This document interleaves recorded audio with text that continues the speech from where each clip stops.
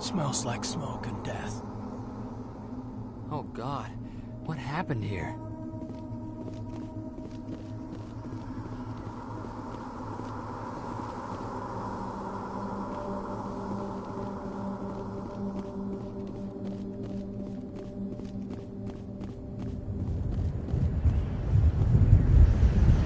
What the hell are those? Gas bags. Don't worry, they're harmless.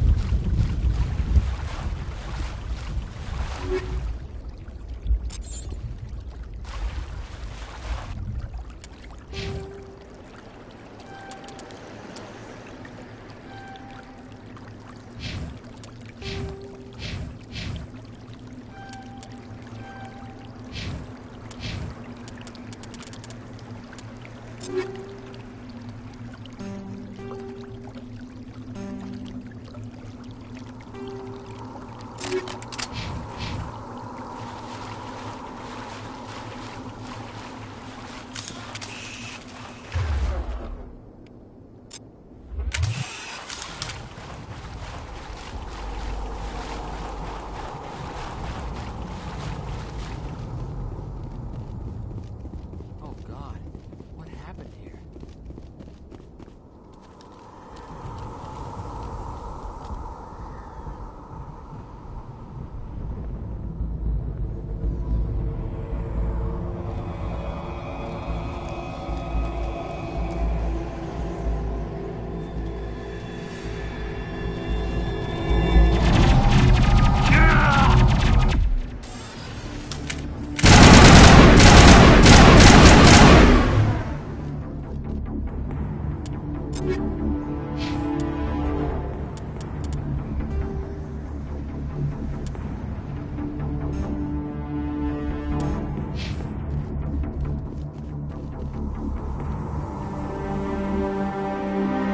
Ripped right through his shields. Never had a chance. We'll see that he receives a proper service once the mission is complete.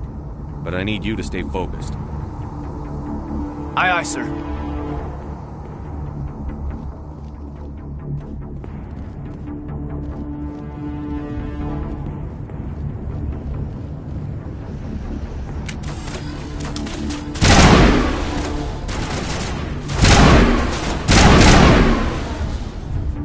I've got some burned out buildings here, Shepard. A lot of bodies. I'm gonna check it out. I'll try to catch up with you at the dig site.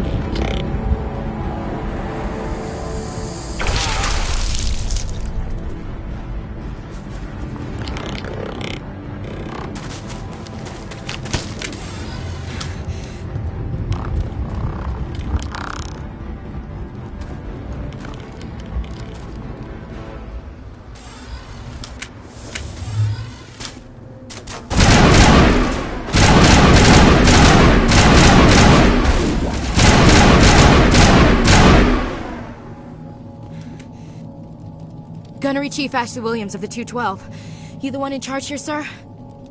Are you wounded, Williams? A few scrapes and burns, nothing serious.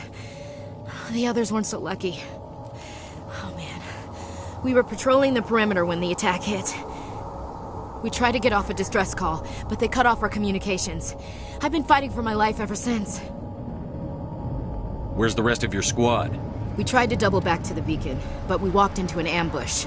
I don't think any of the others... I think I'm the only one left. This isn't your fault, Williams. You couldn't have done anything to save them. Yes, sir. We held our position as long as we could, until the Geth overwhelmed us.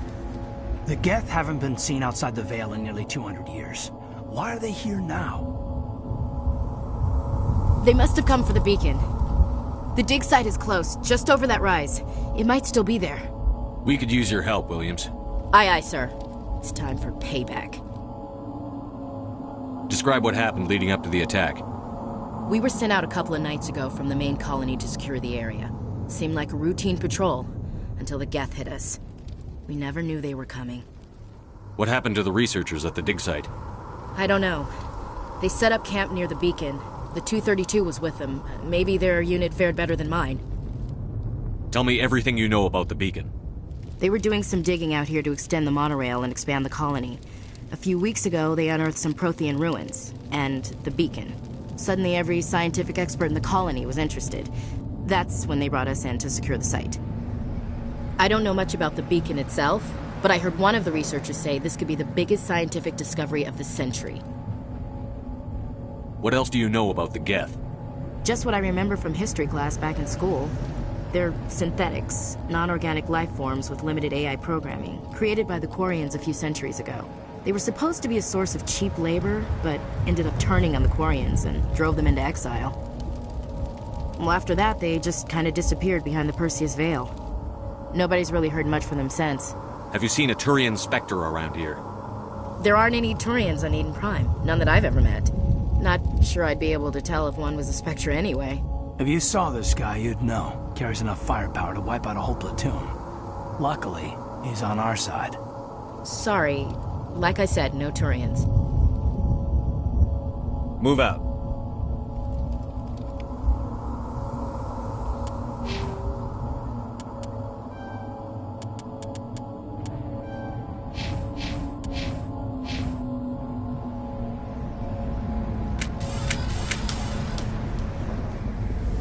The beacon's at the far end of this trench.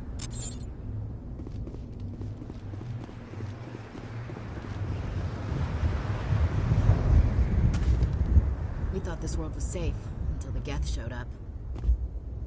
Smells like smoke and death. It used to be beautiful here.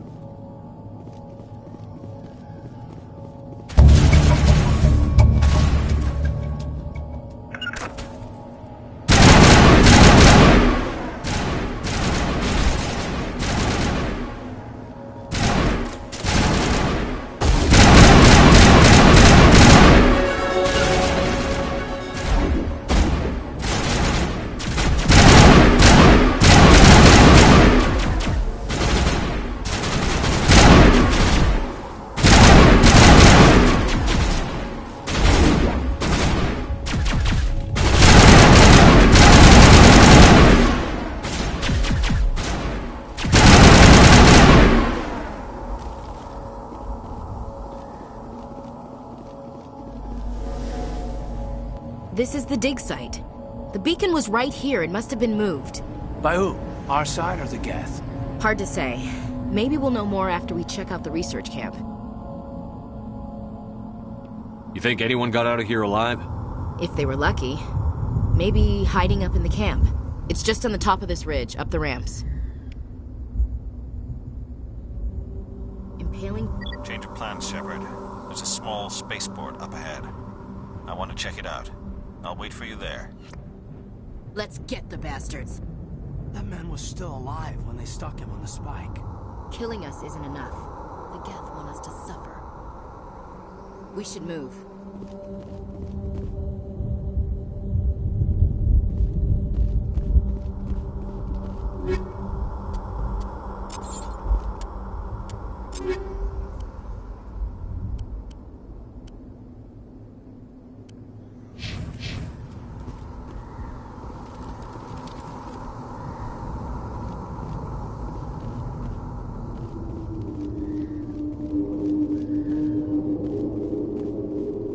Looks like they hit the camp hard.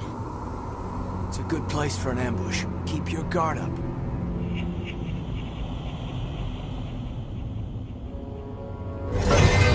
Oh god, they're still alive! What did the Geth do to them?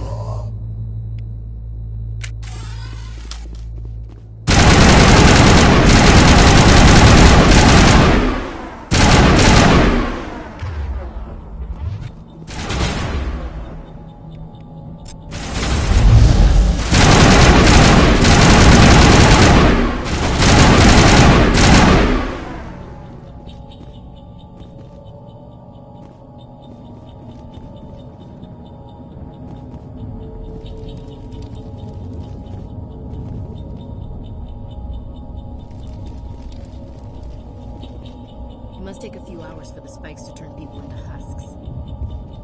Now we know what those spikes are for. Turning our own dead against us.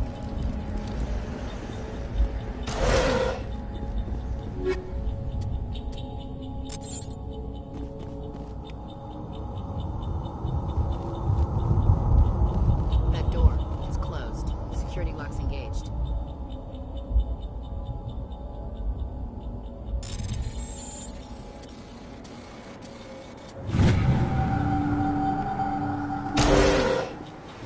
Humans. Thank the Maker. Hurry! Close the door before they come back! Don't worry. We'll protect you. Thank you. I think we'll be okay now.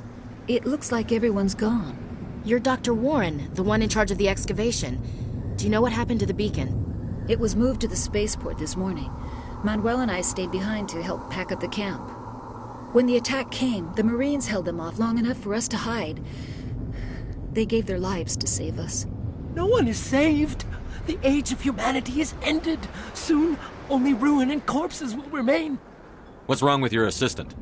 Manuel has a brilliant mind, but he's always been a bit unstable. Genius and madness are two sides of the same coin. Is it madness to see the future? To see the destruction rushing towards us? To understand there is no escape? No hope? No. I am not mad. I'm the only sane one left. I gave him an extra dose of his meds after the attack. Can you tell me anything about the beacon? It's some type of data module from a galaxy-wide communications network, remarkably well preserved. It could be the greatest scientific discovery of our lifetime. Miraculous new technologies, groundbreaking medical advances. Who knows what secrets are locked inside? We have unearthed the heart of evil, awakened the beast, unleashed the darkness. Manuel, please, this isn't the time. What else can you tell me about the attack? It all happened so fast. 1 second we were gathering up our equipment. The next we were hiding in the shed while the Geth swarmed over the camp. Agents of the destroyers, bringers of darkness, heralds of our extinction. We could hear the battle outside. Gunfire, screams. I thought it would never end. Then everything went quiet. We just sat there, too afraid to move, until you came along. Did you notice a Turian in the area? I saw him, the Prophet, leader of the enemy. He was here before the attack. That's impossible. Nihilus was with us in the Normandy before the attack. He couldn't have been here.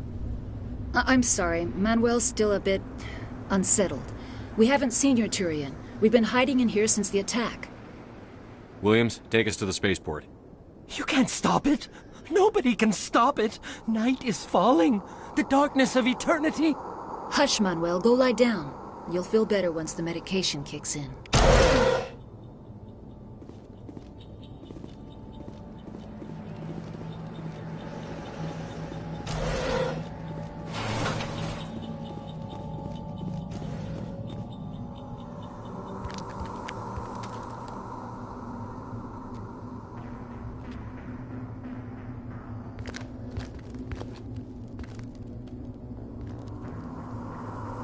Saren.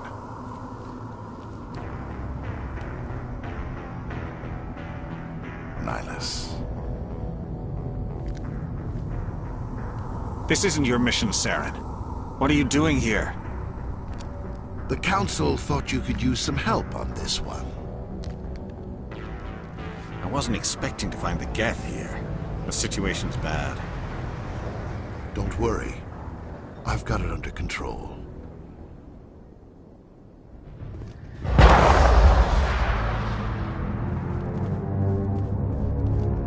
What is that? Off in the distance. It's a ship. Look at the size of it.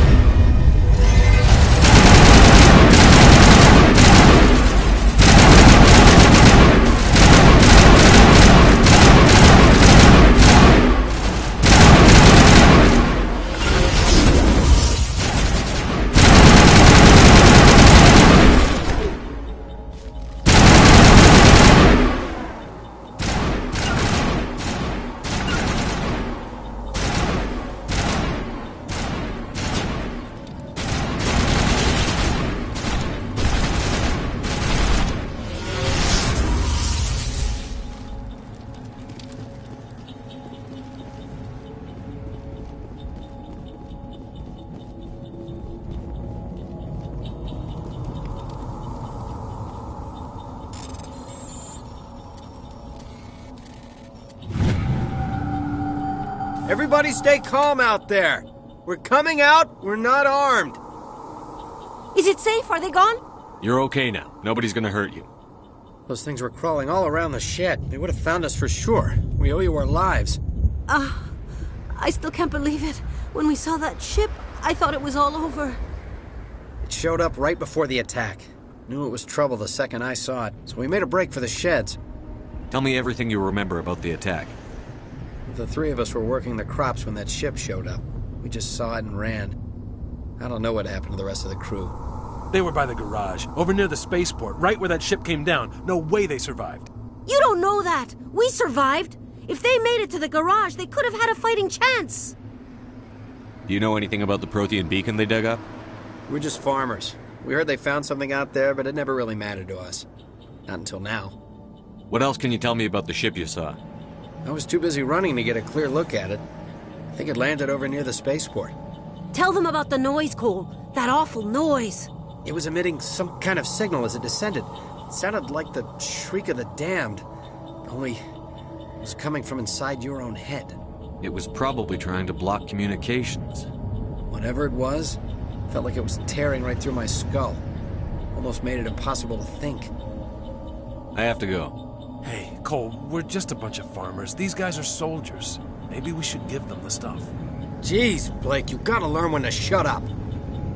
You have something to tell me, Cole? Some guys at the spaceport were running a small smuggling ring, nothing major. In exchange for a cut of the profits, we let them store packages in our sheds. You're breaking the law, Cole. We're not hurting anybody. Hell, most of the time I don't even know what's in the packages. Just thought there might be something we could use. I found a pistol. Figured it would come in handy if those things came back. But you'll probably get more use out of it than we will. This should help. Let's move out. Good luck.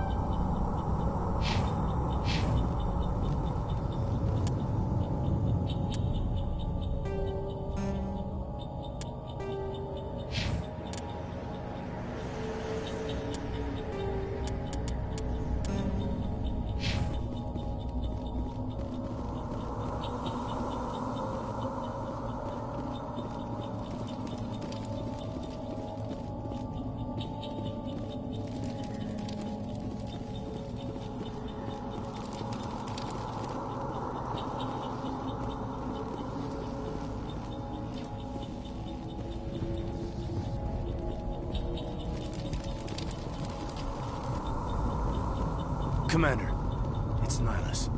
Something's moving, over behind those crates. Wait! Don't shoot! I'm one of you! I'm human! Sneaking up on us like that nearly got you killed. I'm sorry, I was hiding from those creatures. My name's Powell. I saw what happened to that Turian. The other one shot him. I need to know how Nihilus died. The other one got here first. He was waiting when your friend showed up. He called him Saren. I think they knew each other. Your friend seemed to relax. He let his guard down. And Saren killed him. Shot him right in the back. I'm just lucky he didn't see me behind the crates. We were told a Prothean beacon was brought to the spaceport. What happened to it? It's over on the other platform. Probably where that guy Saren was headed. He hopped on the cargo train right after he killed your friend. I knew that beacon was trouble. Everything's gone to hell since we found it. First that damn mothership showed up, then the attack. They killed everyone. Everyone. If I hadn't been behind the crates, I'd be dead too. How come you're the only one who survived? Why didn't anyone else try to hide behind the crates? They never had a chance. I was already behind the crates when the attack started. Wait a minute. You were hiding behind the crates before the attack? Sometimes I need a nap to get through my shift. I sneak off behind the crates to grab 40 winks where the supervisor can't find me.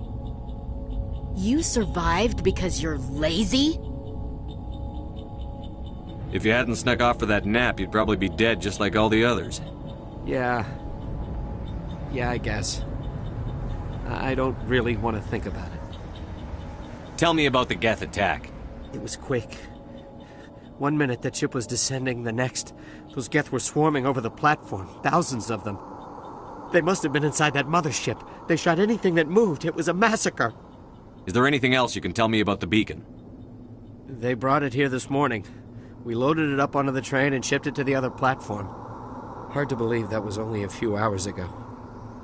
Feels like a whole other life. Tell me about this mothership you saw. I've never seen anything like it before. It was huge. Landed over near that platform. The whole place got dark as it came down. And it was making this noise, this sound that bored right into your brain. That's what woke me up. The attack came a few minutes later.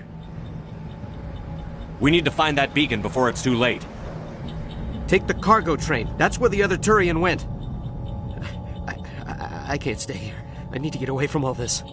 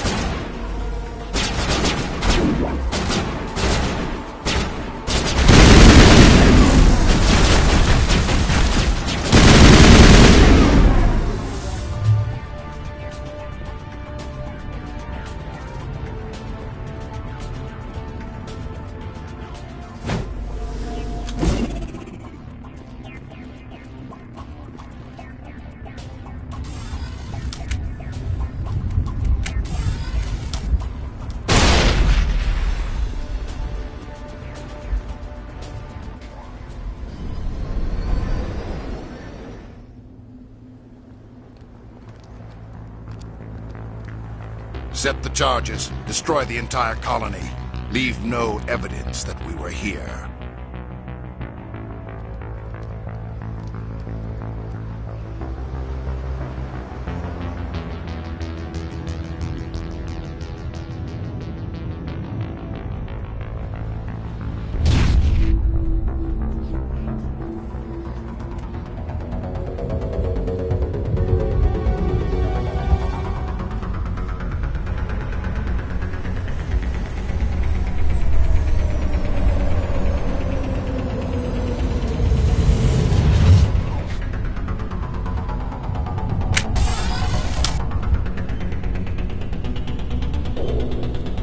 Demolition charges. The Geth must have planted them. Hurry! We need to find them all and shut them down!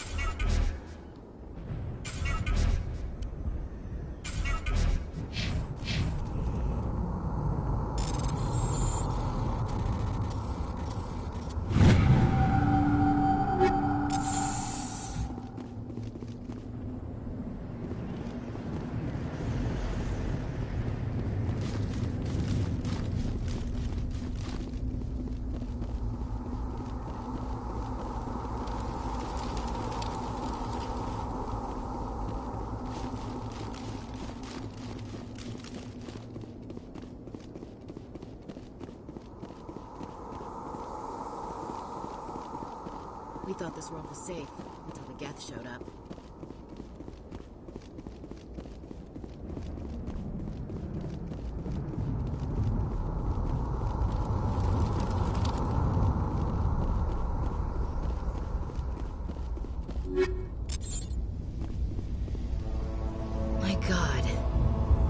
like someone dropped a bomb. That must be where the Geth ship landed.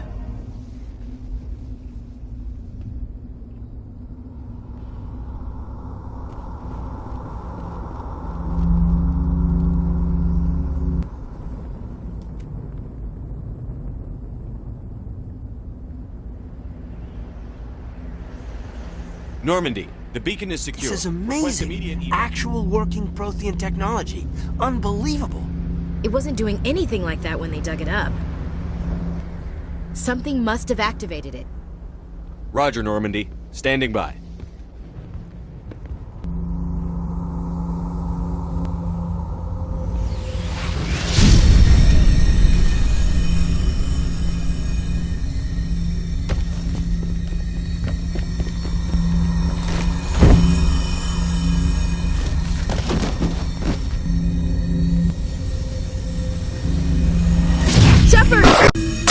No, don't touch it! Too dangerous!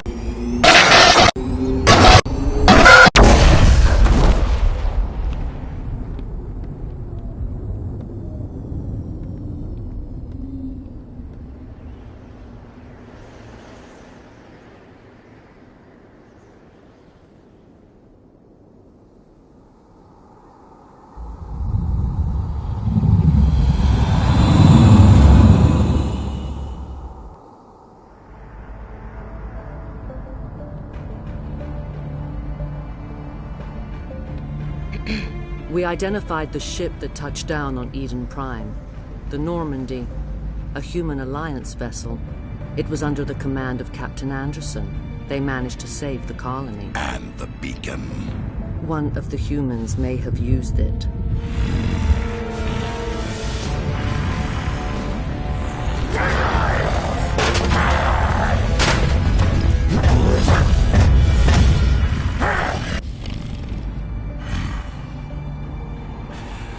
This human must be eliminated.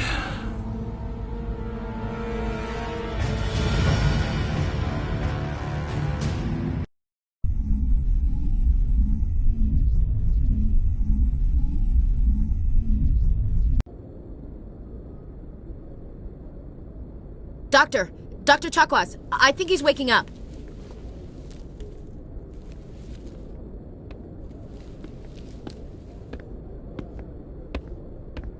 You had us worried there, Shepard. How are you feeling? Minor throbbing. Nothing serious. How long was I out? About 15 hours. Something happened down there with the beacon, I think. It's my fault. I must have triggered some kind of security field when I approached it. You had to push me out of the way. You had no way to know what would happen. Actually, we don't even know if that's what set it off. Unfortunately, we'll never get the chance to find out. The beacon exploded. A system overload, maybe. The blast knocked you cold. The lieutenant and I carried you back here to the ship. I appreciate it. Physically, you're fine. But I detected some unusual brain activity. Abnormal beta waves. I also noticed an increase in your rapid eye movement. Signs typically associated with intense dreaming. I saw... I'm not sure what I saw. Death? Destruction? Nothing's really clear. I better add this to my report. It may... Oh. Captain Anderson. How's our XO holding up, Doctor? Well, all the readings look normal. I'd say the commander's going to be fine. Glad to hear it. Shepard, I need to speak with you. In private. Aye, Captain. I'll be in the mess if you need me. Sounds like that beacon hit you pretty hard, Commander. Are you sure you're okay? I don't like soldiers dying under my command. Jenkins wasn't your fault. You did a good job, Shepard. Chief Williams isn't part of the Normandy crew. I figured we could use a soldier like her. She's been reassigned to the Normandy. Williams is a good soldier. She deserves it. Lieutenant Alenko agrees with you. That's why I added her to our crew.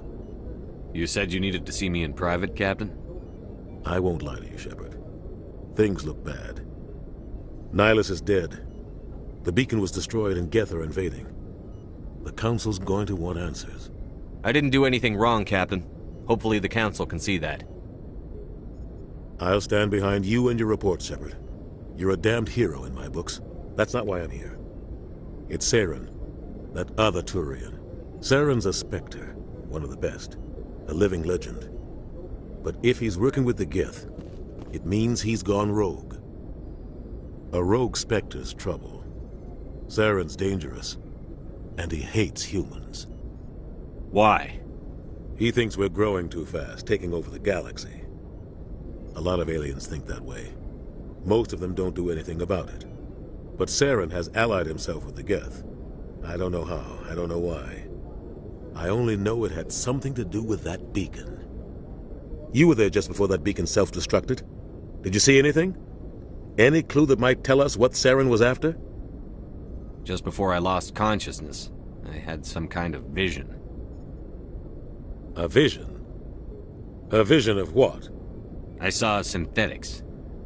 Geth, maybe. Slaughtering people. Butchering them. We need to report this to the Council, Shepard. What are we gonna tell them? I had a bad dream? We don't know what information was stored in that beacon. Lost Prothean technology? Blueprints for some ancient weapon of mass destruction? Whatever it was. Saren took it. But I know Saren. I know his reputation is politics. He believes humans are a blight on the galaxy. This attack was an act of war. He has the secrets from the beacon. He has an army of Geth at his command, and he won't stop until he's wiped humanity from the face of the galaxy. I'll find some way to take him down. It's not that easy. He's a Spectre. He can go anywhere, do almost anything. That's why we need the Council on our side. We prove Saren's gone rogue, and the Council will revoke his Spectre status. I'll contact the Ambassador and see if he can get us an audience with the Council. He'll want to see us as soon as we reach the Citadel. We should be getting close. Head up to the bridge and tell Joker to bring us into dock.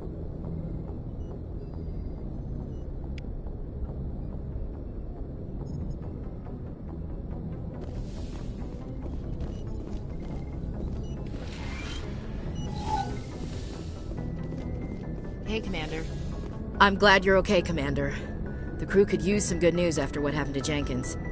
Jenkins was a valuable part of this crew. Part of me feels guilty over what happened. If Jenkins was still alive, I might not be here. You're a good soldier, Williams. You belong on the Normandy. Thanks, Commander. That means a lot from you. I've never met anyone who was awarded the Star of Terra. Things were pretty rough down there. Are you okay? I've seen friends die before. Comes with being a Marine. But to see my whole unit wiped out, and you never get used to seeing dead civilians. But things would have been a lot worse if you hadn't shown up. We couldn't have done it without you, Williams. Thanks, Commander. I have to admit, I was a little worried about being assigned to the Normandy. It's nice when someone makes you feel welcome. I think you're gonna fit in here just fine, Williams. Thanks, Commander. Yes, Commander? Is there something you need? I should go. Goodbye, Commander. Glad to see you're okay, Commander.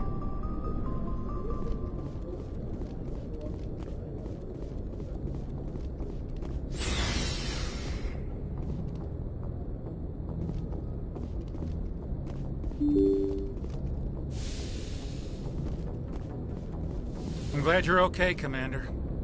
Losing Jenkins was hard enough on the crew.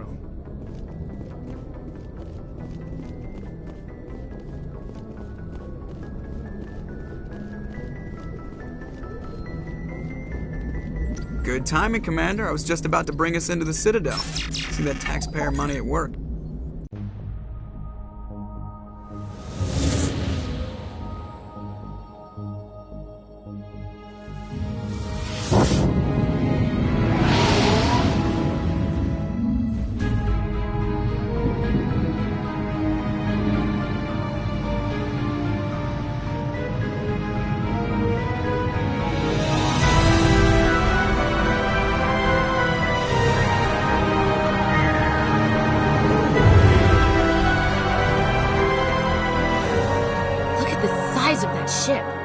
Ascension, flagship of the Citadel fleet. Well, size isn't everything. Why so touchy, Joker? I'm just saying you need firepower, too. Look at that monster. Its main gun could rip through the barriers in any ship in the Alliance fleet. Good thing it's on our side, then. Citadel Control, this is SSV Normandy, requesting permission to land. Stand by for clearance, Normandy. Clearance granted. You may begin your approach. Transferring you to an Alliance operator. Roger, Alliance Tower. Normandy out. Normandy, this is Alliance Tower. Please proceed to Dock 422.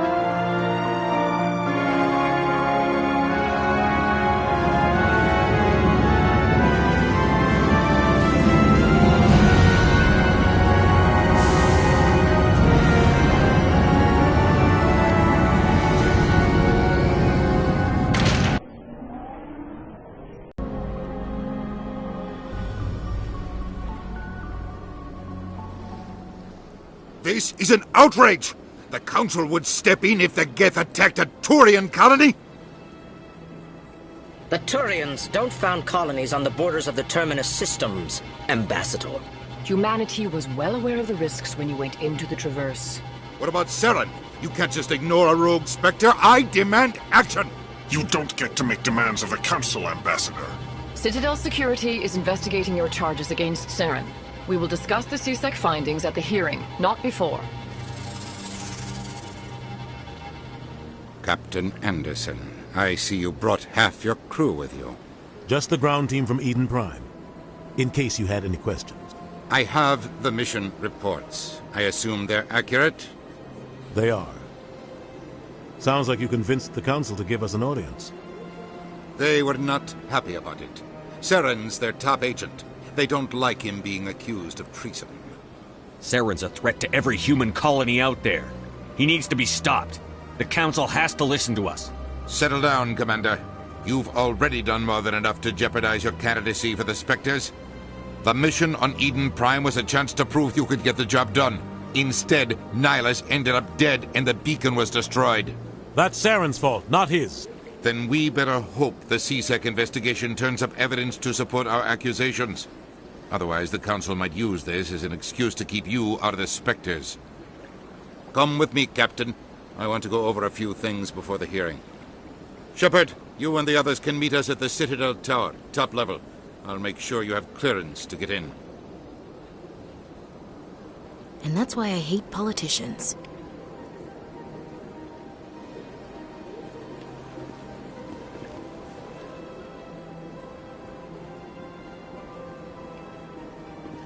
I can't tell the aliens from the animals. Big place.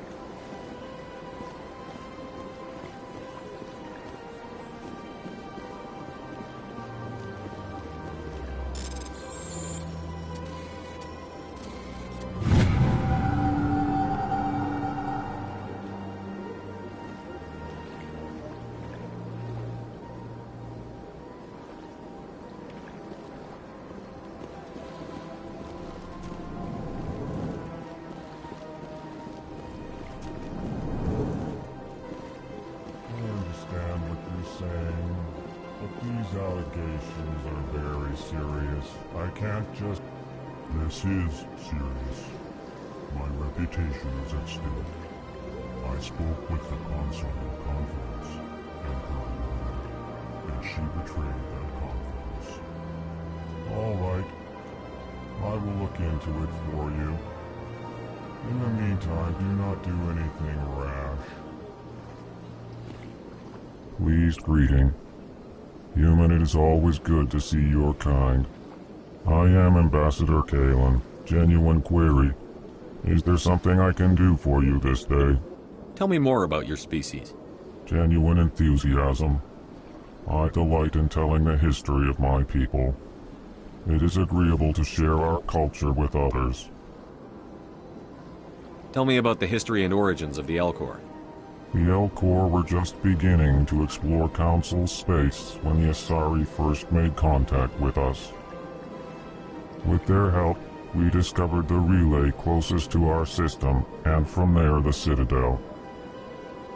Proudly, within one lifetime we established a regular route to the Citadel, and quickly became one of the more active species living on this great station. I'd like to know more about the culture of the Elcor. Frankly, we Elcor prefer the safety and familiarity of our own colonies to the confines of space travel. Our society is built on small, tight-knit groups. Though we are always welcoming to outsiders, our government tends to be very stable. Our people are not very comfortable with sudden changes. What do you do here? Modestly, I work to bring the problems and the requests of the Elcor groups to the attention of the Council. Ha! They only give us these positions to keep us quiet. The Council doesn't care about our races. Chastising rebuke. Your tone is inappropriate, Din. This human is not to blame for your malcontent or your misconceived suspicions. Why do you explain what you're about to say?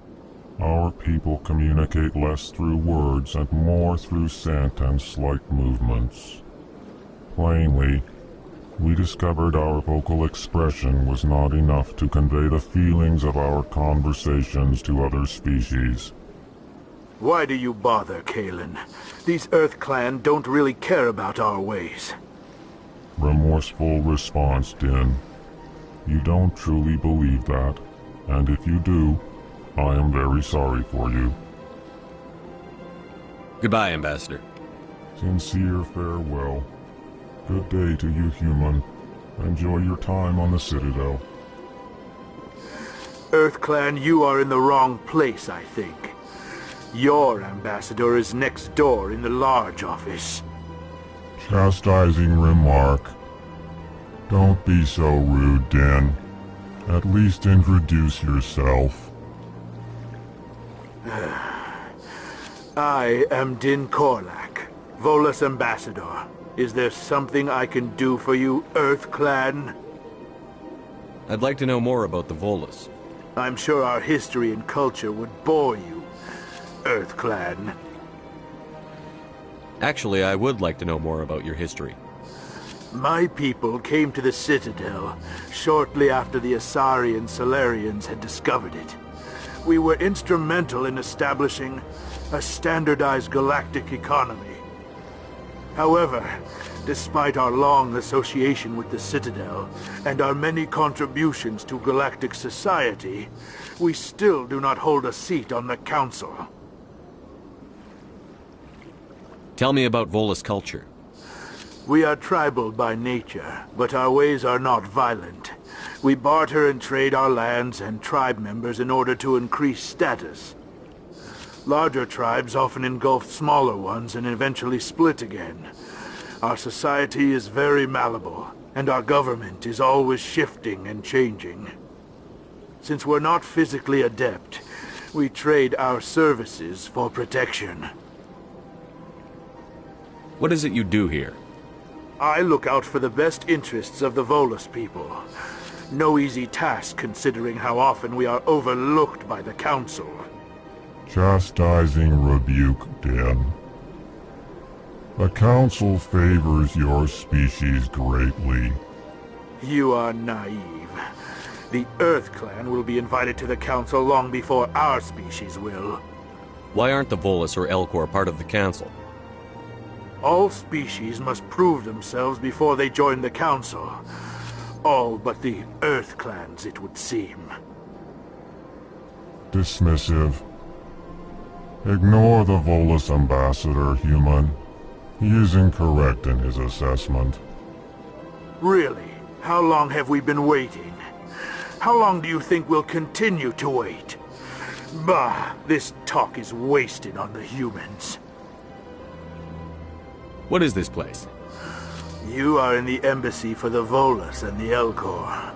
Your ambassador is next door, in his own office. In this shared space, I aid my fellow Volus, when I'm not being interrupted. You seem to have a bit of a chip on your shoulder, Din. You humans are new to the Citadel, and yet the Council has granted you great favor. Chastising rebuke, Din. Your species has always been granted many concessions. Volus territory has expanded tenfold since coming to the Citadel. Details. We still have no real say in the decisions that affect Citadel space. Goodbye, Ambassador. Yes, yes. Good day, Earth Clan.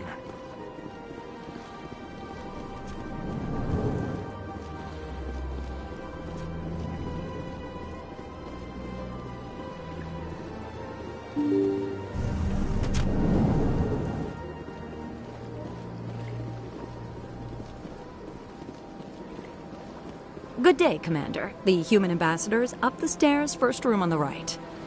You know who I am? Yes, I receive reports on all newly arrived dignitaries and notable people.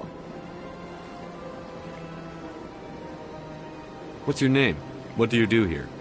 My name is Safiria. I'm the administrative assistant for the embassies. You seem to be distracted. The embassies are the hub of all Citadel politics. When you represent trillions of citizens, it tends to get a little busy. What is this place? This is the Presidium. More specifically, you are at the Citadel embassies. If you have more questions, please access Avina. What's that? Oh, Avina is the virtual guide for the Citadel. Feel free to access the terminal yourself. I should be going now. Have a pleasant day. Welcome to the Presidium. Allow me to be your guide. Greetings and welcome to the Presidium. My name is Avina, and I am pleased to be your virtual guide throughout this level of the Citadel Space Station. So are you a person or a program? I am a fully interactive virtual intelligence, programmed to provide spontaneous guidance at predetermined locations of interest throughout this level of the Citadel. I may also be contacted through any of the Presidium VI terminals, should you require assistance. Give me the tour. You are standing at Presidium Tourism Terminal 1. On either side of this lobby are the embassies of the various Citadel races, along with CSEC headquarters. On the far end of this level, you can see the Citadel Tower, where the Council meets regularly to discuss matters of interstellar importance. What can you tell me about the Citadel Council? Originally, the Council consisted of representatives from the Asari and Salarians, the two dominant species in Citadel space. Roughly 1,304 galactic standard years ago, Turians were invited to join the Council in recognition of the role they played during the Krogan Rebellion. Since then, the three Council races have worked together to ensure the peaceful coexistence of the galactic community, while preserving individual autonomy for each species. It can't be as simple as that. There must be problems somewhere in the system. I am not programmed to make that kind of qualified judgment. My code is limited to information and simple interaction simulations. Tell me about the embassies. Each species in Citadel space important enough to be consulted on matters of galactic politics maintains an embassy on the Presidium. The Volus were the first non-council species to be granted an embassy, roughly 2,384 galactic standard years ago. As Citadel space has expanded, more embassies have been added. The most recently added embassy belongs to your own species, humanity. It was added 19 galactic standard years ago, despite some rather vocal opposition. Why were people trying to keep my species out? Some species felt humanity was given preferential treatment. It often takes a century or more before a new species is granted an embassy. The Council gave a great deal of thought to this matter. In the end, they decided humanity's impact on Citadel space was significant enough to warrant an embassy. Do you agree with their decision? I am not programmed to make that kind of qualified judgment. My code is limited to information and simple interaction simulations. How come the Volus were the first species given an embassy? In the early years following the formation of the Council, the Volus were, apart from the Asari and Salarians, the most populous and widespread species in Citadel space. They established many new colonies and trading outposts, and they petitioned the Council for a greater role in determining interstellar policy. In recognition of their work to expand interstellar trade and establish a standardized galactic economy, the Volus were granted an embassy here on the Citadel. Why weren't they made a council race? The Council races have extensive responsibilities. They must provide personnel and ships for the Citadel fleets. They often provide economic aid in times of disaster. It would be unfair to demand such an enormous burden of a species unable to meet these obligations. The embassies allow lesser species to have a voice on the Citadel. That's pretty damn arrogant. I apologize if my personality has offended you. Please submit all formal complaints in writing to the Citadel Tourist and Visitor Board. I want to know more about Citadel security. Citadel security serves as law enforcement for all regions of the Citadel, though the majority of officers serve in the wards. Executor Palin, a Turian, is the current head of CSEC, but individuals from virtually every species across Citadel space serve as officers beneath him. If you wish to learn more, Executor Palin's office is located in the CSEC headquarters just across the lobby. Do you know anything about Spectres? The term Spectre is derived from the branch of Special Tactics and Reconnaissance. Each Spectre agent is hand-picked by the Council. Their primary role is preserving galactic stability and resolving volatile situations that cannot be handled through normal political channels. In this role, they are granted extraterritorial rights and jurisdictions. Spectres answer to no law or authority except the Council itself. Goodbye. Goodbye, and thank you for using Avina. Please enjoy your visit to the Citadel.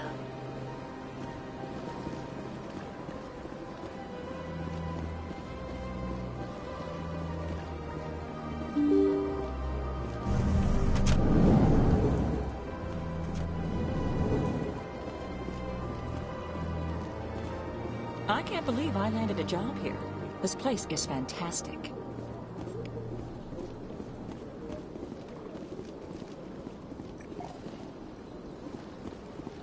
Human, delighted, welcome. It is good to meet you.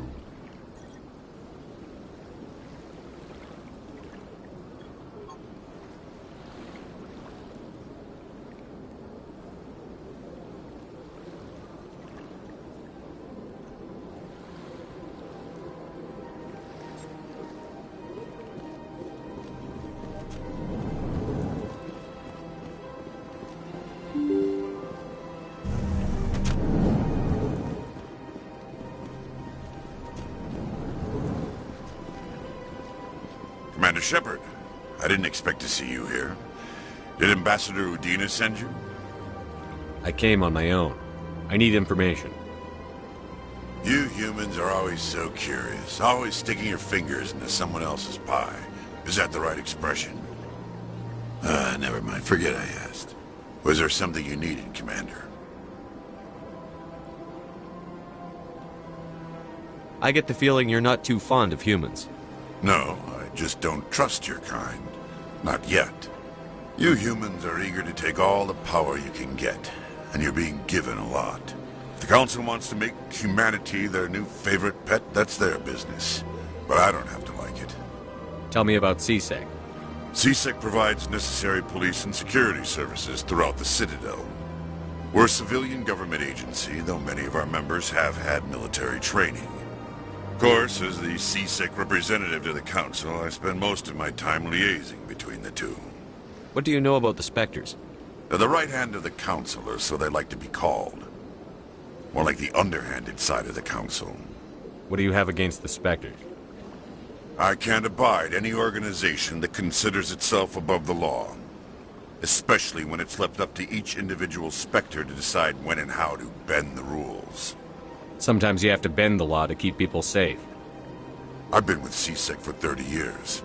I've never had to break the law to do my job, not once. Yeah, right. You expect us to believe none of your officers are corrupt? There are over 200,000 CSEC agents. Some of them are going to be bad. But we don't turn a blind eye to corruption like the Spectres do. We do our best to find and punish any officer who breaks the law. Spectres? They'll never come under that kind of scrutiny. I'll be going now. Goodbye, Commander.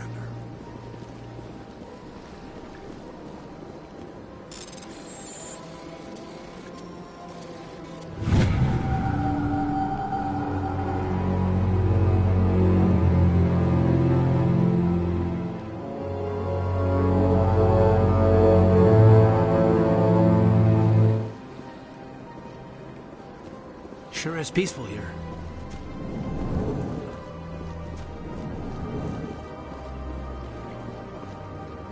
Don't believe the rumors.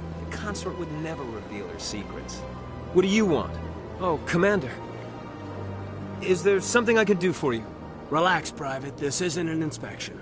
Right, sorry. What can I do for you, Commander? What can you tell me about the Asari consort? Well, she's an Asari who works here as...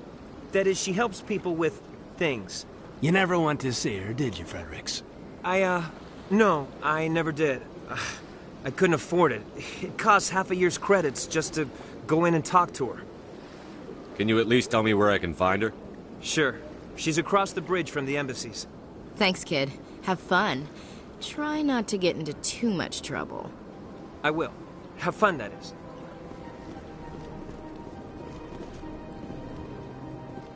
Hello, Commander. Can I get you something? What have you got? Information, mostly.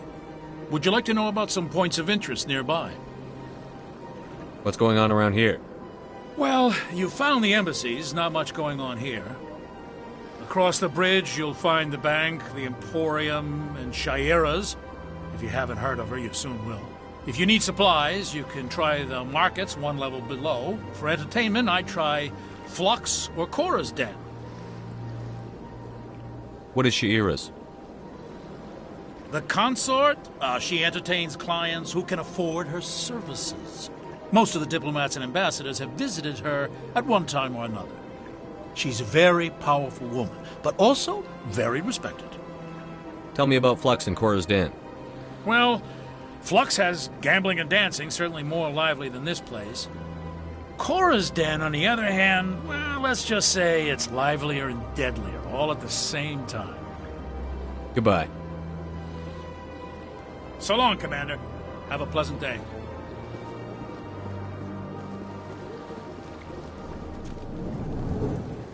This place seems strange. I wish there were more humans around.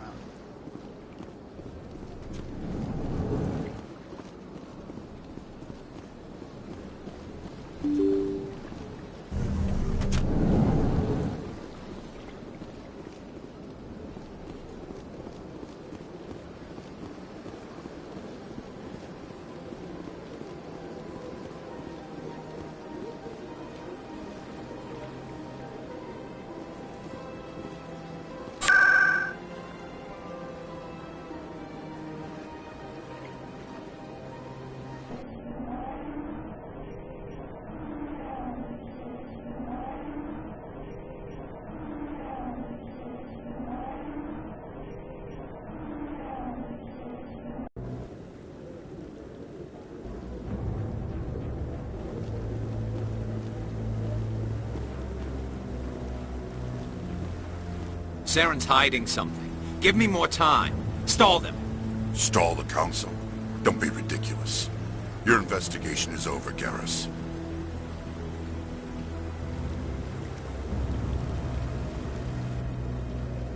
Commander Shepard, Garrus Vakarian.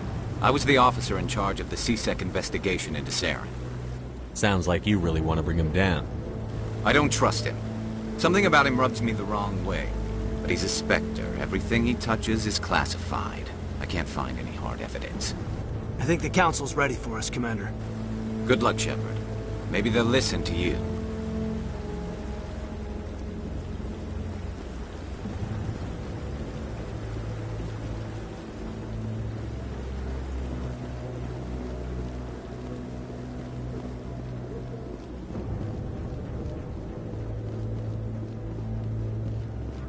Don't be ridiculous. The Volus won't be joining the Council for years. I'm not so sure. The humans are making a strong push, and you can bet the Volus will be right on their coattails if they succeed. Allowing the humans to join us is a sound strategic move. But the Volus?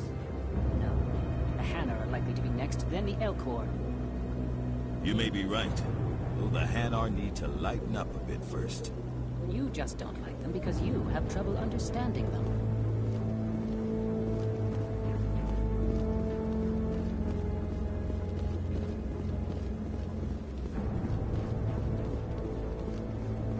The hearing's already started. Come on.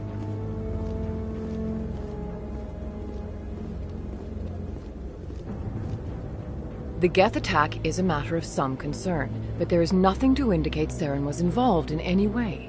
The investigation by Citadel Security turned up no evidence to support your charge of treason. An eyewitness saw him kill Nihilus in cold blood. We've read the Eden Prime reports, Ambassador. The testimony of one traumatized dock worker is hardly compelling proof. I resent these accusations. Nihilus was a fellow Spectre and a friend. That just let you catch him off guard. Captain Anderson, you always seem to be involved when humanity makes false charges against me. And this must be your protege, Commander Shepard, the one who let the beacon get destroyed. The mission to Eden Prime was top secret. The only way you could know about the beacon was if you were there. With Nihilus gone, his files passed on to me. I read the Eden Prime report. I was unimpressed. But what can you expect from a human? Saren despises humanity. That's why he attacked Eden Prime. Your species needs to learn its place, Shepard. You're not ready to join the Council. You're not even ready to join the Spectres. He has no right to say that. That's not his decision. Shepard's admission into the Spectres is not the purpose of this meeting. This meeting has no purpose. The humans are wasting your time, Counselor, and mine.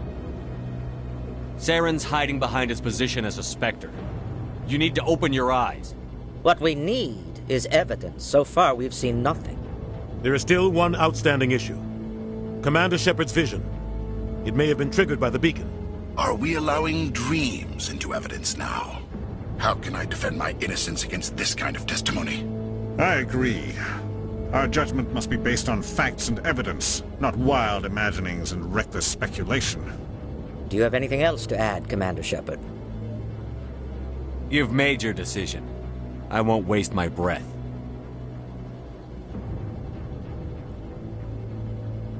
The Council has found no evidence of any connection between Saren and the Geth. Ambassador, your petition to have him disbarred from the Spectres is denied.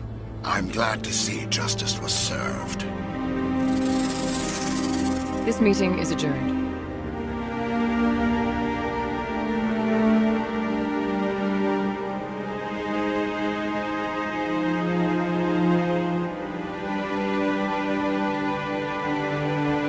It was a mistake bringing you into that hearing, Captain. You and Saren have too much history. It made the Council question our motives.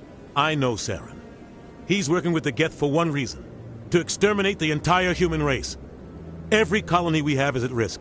Every world we control is in danger. Even Earth isn't safe. Tell me about this history between you and Saren. I worked with him on a mission a long time ago. Things went bad. Real bad. We shouldn't talk about this here. But I know what he's like. And he has to be stopped. What's our next step?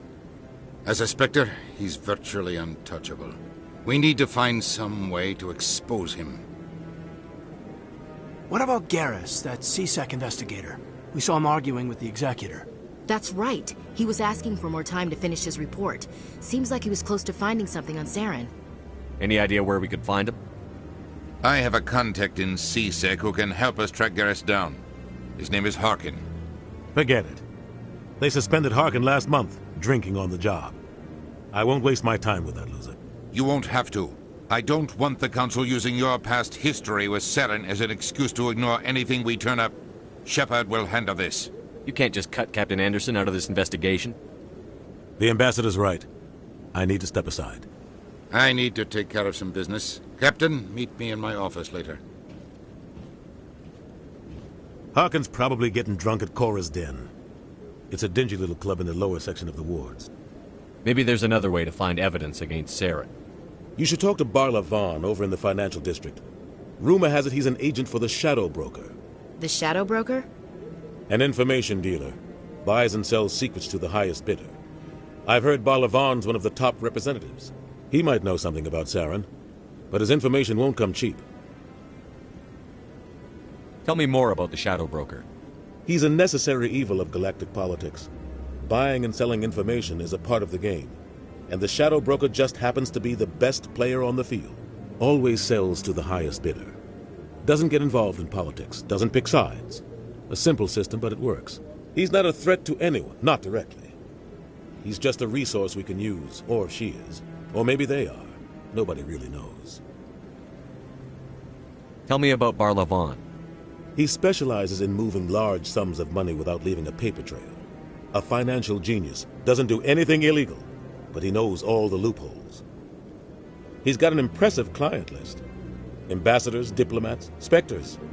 That's probably why the Shadow Broker uses him.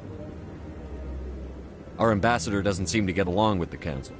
He's just frustrated. The Council's always preaching that we need to be part of the galactic community. But for them, it's a one-way street. They want us to expand and settle unstable regions like the Skyllian Verge and the Attican Traverse. But when we run into trouble, they don't want to help us out. Everyone knows it's only a matter of time until we get a seat on the Council. The ambassador just thinks it should happen sooner rather than later. And I agree.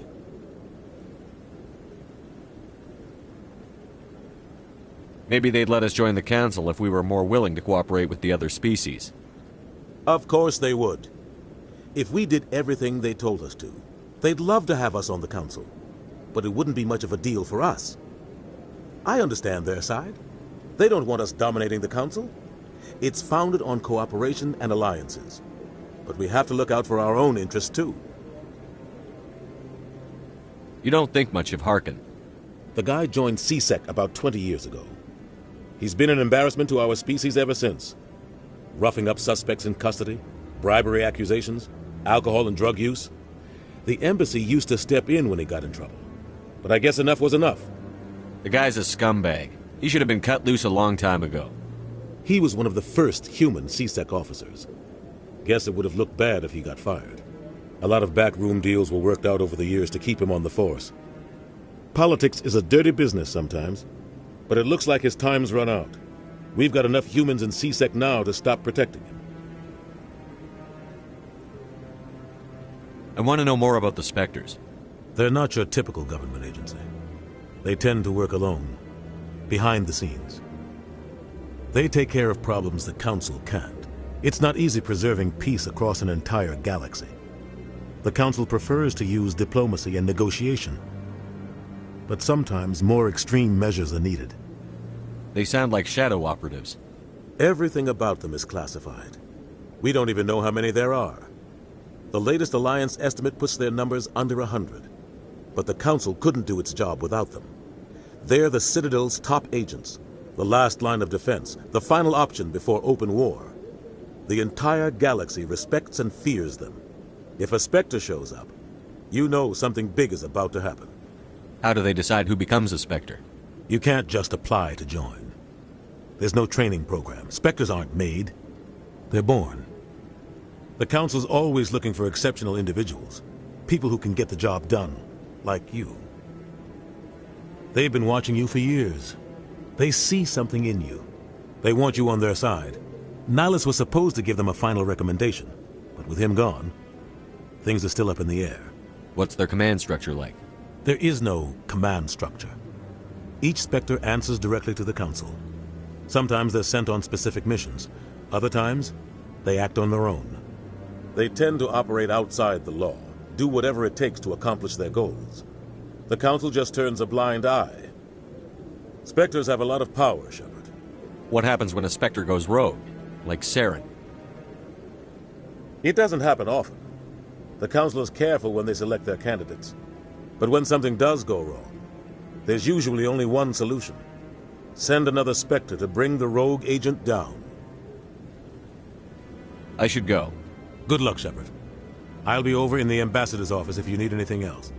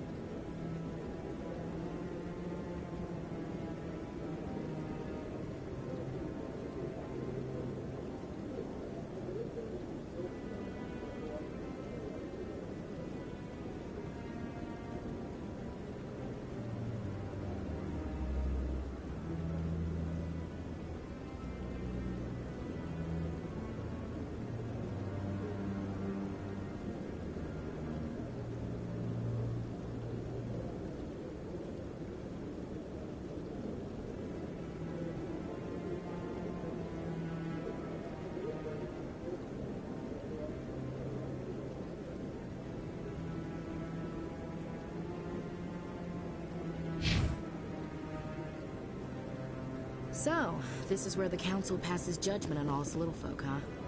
Ever get the feeling we're in over our heads, Commander?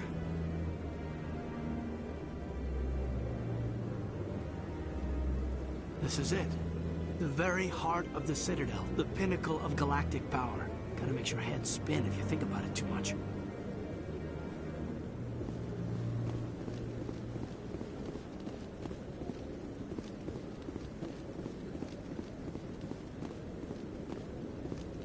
That guy's up to something. What? Oh, no, I wasn't. Never mind.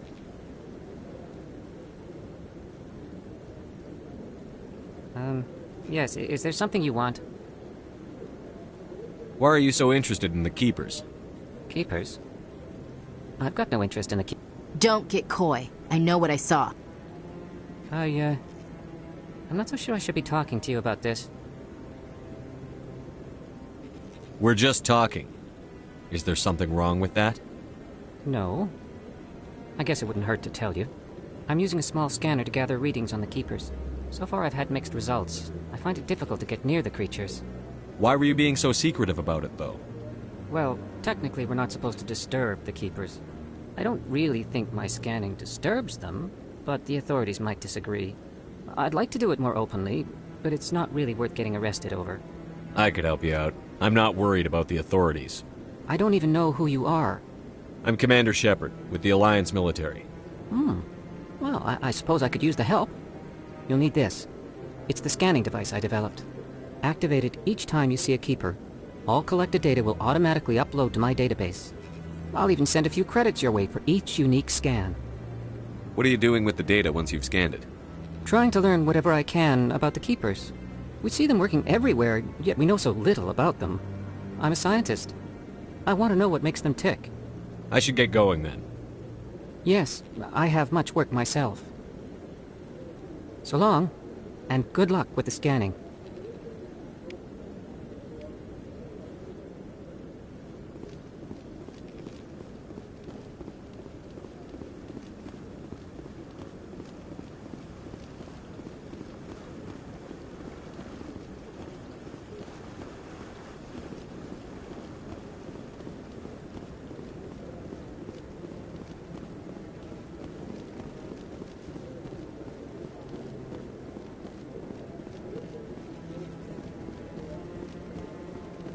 No, I'm waiting to speak. Commander?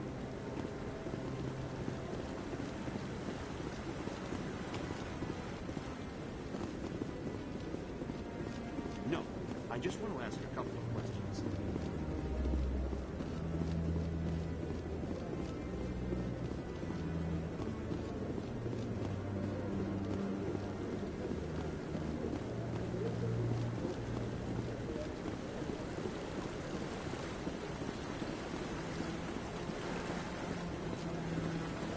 I bet all these staircases aren't just for show.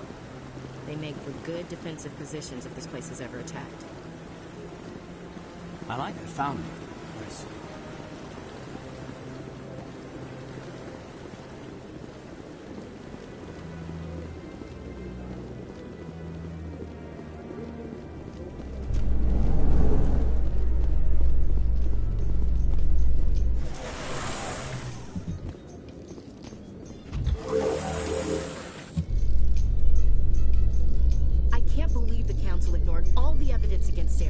Saren's one of their best operatives. It's only natural they take his word over ours. Oh, so now we just chase leads while this smug Turian runs around with his Geth troopers. That's politics, Chief. I hate politics.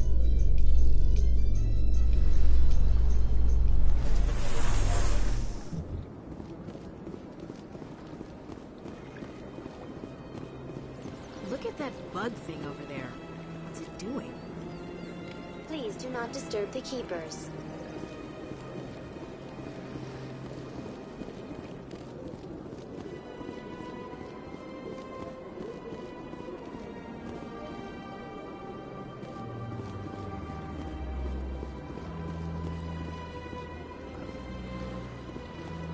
Anyone else hear that low hum? Sounds like it's coming from that statue. Makes my teeth tingle. You know, our Tech doesn't normally do much for me, but that relay statue, I like.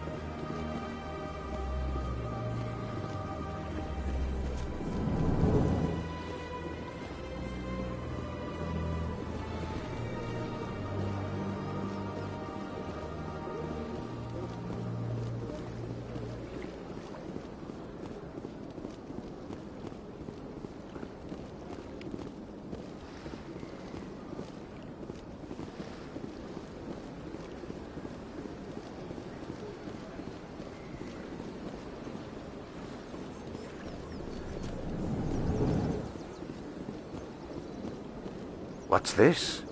One of the Earth Clan. Ah, a very famous one, yes?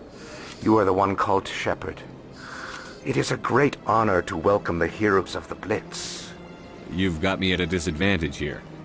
Forgive me, Earth Clan. My name is Barla Vaughn. My job makes it necessary for me to keep informed. I am a financial advisor to many important clients here on the Citadel. When someone as important as yourself arrives on the station, I take notice. I've heard you work for the Shadow Broker. Do you have any information about Saren? You're very blunt, Shepard. But you're right. I am an agent for the Shadow Broker, and I do know something about Saren.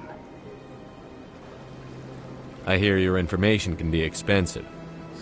Normally, this information would cost a small fortune. But these are exceptional circumstances, so I am going to give it to you for free. What's the catch?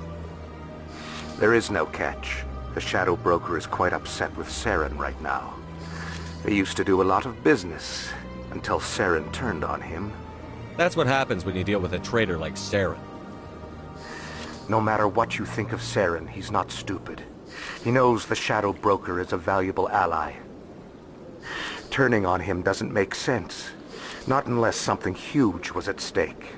I don't know the details, but the Shadow Broker hired a freelancer to deal with it. A Krogan mercenary. That's not much to go on. I just told you that the most famous Spectre in the galaxy betrayed the Shadow Broker. Quite a bargain, considering the price. Speak with the Krogan if you want to learn more. I heard he was paying a visit to Citadel security. If you hurry, you might catch him before he leaves the Academy. Isn't it strange that a Krogan would want to speak with C-Sec? Very. However, I doubt the visit was entirely his choice. You'll need to speak with him if you want to know more. Tell me more about your job. Galactic finance is incredibly complex.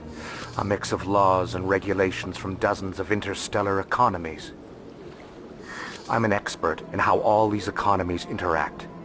For a fee, I share my expertise.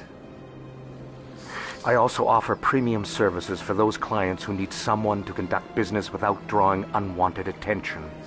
Discreet and efficient. That's my motto. Sounds pretty shady. Everything I do falls completely within the bounds of interstellar commerce law. Even so, many of my clients would prefer their transactions remain undisclosed.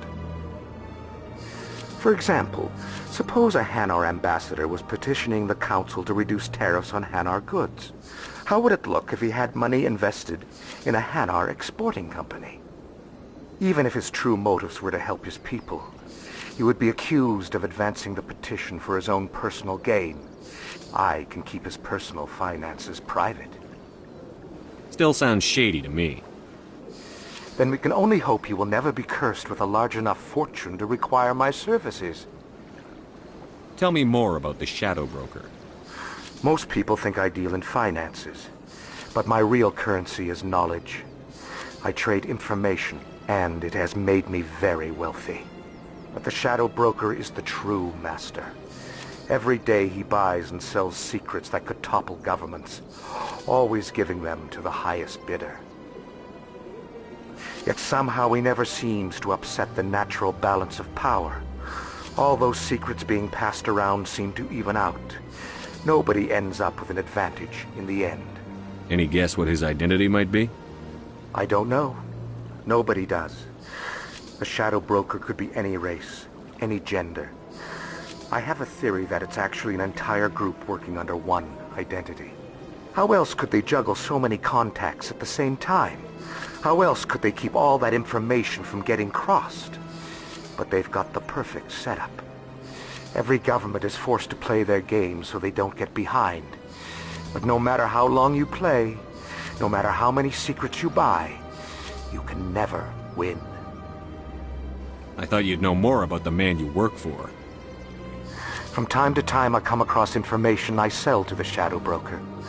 That's my only involvement. I like it that way. The more you know, the more dangerous the game becomes. I don't like danger, Commander. I'll leave that to you. What's it like living here on the Citadel? The station is without a doubt the greatest wonder in the galaxy. It is a technological marvel, but its true splendor goes much deeper than the hull and engines. From the Presidium to the wards, the entire station is a testament to the success of the Council. All the species of Citadel spaced together in a single, strong community. What makes the Presidium so special? It is the political center of Citadel space. 80% of all intelligent species in the known galaxy acknowledge the Council's authority on interstellar matters. But only the most powerful and influential species have embassies here on the Presidium. This level of the station is reserved for the elite, Shepard. People like us. What are the wards like? The cultural heart of the galaxy. They pulse with the lifeblood of millions of citizens from dozens of different species. You never know what you'll find out in the wards, Commander. It's always full of surprises. Fortunately, most of them are pleasant. I should go. Goodbye, Commander.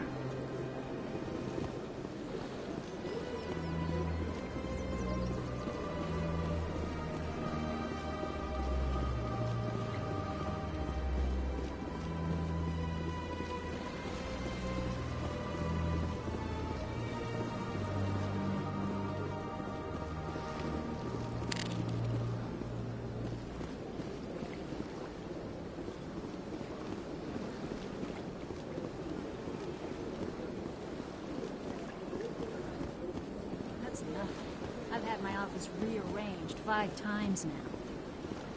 5 times? Why? What do they want? How should I know? It's not like Keepers offer an explanation for what they're doing.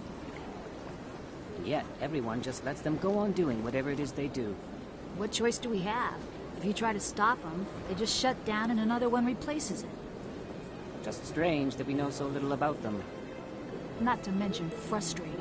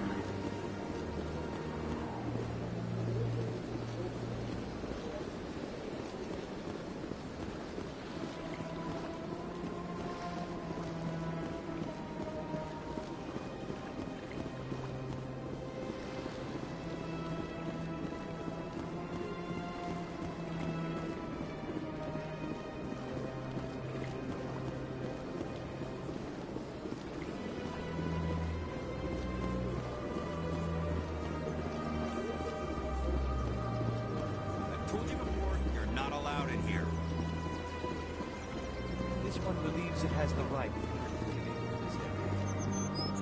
You're creating a public disturbance. It's against Citadel regulations. This one is unsure why the other would not wish word of the enkindlers to be spread.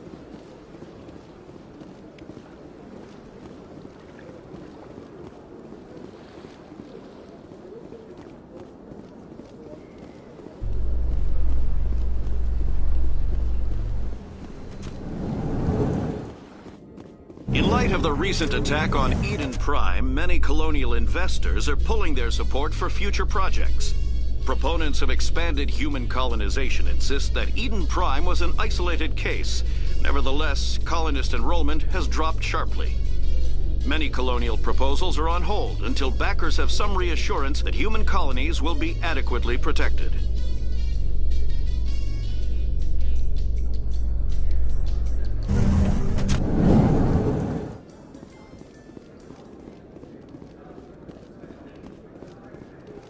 Do you really think we'll find him down here? He always stops in for a few games of Quasar before he makes his drop. Fist is gonna be pissed if we take down his supplier. That's the point. We want him angry. Angry people make mistakes. There's just something about Fist that makes me nervous. Good. He's a dangerous man. Keep your eyes peeled for our mark.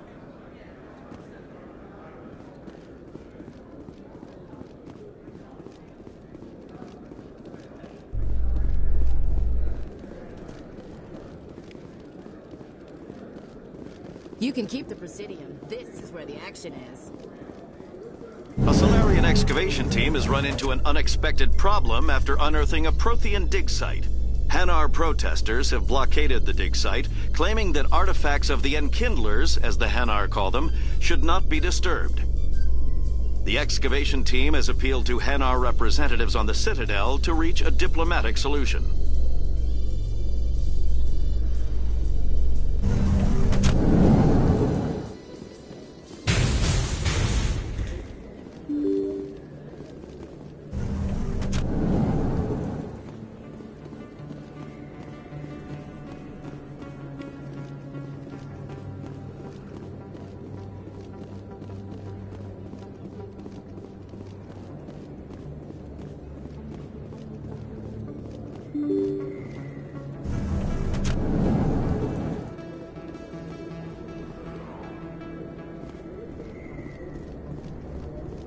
That's him.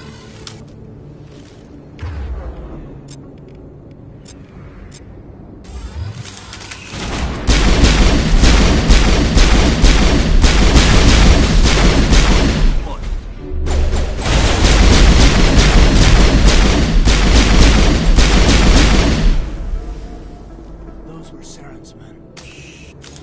Area secured.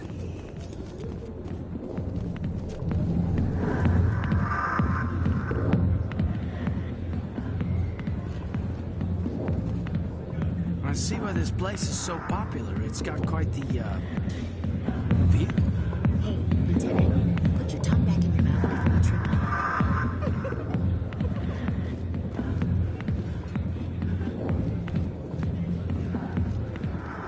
Never been a real fan of crowds.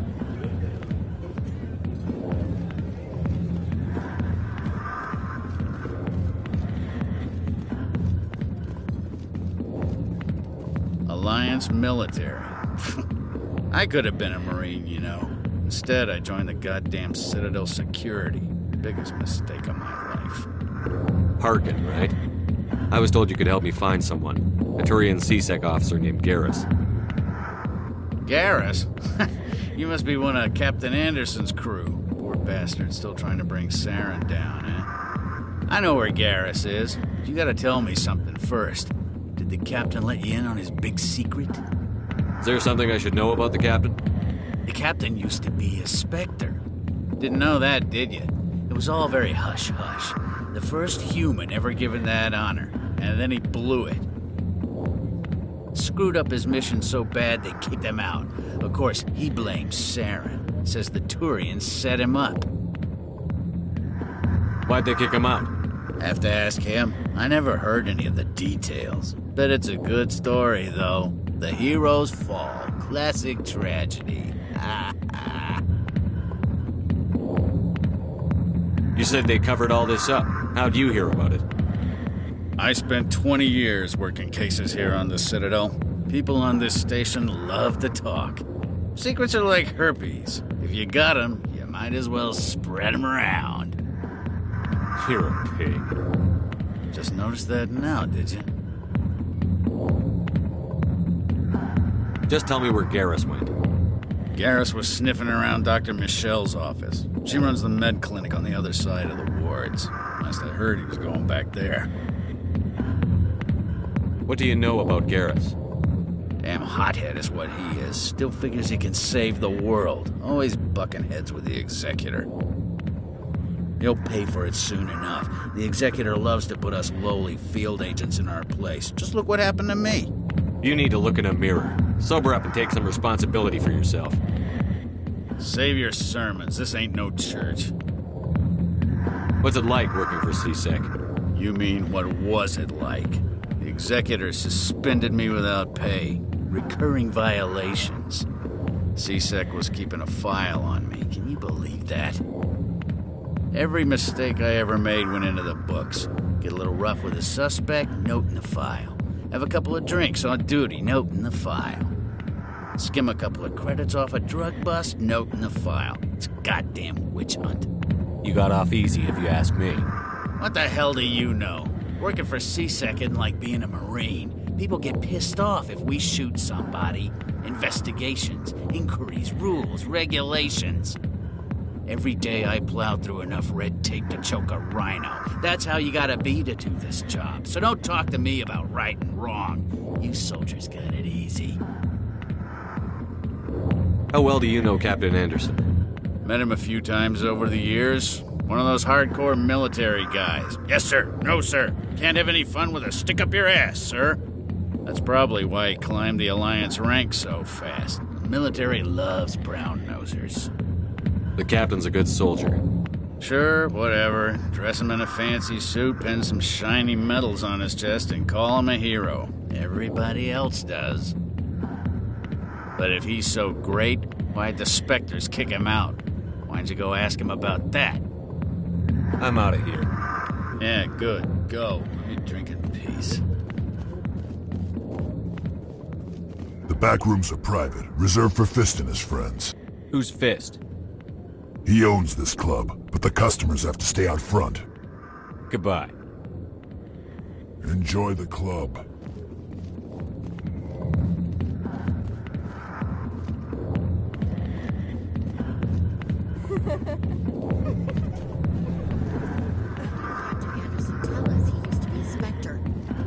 Maybe it's not true. Hawkins an ass. Bet he's just messing with our heads. Probably right. Still, enough to hear what the captain has to say about all this. Too many lights, too much noise. Not really my kind of place, but there sure are some spectacular views here.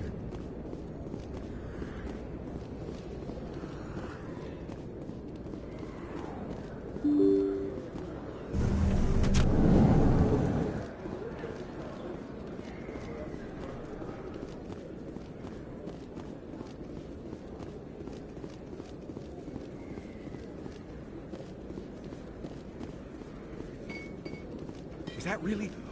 Wow! It's you! You're Commander Shepard, the hero of Eden Prime. I am so honored to meet you. Nice to meet you. And you are? My name is Conrad. Conrad Werner. They say you killed more than 100 Geth on Eden Prime. I spend most of the time trying to stay alive and help the colonists. Hey, I know you're probably busy, but do you have time for a quick autograph? Anything for a fan. Here. Thanks. I really appreciate it. My wife is going to be so impressed. I'll let you get back to work. But next time you're on Earth, I'd love to buy you a drink. Thanks again!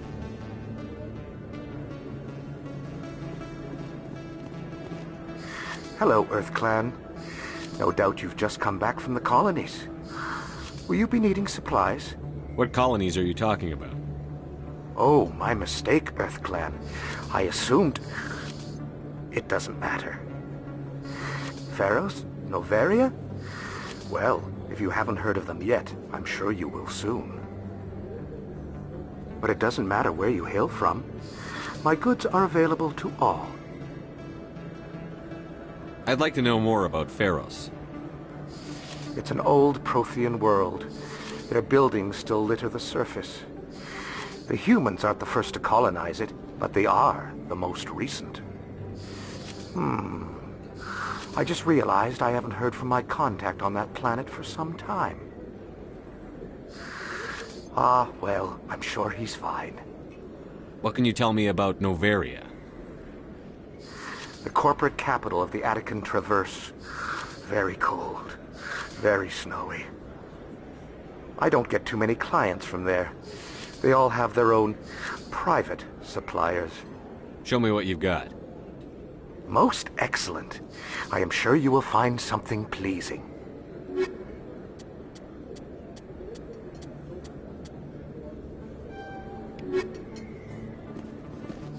Best place on this ward to buy upgrades.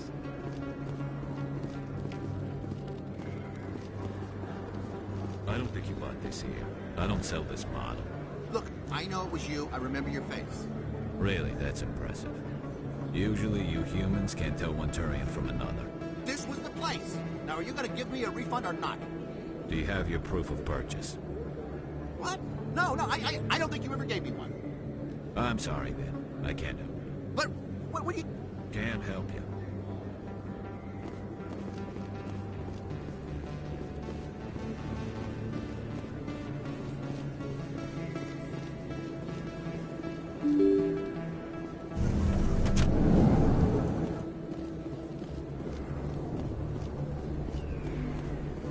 Commander Shepard? Excuse me, Commander Shepard?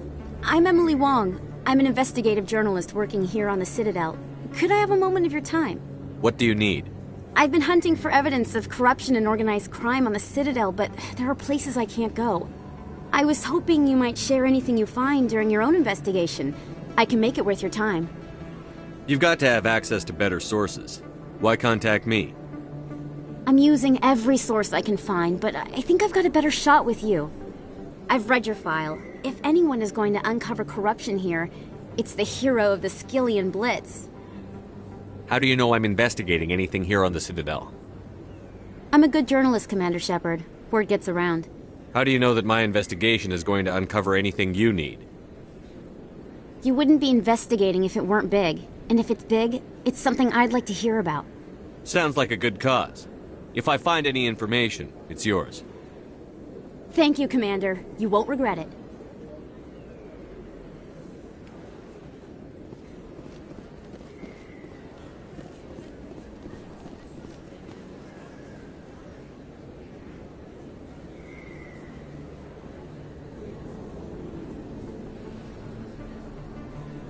Big place. That your professional opinion, sir? This isn't a station. It's a city. There must be millions here. It can't be possible to track everyone coming and going. This makes Jump Zero look like a porta-john. And it's the largest deep space station the Alliance has. Jump Zero is big. But this is a whole nother scale. Look at the ward arms. How do they keep all that mass from flying apart? The Council represents more races than I thought. No wonder they're careful with newcomers. They probably just want to keep everything running. It has to be hard keeping all these cultures working together. Or maybe they just don't like humans. Why not? We've got oceans, beautiful women, this emotion called love. According to the old vids, we have everything they want. If you expect to get me in a tinfoil miniskirt and thigh-high boots, I want dinner first. Sir. That will be enough, Chief. At ease, Lieutenant. Can't see her in a skirt anyway. Damn straight you can't. Ready to move out, sir.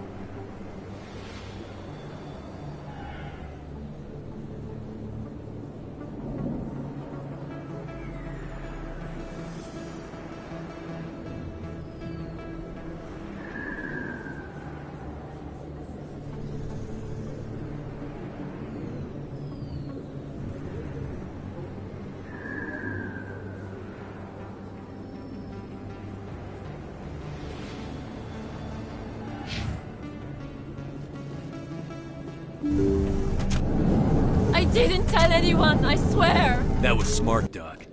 Now if Garrus comes around, you stay smart. Keep your mouth shut or we'll... Who are you? Let her go! Ah!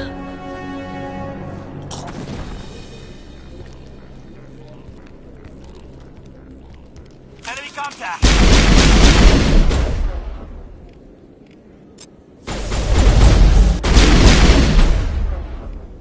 Shields disabled.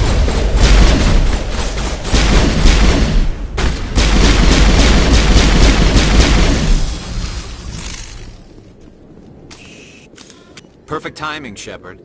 Gave me a clear shot at that bastard. What were you thinking? You could have hit the hostage. There wasn't time to think. I just reacted. I didn't mean to... Dr. Michelle, are you hurt? No, I'm okay. Thanks to you. All of you. I know those men threatened you, but if you tell us who they work for, we can protect you. They work for Feast. They wanted to shut me up, keep me from telling Garrus about the Quarian. Does this have anything to do with the investigation into Saren? I think it might. Dr. Michelle, tell us what happened. A few days ago, a Quarian came by my office. She'd been shot, but she wouldn't tell me who did it. I could tell she was scared, probably on the run. She asked me about the Shadow Broker. She wanted to trade information in exchange for a safe place to hide. Where is she now? I put her in contact with Fist. He's an agent for the Shadow Broker.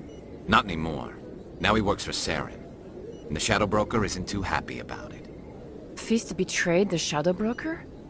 That's stupid even for him. Saren must have made him quite the offer.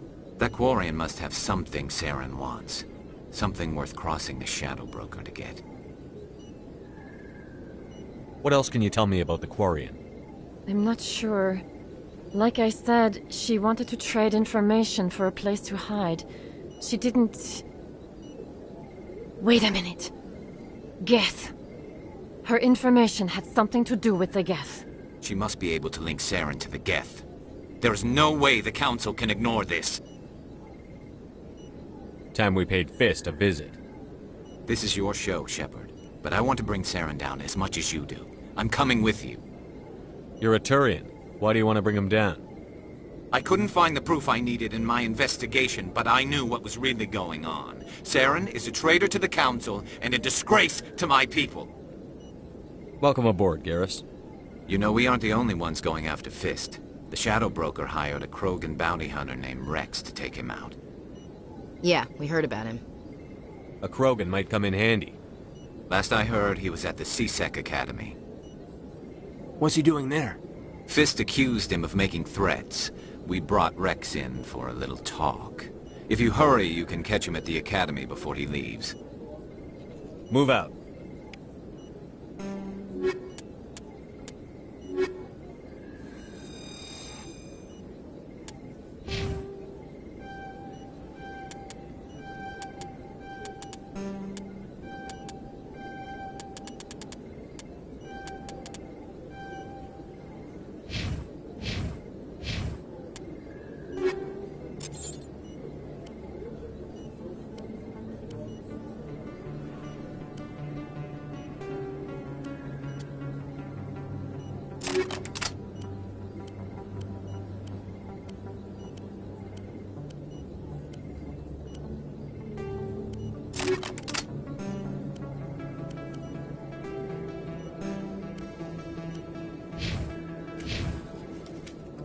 I never properly thanked you for saving me from Fist's thugs, Commander. I don't know what would have happened if you hadn't been there. I'm just glad you weren't hurt. Me too. Now, was there anything you needed? You're a doctor. How did you end up here on the Citadel? My parents brought me here when I was young. My father was a medic with the Alliance. I chose to keep the medical tradition alive, but not the military. Fixing up wounded soldiers isn't my idea of fun. Let me take a look at what you have for sale. Of course.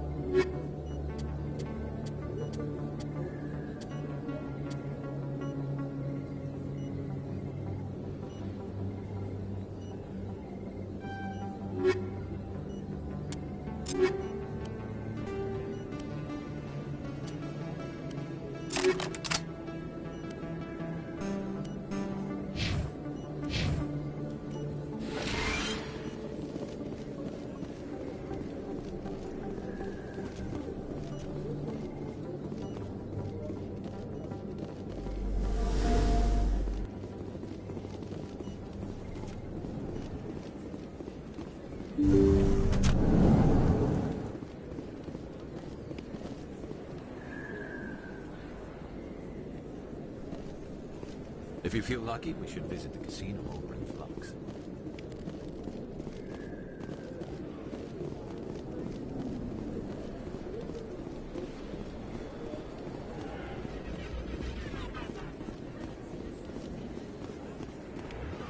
Don't kid yourself. It's even bigger than it looks. How would you know? I got a tour. One of 500 to see the Ascension from the inside out. Really? Took almost 6 hours and we only saw 1/10 of the ship. I even got to meet the commander. Matriarch Ladanya. You met her? Well, she addressed everyone on the tour, but I got pretty close to her. Huh, just look at that ship. You'd have to be stupid to mess with that. Very true. She's got almost as much firepower as the rest of the Asari fleet combined. Hopefully she'll never need to use it.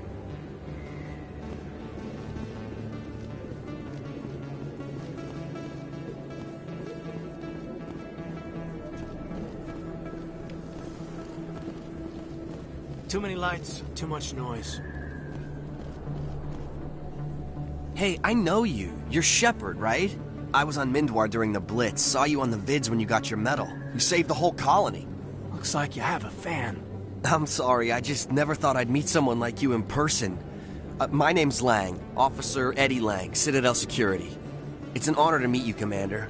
What are you doing down here in the wards? Anything I can help you with? How do you like working here on the Citadel? This place is amazing. I've been here almost a year, and I still haven't seen 1/10 of it. The Presidium's just so beautiful. Good place to go and relax. But I really like it here down in the wards. There's always something going on somewhere. Like that new club they just opened a few months ago, Flux. Wicked scene in there, Commander. You should check it out when you have some time. Why'd you join Citadel Security? I don't know. Seemed like the right thing to do, you know? Maybe it's in my blood. My grandfather was a cop back on Earth. It's kind of what CSEC is. Police for the Citadel. I'm still pretty new at it, but I like it so far. Way more interesting than staying back on Earth. You get to meet all kinds of cool aliens, like those Hanar. Wild. Plus, CSEC gets a lot of respect here. We uphold the law. People, even aliens, appreciate that. What do you know about the Spectres? Just the stuff they show in the vids. They always make them out to be super agents on secret missions to save the galaxy. I know it's not really like that, though. Some of the other CSEC guys don't like them too much, figure they shouldn't be able to operate outside the law. But if they were so bad, the Council wouldn't use them, right? Do you know a CSEC officer named Harkin? I shouldn't really say too much. He's been on the force a lot longer than me. But I've heard things, you know? Drinking on the job, taking bribes, that kind of thing. Rumors mostly, but they suspended him, so some of it must be true. I have to go. Right. You're probably real busy. Well, see you around, Commander.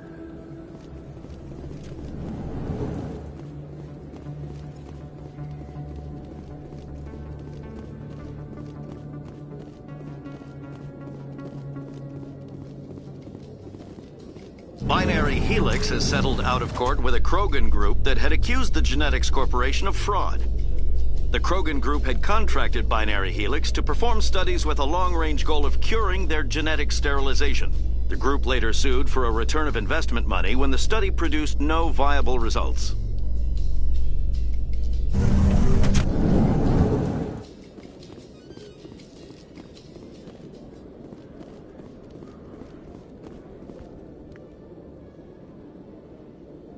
Witnesses saw you making threats in Fist's bar.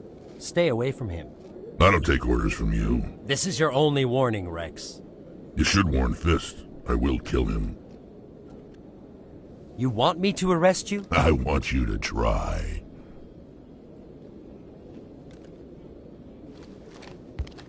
Go on. Get out of here. Do I know you, human? My name's Shepard. I'm going after Fist. Thought you might want to come along. Shepard. Commander Shepard. I've heard a lot about you. We're both warriors, Shepard. Out of respect, I'll give you a fair warning. I'm going to kill Fist. Fist knows you're coming. We'll have a better chance if we all work together. My people have a saying. Seek the enemy of your enemy, and you will find a friend. Glad to have you on the team, Rex. Let's go. I hate to keep Fist waiting.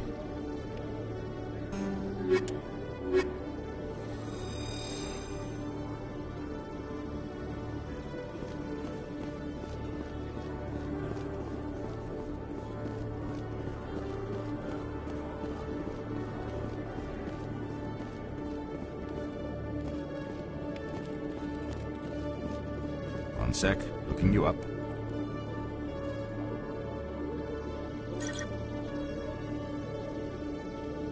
Commander Shepard, here with the Alliance military. First time on the Citadel, that about right? How did you know all that? I'm the C-Sec requisitions officer. I need to make sure our buyers are authorized. So, will you be purchasing anything today, Commander Shepard? Show me what you've got. Excellent. I hope you find what you're looking for.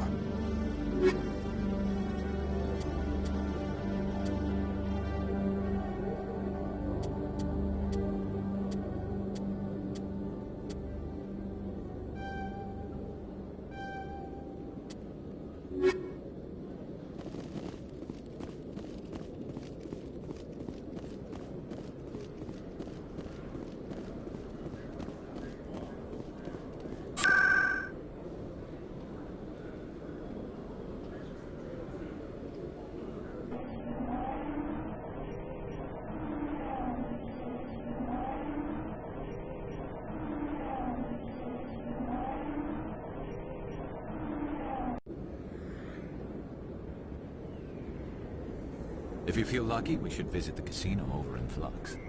There are a few unlicensed vendors who operate out of the markets here. Sometimes they have good stuff for sale.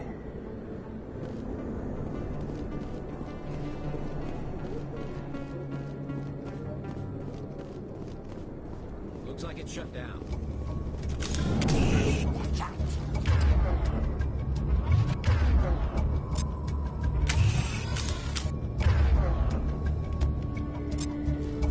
Take cover!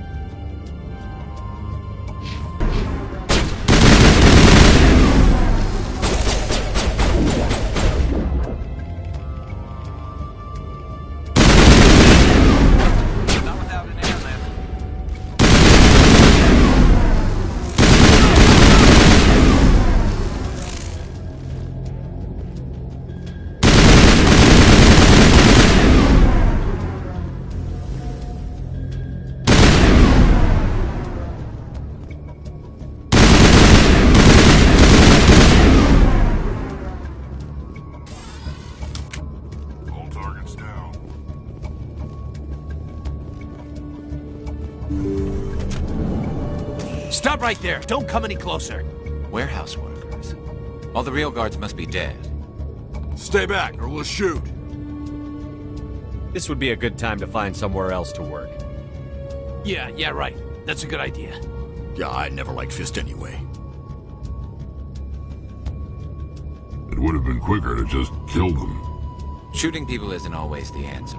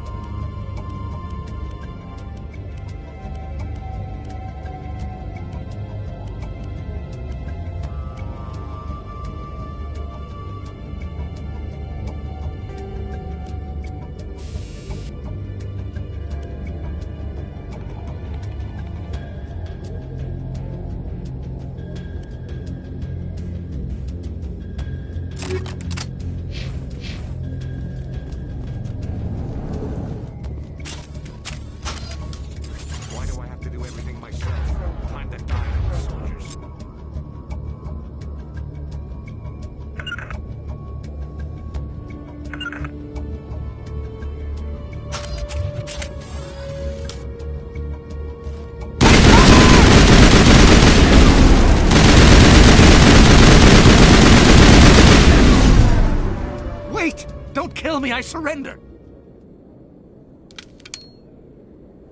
Where's the Quarian?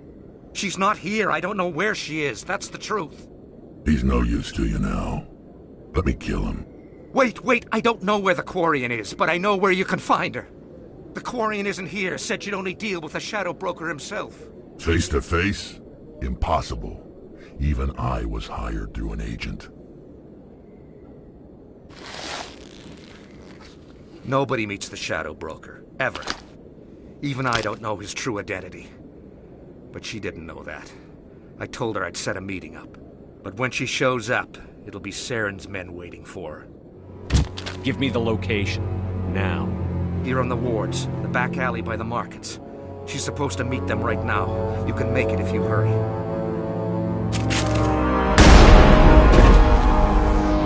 What are you doing? The Shadow Broker paid me to kill him. I don't leave jobs half done. We don't shoot unarmed prisoners. How many people died because of him? He brought this on himself. Besides, we have more pressing concerns.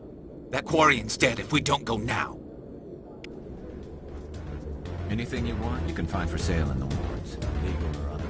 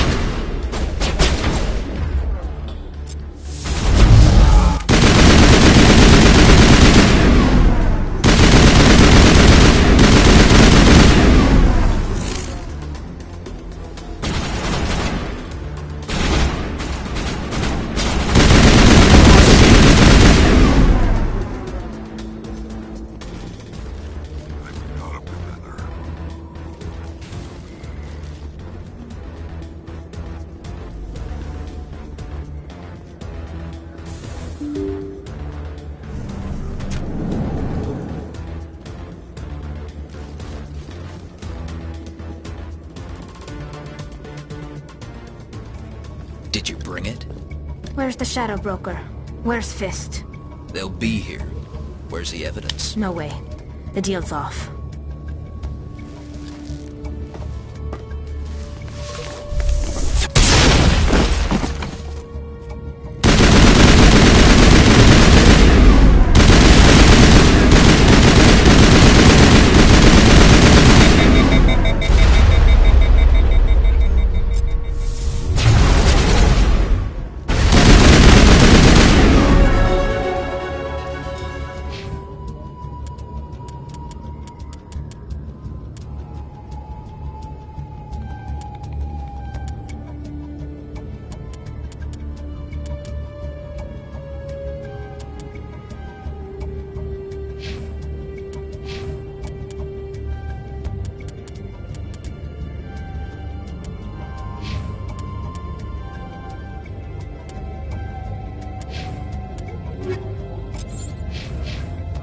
Fist set me up.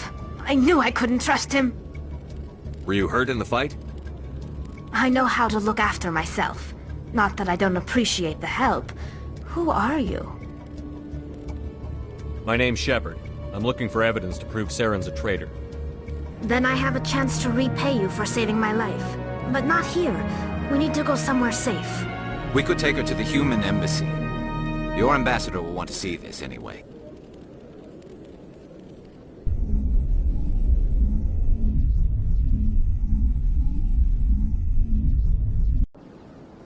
You're not making my life easy, Shepard. Firefights in the wards, an all-out assault on Korra's den. Do you know how many... Who's this? A Quarian? What are you up to, Shepard? Making your day, Ambassador. She has information linking Saren to the Geth. Really? Maybe you better start at the beginning, Miss... My name is Tali. Tali Zora Naraya. We don't see many Quarians here. Why did you leave the flotilla? I was on my pilgrimage. My rite of passage into adulthood.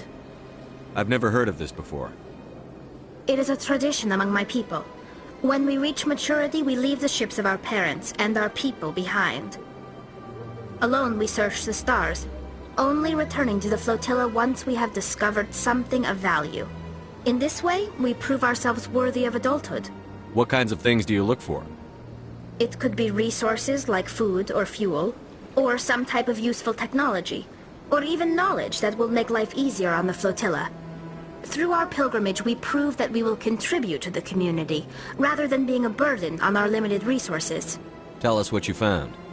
During my travels, I began hearing reports of Geth. Since they drove my people into exile, the Geth have never ventured beyond the Veil. I was curious. I tracked a patrol of Geth to an uncharted world. I waited for one to become separated from its unit. Then I disabled it and removed its memory core. I thought the Geth fried their memory cores when they died. Some kind of defense mechanism.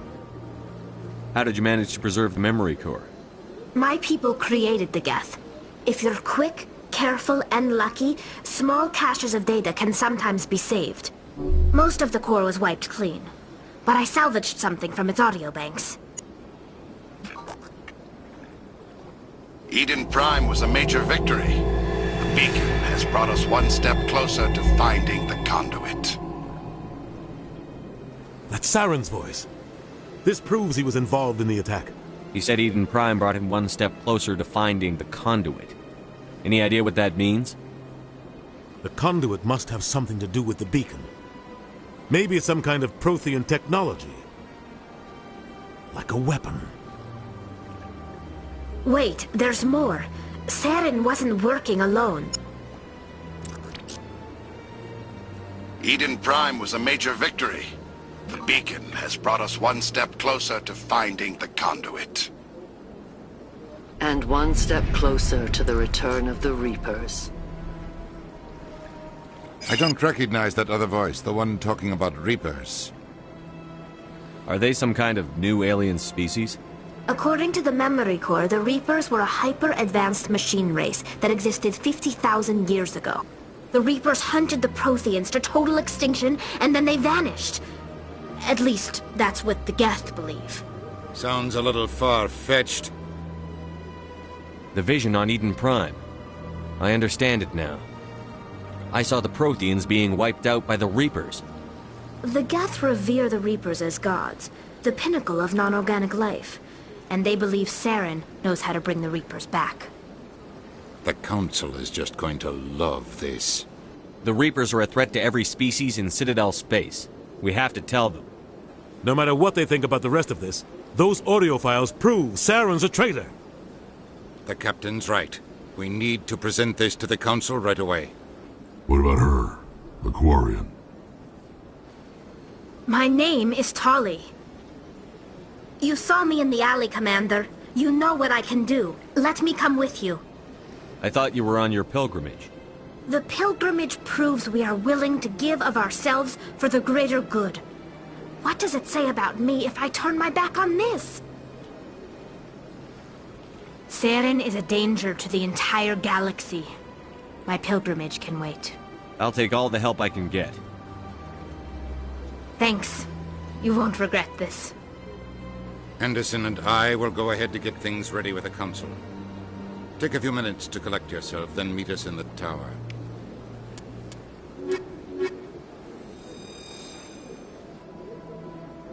My first C-Sec posting was here on the Presidium. Mostly for show, not much crime up here. So much empty space. 1,000 of my people could live here and hardly even see each other.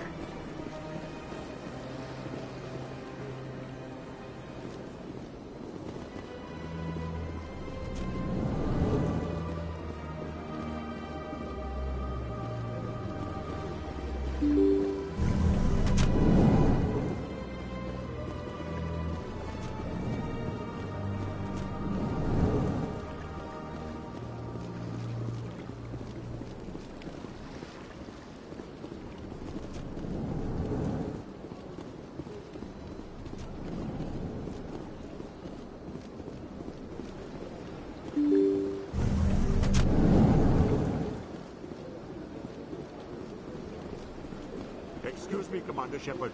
Could you spare a moment of your time? Commander Shepard, my name is Samesh Bhatia. Forgive the intrusion, but I have nowhere else to turn. It's no trouble. What can I do for you? My wife was a Marine. She was in the 212 on Eden Prime. I've requested that my wife's body be returned to me for cremation, but the military has refused my request. Why did they refuse your request? There's got to be some reason. I don't know. All I know is that they have declared it impossible for my wife to be returned to me. There's no reason for your wife's body to be held like this. Just wait here. The man in charge of my case is Mr. Bosker. When I last saw him, he was in the expensive bar over there. Thank you for your time. I just want to give my wife a proper funeral, and the respect she deserves.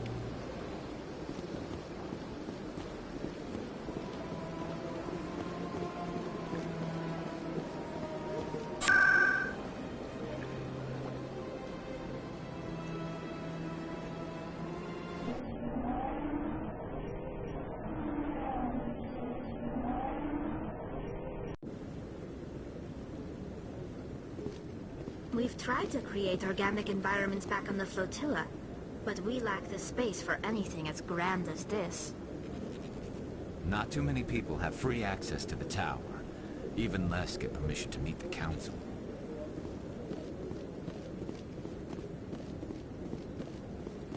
Come on. Udine is presenting the Quarians' evidence to the council. Eden Prime was a major victory. The beacon has brought us one step closer to finding the conduit. And one step closer to the return of the Reapers. You wanted proof? There it is. This evidence is irrefutable, Ambassador. Saren will be stripped of his Spectre status, and all efforts will be made to bring him in to answer for his crimes. I recognize the other voice, the one speaking with Saren. Matriarch Benezia. Who's she? Matriarchs are powerful Asari who have entered the final stage of their lives. Revered for their wisdom and experience, they serve as guides and mentors to my people. Matriarch Benezia is a powerful biotic, and she had many followers. She will make a formidable ally for Saren. I'm more interested in the Reapers. What do you know about them? Only what was extracted from the Geth's memory core. The Reapers were an ancient race of machines that wiped out the Protheans. Then they vanished. The Geth believe the Reapers are gods, and Saren is the prophet for their return. We think the conduit is the key to bringing them back. Saren's searching for it. That's why he attacked Eden Prime. Do we even know what this conduit is? Saren thinks it can bring back the Reapers. That's bad enough. Listen to what you're saying. Saren wants to bring back the machines that wiped out all life in the galaxy? Impossible. It has to be. Where did the Reapers go? Why did they vanish? How come we found no trace of their existence? If they were real, we'd have found something. I tried to warn you about Saren, and you refused to face the truth. Don't make the same mistake again. This is different. You proved Saren betrayed the Council. We all agree he's using the Geth to search for the conduit, but we don't really know why. The Reapers are obviously just a myth, Commander. A convenient lie to cover Saren's true purpose. A legend he is using to bend the Geth to his will. 50,000 years ago, the Reapers wiped out all galactic civilization. If Saren finds the conduit, it will happen again. Saren is a rogue agent on the run for his life. He no longer has the rights or resources of a Spectre. The Council has stripped him of his position. That is not good enough. You know he's hiding somewhere in the Traverse. Send your fleet in! A fleet cannot track down one man. A Citadel fleet could secure the entire region, keep the Geth from attacking any more of our colonies. Or it could trigger a war with the Terminus systems. We won't be dragged into a galactic confrontation over a few dozen human colonies. Every time humanity asks for help, you ignore us. Shepard's right. I'm sick of this council and its anti-human bull... Ambassador, there is another solution. A way to stop Saren that does not require fleets or armies. No, it's too soon. Humanity is not ready for the responsibilities that come with joining the Spectres. You don't have to send a fleet into the Traverse, and the Ambassador gets his human Spectre. Everybody's happy.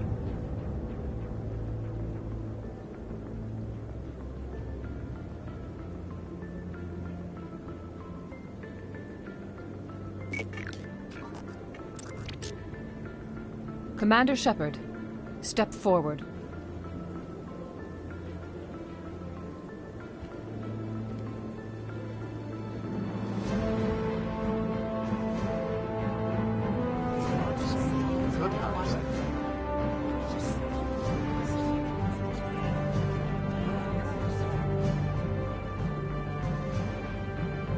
It is the decision of the Council that you be granted all the powers and privileges of the Special Tactics and Reconnaissance Branch of the Citadel. Spectres are not trained, but chosen. Individuals forged in the fire of service and battle. Those whose actions elevate them above the rank and file. Spectres are an ideal, a symbol, the embodiment of courage, determination, and self-reliance. They are the right hand of the Council, instruments of our will. Spectres bear a great burden. They are protectors of galactic peace, both our first and last line of defense. The safety of the galaxy is theirs to uphold. You are the first human Spectre, Commander. This is a great accomplishment for you and your entire species. I'm honored, Counselor. We're sending you into the Traverse after Saren. He's a fugitive from justice, so you are authorized to use any means necessary to apprehend or eliminate him. Any idea where to find him? We will forward any relevant files to Ambassador Udina. This meeting of the Council is adjourned.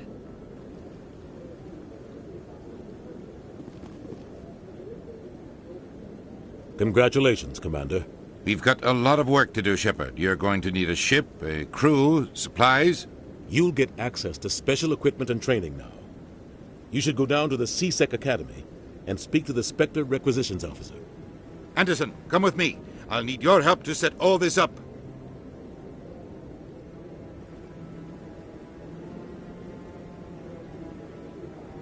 I thought the ambassador would be a little more grateful. He didn't even thank you. Until I find Saren, I haven't done anything. Come on. Right behind you, Shepard.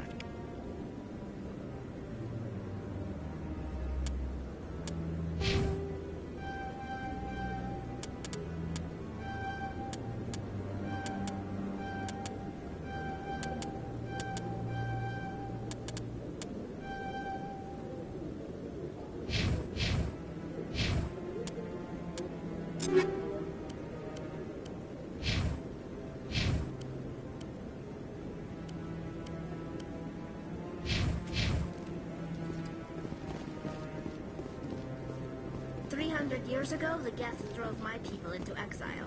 We asked the Council to wipe the synthetics out, but they ignored our pleas. Maybe if they'd listened, we wouldn't be here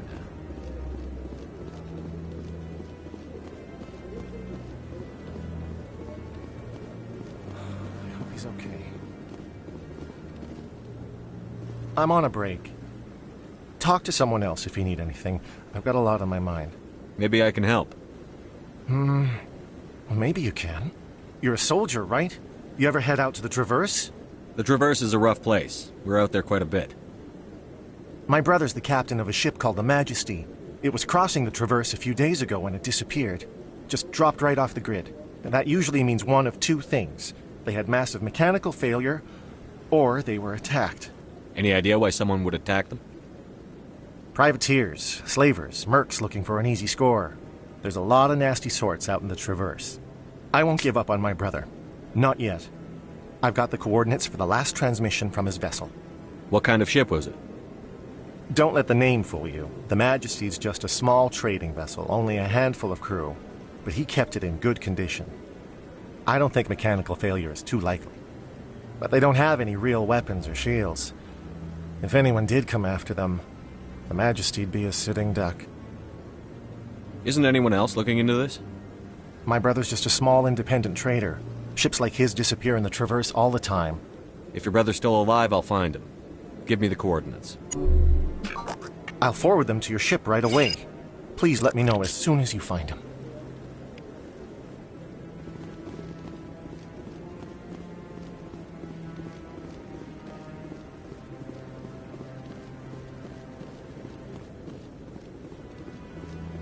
No, I'm waiting to... Congratulations on becoming the first human Spectre, Commander. I'm certain you'll be up to the challenge. I appreciate that. My name is Admiral Kahoku. It's about time the Alliance got one of our own in with the Spectres. We need people like you to deal with our problems. Is something wrong, Admiral? I'm getting stonewalled by bureaucratic assholes. Nothing new. Maybe you can help me, Shepard. One of my recon teams was investigating some strange activity out in the Traverse. We lost contact yesterday. Now I can't get clearance to check it out. Suddenly it's a restricted area. But that doesn't apply to you, Shepard. Spectres can go anywhere they want. You could find out why my team dropped out of contact. I'll find them, Admiral. I appreciate that, Commander. I was running out of options. I'm going to stay here and see if I can find anything out through official channels. Won't hold my breath, though. I'll upload the info on where my team was last seen to your ship. Maybe you can get some answers.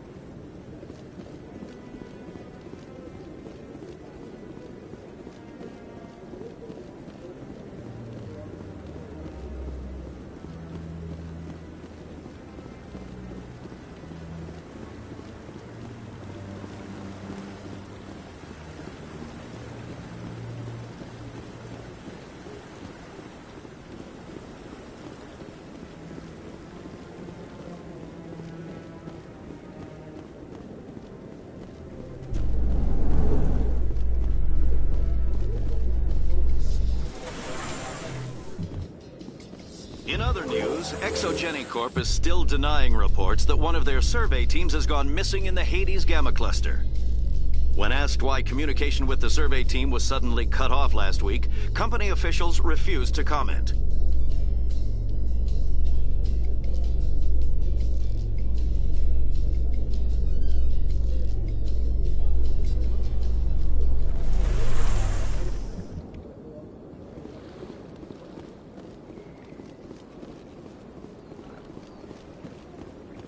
Please do not disturb the keepers.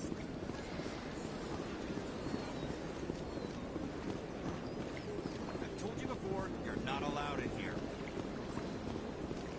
This one believes it has the right to move freely through this. That Hanar refuses to listen to reason. Why can't it act in an orderly and lawful manner? You should be more tolerant. It's just trying to express its beliefs. I am not unreasonable. The Hanar is free to spew its nonsense once it purchases an evangelical permit. What's the purpose behind the evangelical permits? Forcing religious evangelicals to register for a permit weeds out undesirables. It keeps the area safe. The Citadel is too important to become a battleground for a religious war. So if the Hanar gets a permit, it's allowed to preach? No. Registered evangelicals must follow regulations. There are specific areas where preaching is legal.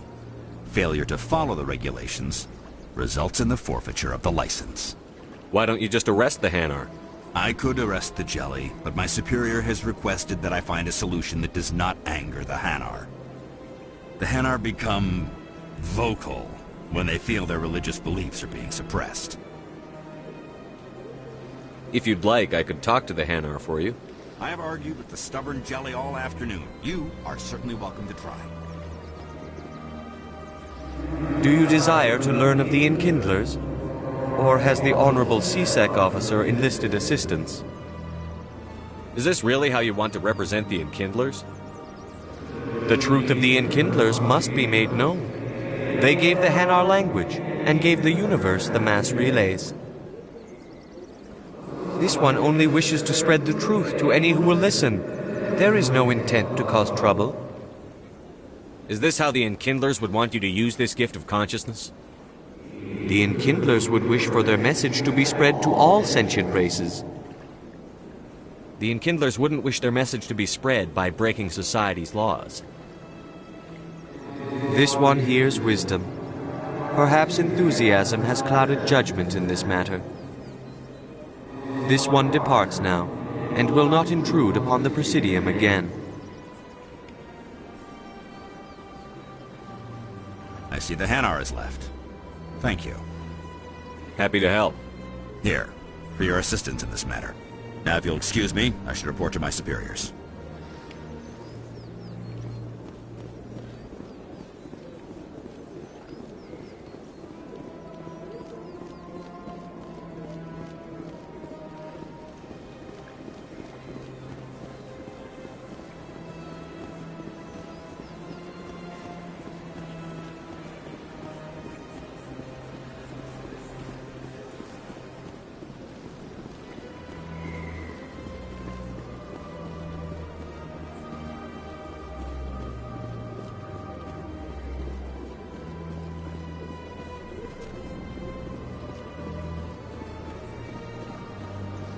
Got a moment, Spectre?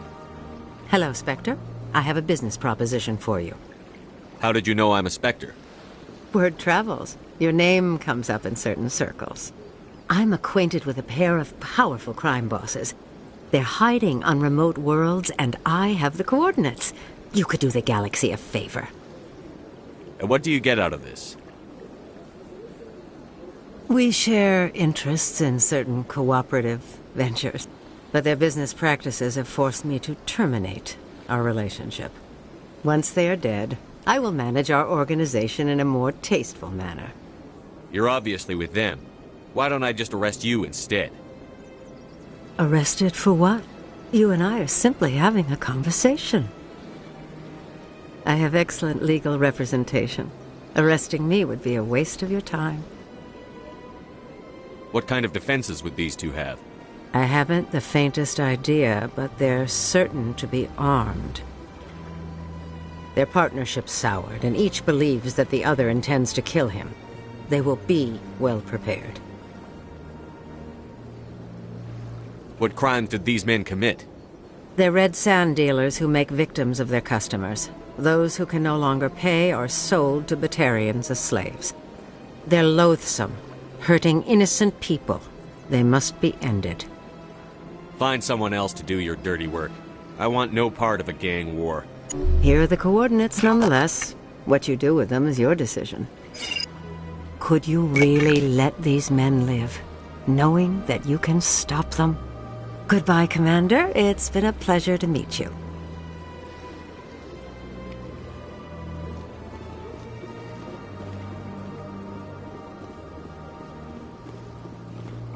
Ah, human. This one is greatly pleased to see you here in my decadent emporium. Who are you? This one's face name is Delaninder, though many in this place simply refer to it as Delan. Please take time to examine the fine goods it has for purchase, all of great worth. What exactly do you sell? Only the finest and most luxurious items that credits can buy. This one is able to procure almost any item the human would desire, for a price, naturally. Why do you refer to yourself as this one and it? For the same reason that humans are so inquisitive. It is part of our culture. Specifically, Hanar only refer to themselves in the first person with family or intimates. And we rarely do so with other species. It is just our way. I'd like to see these rare and wonderful items. Oh, this one is pleased to do so, human. You will not be disappointed.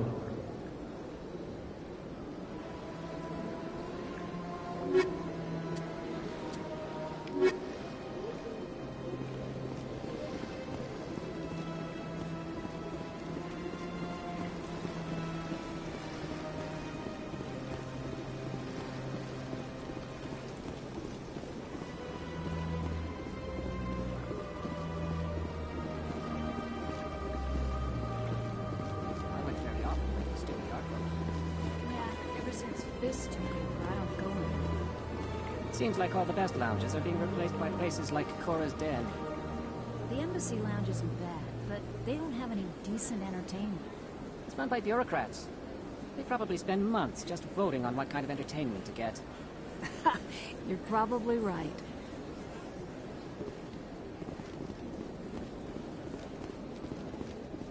Welcome. I am Naylina.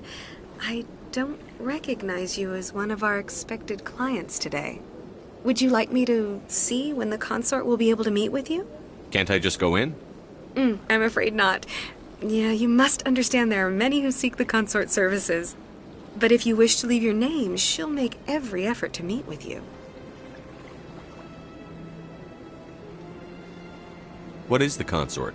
What does she do? It's difficult to explain. She's many things to many people, and something different for each. Some seek her for advice, some for entertainment, others still for pleasure. Most of the time, our clients won't realize what they were seeking until after she has provided it for them. You make her sound like some kind of oracle. Not in the usual sense.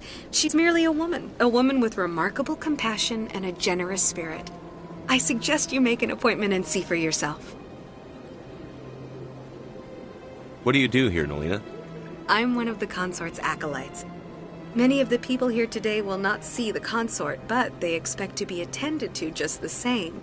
It's our job to ensure that they leave contented. What exactly do you attend to? Well, each acolyte has her unique abilities. Some soothe with song, others with conversation. As much as possible, we seek to match the needs of our clients to the skills of our acolytes. My specialty is touch. My fingertips can find every tension point in your body and relieve it. I'd like to try out your services. Excellent. I'll add you to our client list. We should be able to see you in 3 or 4 months. Nobody's worth that much of a wait. Well, that's not for me to judge. I have your name and you'll be contacted. Is there anything else? I think I'm done here. Oh, well, I hope you'll return again in the future. We always enjoy seeing new clients. Nelina. Yes, Shaira? Send the commander up to see me. I wish to speak with him. Yes, of course, mistress.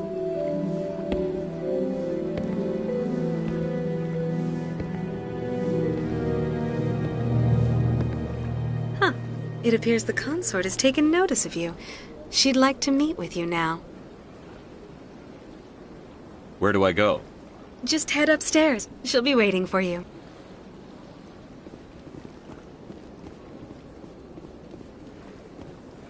I see even the humans find the consort irresistible. This is my first time. I can't believe I didn't come sooner. Welcome. It is a pleasure to see you. You're with the Alliance? My brother's a private back on Earth.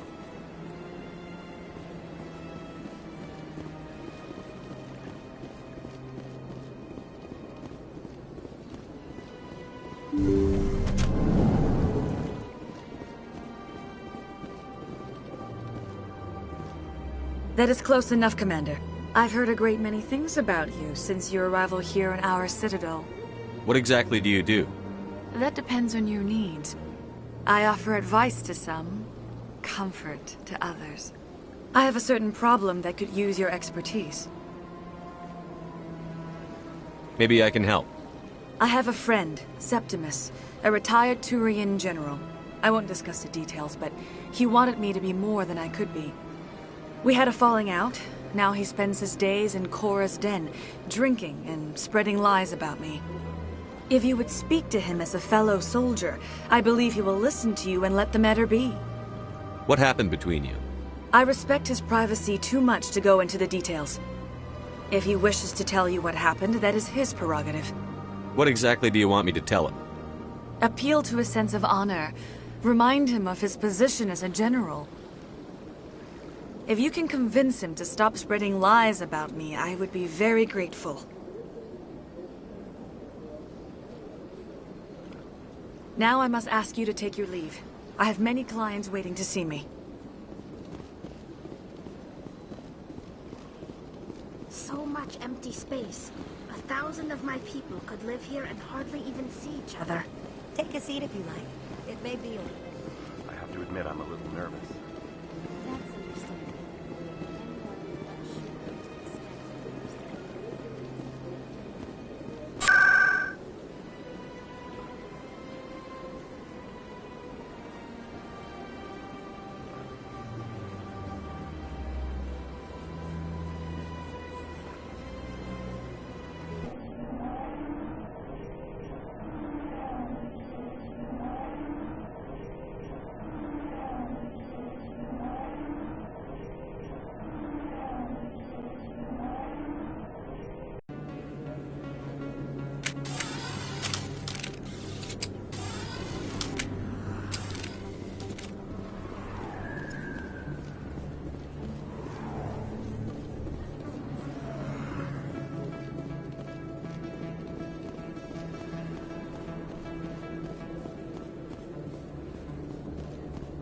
Word on the street is that you've been busy. Congratulations on taking down Fist. I was sure he was a big player in anything going on here. Did you find anything in his office that could help me? These OSDs might have the information you're looking for. You've got Fist files? This could be even bigger than I'd hoped. Here, Commander, for your trouble. What would my future cooperation be worth? Say, an interview when my investigation is over? Exclusive? You talk to me before you talk to anyone else? That would be worth quite a bit, and I'd be very happy to compensate you accordingly. Here you are. Now, if you'll excuse me, I should go see what's on these discs.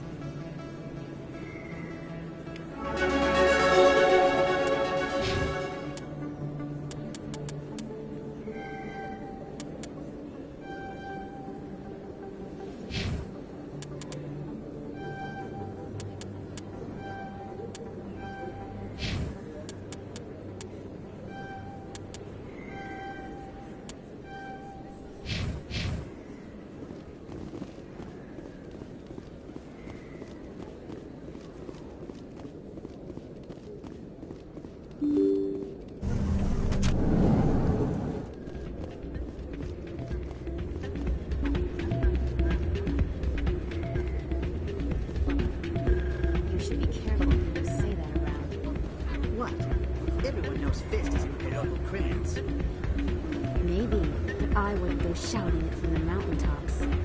Yeah, unless you want to end up on his hit list. Yes, I heard he actually buried some corpses under the stage at Cora's Den. I wouldn't put it past him. Yes, and it might explain the stench in that place. It's out of my hands, Rita. I'd bring her back in a second, but she doesn't want to come. I know. I'll see if I can talk some sense into her next time I see her. Sorry, I'm kind of busy right now. So, what can I do for you? What were you discussing with the Volus? Who, Doran? Oh, I was just asking him about my sister. See, she worked for Doran before she left to... Ugh, sorry, I don't want to bore you with my problems. I'm interested to hear what you have to say. Well, okay.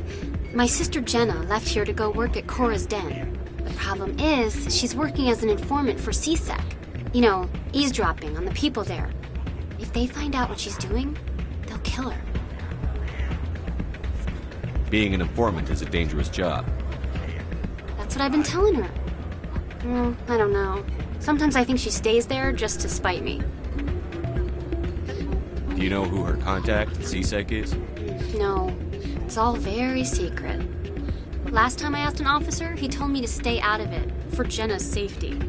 Maybe I could help her understand just how dangerous Cora's Den is. Would you? That'd be great. Just don't tell her I sent you. Well, I should get back to work before I get in trouble. Thanks. Welcome to Flux. Name's Doran. What can I do for you? Are you the owner? Owner, cook, and bartender. I've even been known to dance a little when the mood strikes me. We've got some quasar stations, if you're interested. Is this a casino? Among other things, yes. We've got some quasar stations, if you're interested. What can you tell me about the sisters working for you? Well, Jenna left to work at Cora's Den.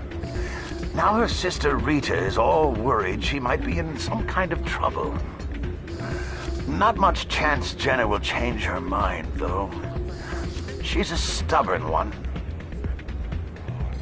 If she wanted to come back, I'd take her in a second.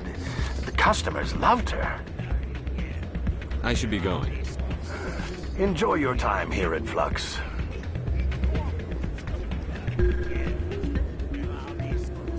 I'm waiting for someone else.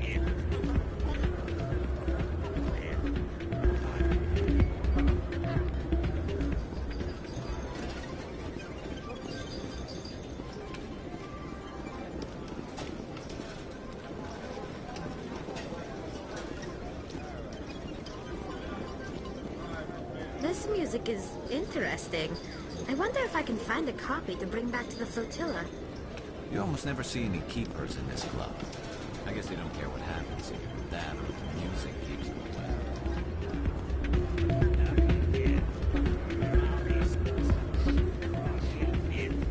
Hey, good to see another human in here.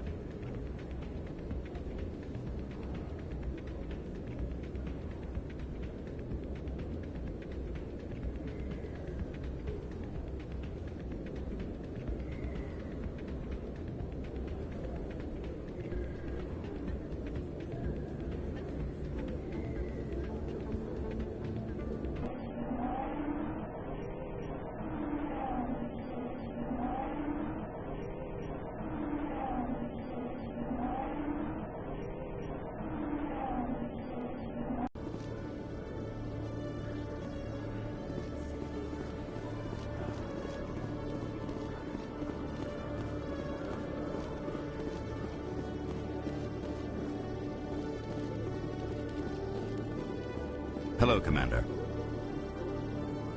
Show me what you've got. Sounds good. Just let me set you up. Well, this must be a mistake. System's telling me to offer you our select stock. Spectre? Well, I heard about that, but I didn't realize it was you. Sorry, Commander. Just show me what you've got. I'll open the rare stocks for you, Commander. Enjoy.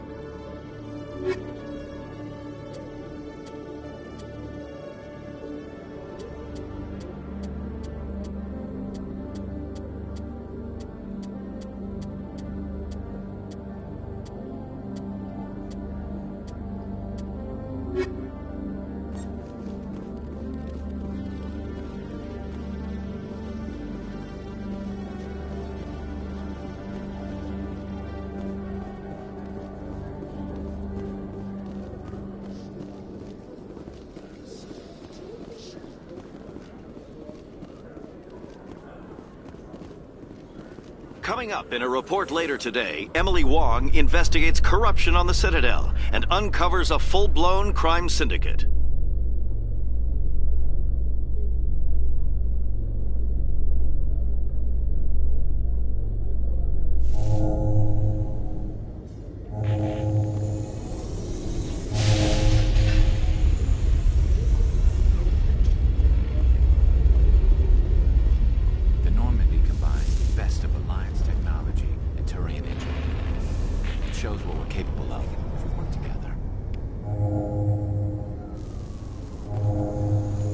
The Normandy is amazing, Shepard. It's an honor to be among our crew.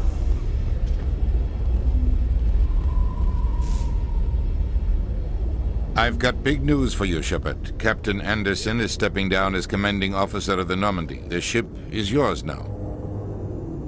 She's quick and quiet, and you know the crew. Perfect ship for a Spectre. Treat her well, Commander. I'll take good care of her, sir. I know you will, Commander. I want the truth. Why are you stepping down, sir? You needed your own ship. A Spectre can't answer to anyone but the Council. And it's time for me to step down. Come clean with me, Captain. You owe me that much. I was in your shoes 20 years ago, Shepard. They were considering me for the Spectres. Why didn't you ever mention this? What was I supposed to say? I could have been a Spectre, but I blew it? I failed, Commander. It's not something I'm proud of. Ask me later and I'll tell you the whole story. For now, all you need to know is, I was sent on a mission with Saren, and he made sure the Council rejected me. I had my shot. It came and went. Now you have a chance to make up for my mistakes. I won't let you down, sir. Saren's gone. Don't even try to find him. But we know what he's after. The conduit. He's got us Geth scouring the Traverse looking for clues. We had reports of Geth in the Pharos system shortly before our colony there dropped out of contact, and there have been sightings around Noveria. Find out what Saren was after on Pharos and Noveria. Maybe you can figure out where the conduit is before he does. The Reapers are the real threat. I'm with the Council on this one, Shepard. I'm not sure they even exist. But if they do exist, the conduit's the key to bringing them back. Stop Saren from getting the conduit, and we stop the Reapers from returning. I'll stop him. We have one more lead. Matriarch Benezia, the other voice in that recording. She has a daughter, a scientist who specializes in the Protheans. We don't know if she's involved, but it might be a good idea to try and find her. See what she knows. Her name's Liara, Dr. Liara Tassoni. We have reports she was exploring an archaeological dig on one of the uncharted worlds in the Artemis Tau cluster. Sounds like we should head for the Artemis Tau cluster. It's your decision, Commander. You're a Spectre now. You don't answer to us. Your actions still reflect on humanity as a whole. You make a mess and I get stuck cleaning it up. I'll try not to make things any harder on you, Ambassador. Glad to hear it, Commander. Remember, you were a human long before you were a Spectre. I have a meeting to get to. Captain Anderson can answer any questions you might have. Yes, Commander? How are you holding up? Honestly, this isn't how I pictured my career coming to an end. Pushing papers really isn't my thing, but you're the one who can stop Saren. I believe in you, Shepard. If that means I have to step aside, so be it. Any extra intel you can give me on our colony at Pharos? The entire planet used to be one giant Prothean city, mostly ruins now. But some of the infrastructure is still intact. The colony tried to build on what the Protheans left behind. We lost all contact with them when the Geth attacked. What do you know about the Artemis Tau cluster? Not much. I've never been there myself.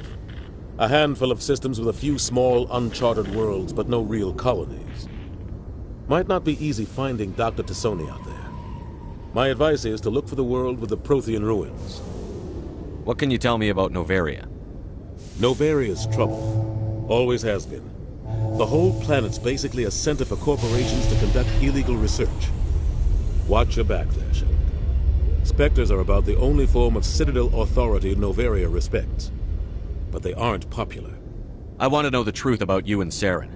I want to know about the mission you were on together all those years ago. We had intel on a rogue scientist being funded by Batarian interests. He was trying to set up a facility to develop illegal AI technology out in the Verge. Alliance intel had done all the work, but the Council wanted a Spectre involved. We compromised. I was assigned to help Saren in his investigation. We tracked the scientist to a refining facility on Kamala. He was hidden away somewhere inside, protected by an army of Batarian mercenaries. The plan was simple. Sneak into the plant, capture the scientist, sneak back out. Quick, quiet, and a minimum of bloodshed. I'm guessing things didn't go as planned. Saren and I split up to cover more ground. Then about halfway through the mission, there was a massive explosion in the refinery core. Officially, it was ruled an accident, but I think Saren detonated it on purpose to draw off the enemy guards. How many casualties? The explosion tore the refinery to shreds. The whole place was on fire. Black chemical clouds poured out into the atmosphere. Nobody inside survived.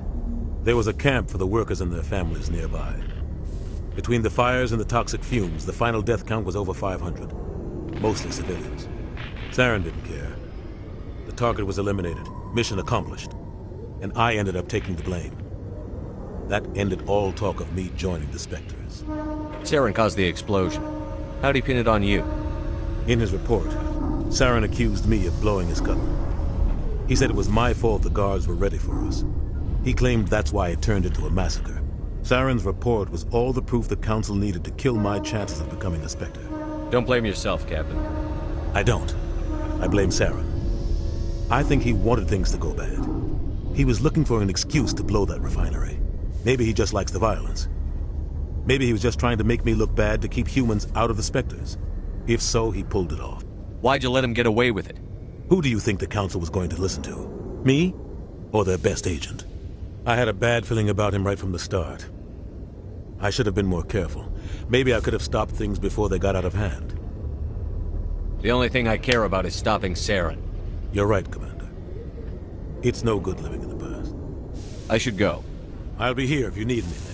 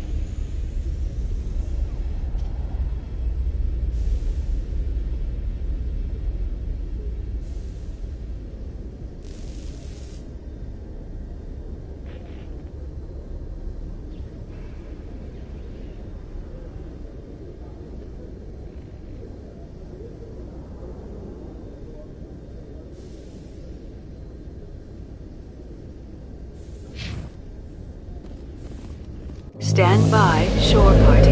Decontamination in progress.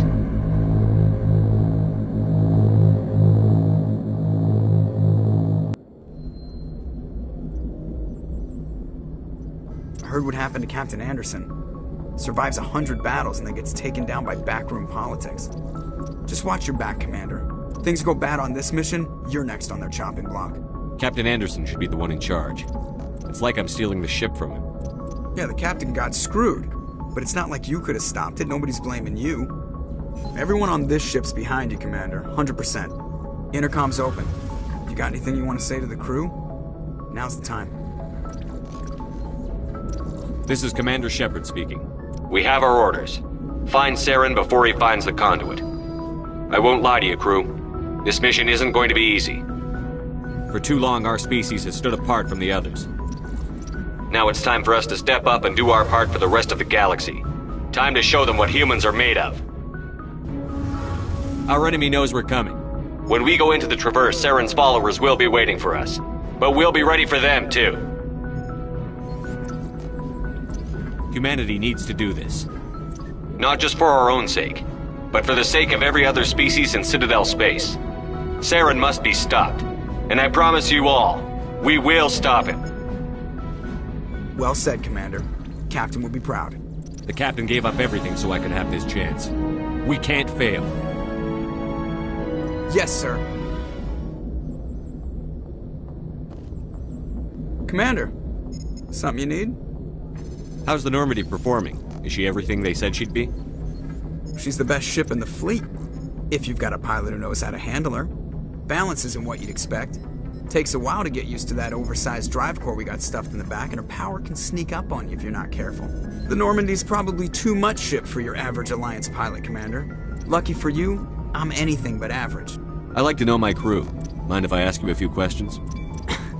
I can see where this is going. You did a background check on me, didn't you? Well, I'll tell you the same thing I told the captain. You want me as your pilot. I'm not good. I'm not even great. I am the best damn helmsman in the Alliance fleet. Top of my class in flight school, I earned that. All those commendations in my file, I earned every single one. Those weren't given to me as charity for my disease. I'm sorry, Joker. I didn't even know you were sick. You mean you didn't know? Oh, crap. Okay, I've got Vrolik syndrome, brittle bone disease. The bones in my legs never develop properly. They're basically hollow, too much force and they'll shatter. Even with crutches and my leg braces, it's hard to get around. One wrong step and crack! It's very dramatic. But I've learned to manage my condition, Commander. Put the Normandy in my hands and I'll make her dance for you. Just don't ask me to get up and dance unless, you like the sound of snapping shin bone. I need to know more about this Vrolik syndrome if I'm putting my ship in your hands. Yeah, of course you do. It's an extremely rare condition. Nobody knows exactly what causes it. Genetic, maybe. It's treatable, but there's no cure. I classify my case as moderate to severe. I was born with over a dozen fractures, hip, thighs, ankles. My bones were already breaking in the womb. 100 years ago, I wouldn't have survived past my first year. Lucky for me, modern medical science has turned me into a productive member of society. You're not gonna break a bone trying to fly the ship, are you? I don't fly with my feet, Commander, so I'm fine as long as I'm in this chair. I gotta be real careful when I get up to take a piss, though. I can do my job as well as anyone on the ship. Better, actually. So don't worry about it. I'm not trying to make you uncomfortable. Let's talk about something else. Whatever you want, Commander. Why does everyone call you Joker? It's a lot shorter than saying Alliance Flight Lieutenant Jeff Moreau. Plus, I love to make little children laugh. You're dodging the question. Look, I didn't pick the name. One of the instructors in flight school used to bug me about never smiling. She started calling me Joker, and it stuck. Why didn't you ever smile? Hey, I worked my ass off in flight school, Commander. The world's not gonna hand you anything if you go around grinning like an idiot. By the end of the year, I was the best pilot in the academy, even better than the instructors, and everybody knew it. They'd all got their asses kicked by the sickly kid with the creaky little legs. One guess who was smiling at graduation? I have to go. All right, see ya.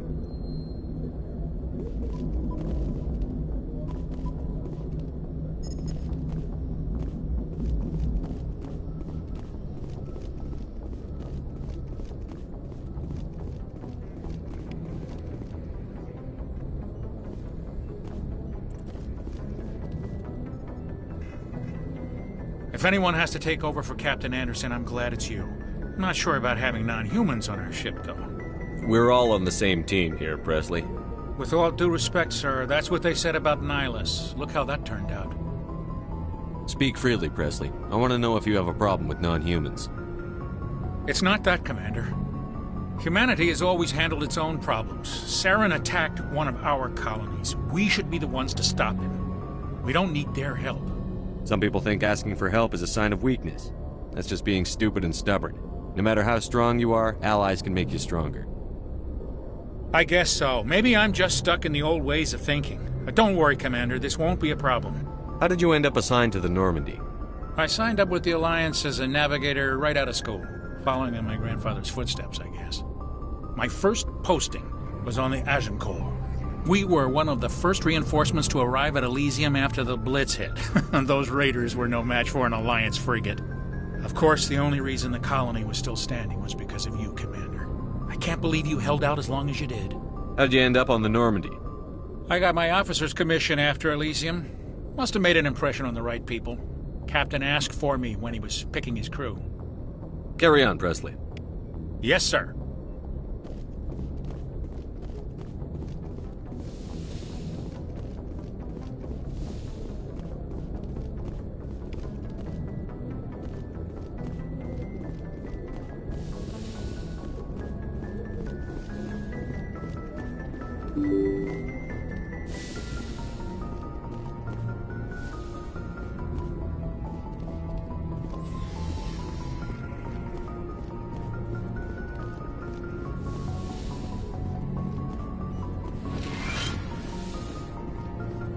Yes, Commander?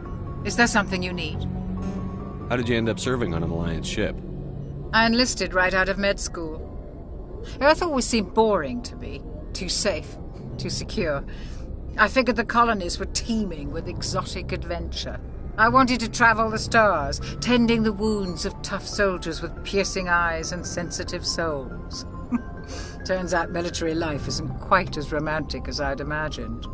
But humanity needs the Alliance if we want to keep expanding through the Traverse, and the Alliance always needs good doctors. So I stayed on to do my part. Ever think you made the wrong choice? Sometimes I think about opening a private practice back on Earth, or maybe taking a position at one of the new med centers out in the colonies. But there's something special about working on soldiers. If I left the Alliance now, I'd feel like I was abandoning them. How well do you know the Lieutenant? I'd never worked with him before this mission. But he has an impressive service record, over 12 special commendations. Tends to keep to himself, though. Maybe because of the headaches. It's not easy being an L2. What does that have to do with it? Well, most biotics now use the L3 implants. Lieutenant Alenko was wired with the old L2 configuration. Sometimes there are complications. What kind of complications? Severe mental disabilities, insanity, crippling physical pain. There's a long list of horrific side effects. Caden's lucky. He just gets migraines. I should go. Goodbye, Commander.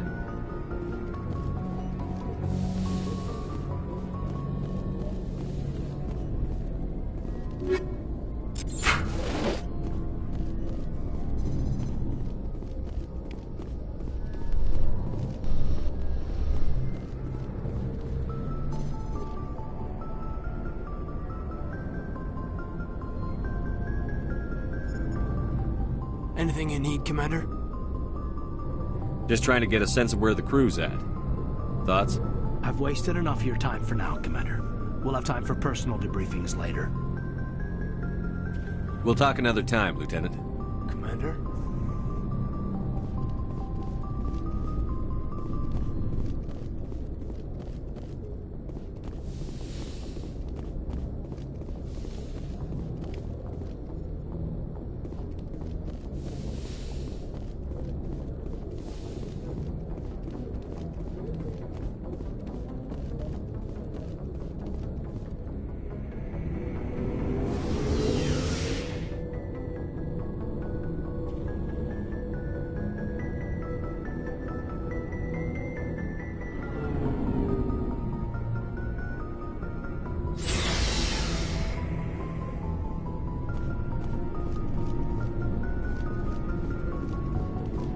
Thanks for bringing me on board, Commander.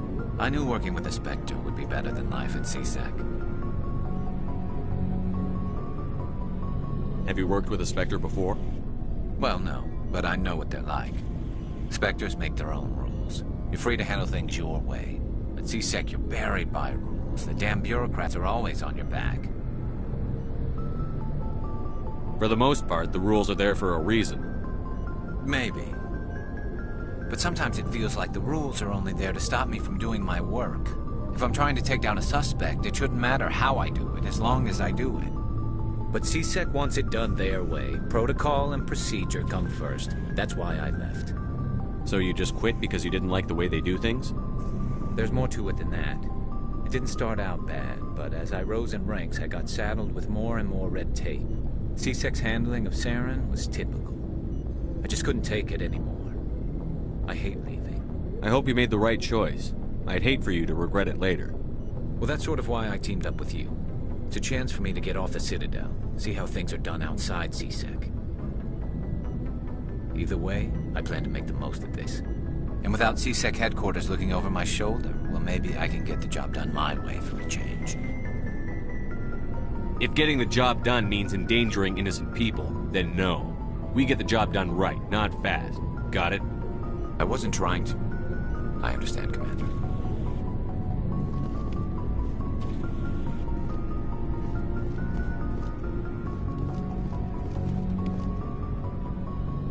Commander? What's your opinion on the last mission? Kinda wish you'd got there sooner, Commander. No offense, I appreciate the rescue. I just wish... You wish we'd been able to save the rest of your unit? Yes, sir. If I had been more alert, we wouldn't have been cut down by an ambush.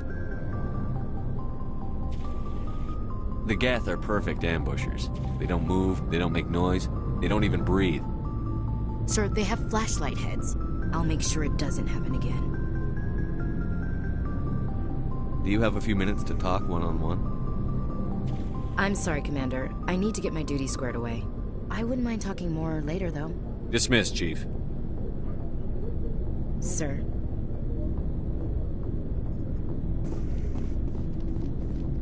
Nice ship you've got, Shepard. What can I do for you? What's your story, Rex? There's no story. Go ask the Quarian if you want stories. You Krogan live for centuries. Don't tell me you haven't had a few interesting adventures.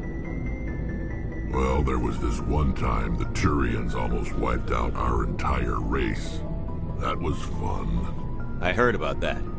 You know, they almost did the same to us. It's not the same. It seems pretty much the same to me. So your people were infected with a genetic mutation? An infection that makes only a few in 1,000 children survive birth? And I suppose it's destroying your entire species? I suppose it isn't all the same. I don't expect you to understand, but don't compare humanity's fate with the Krogan. I was just making conversation. I wasn't trying to upset you. Your ignorance doesn't upset me, Shepard.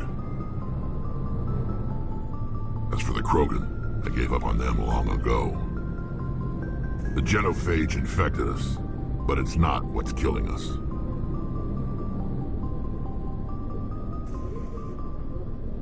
What can you tell me about the genophage? Ask the Solarians if you want details. They made it. All I know, it makes breeding nearly impossible. Thousands die in stillbirth, and most never get that far. Every Krogan is infected, every one. And no one's rushing to find a cure. Why don't the Krogan try to find a cure? When was the last time you saw a Krogan scientist? You ask a Krogan, would he rather find a cure for the genophage or fight for credits? He'll choose fighting every time. It's just who we are, Shepard. I can't change that. Nobody can. Are your people really dying? We're sure not getting any stronger. We're too spread out. None of us are interested in staying in our own system.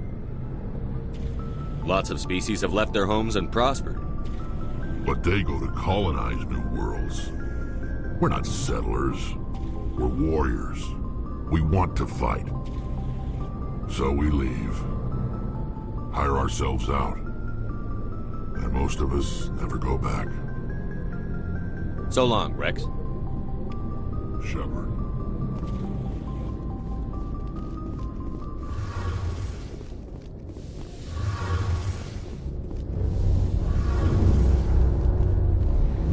Your ship's amazing, Shepard.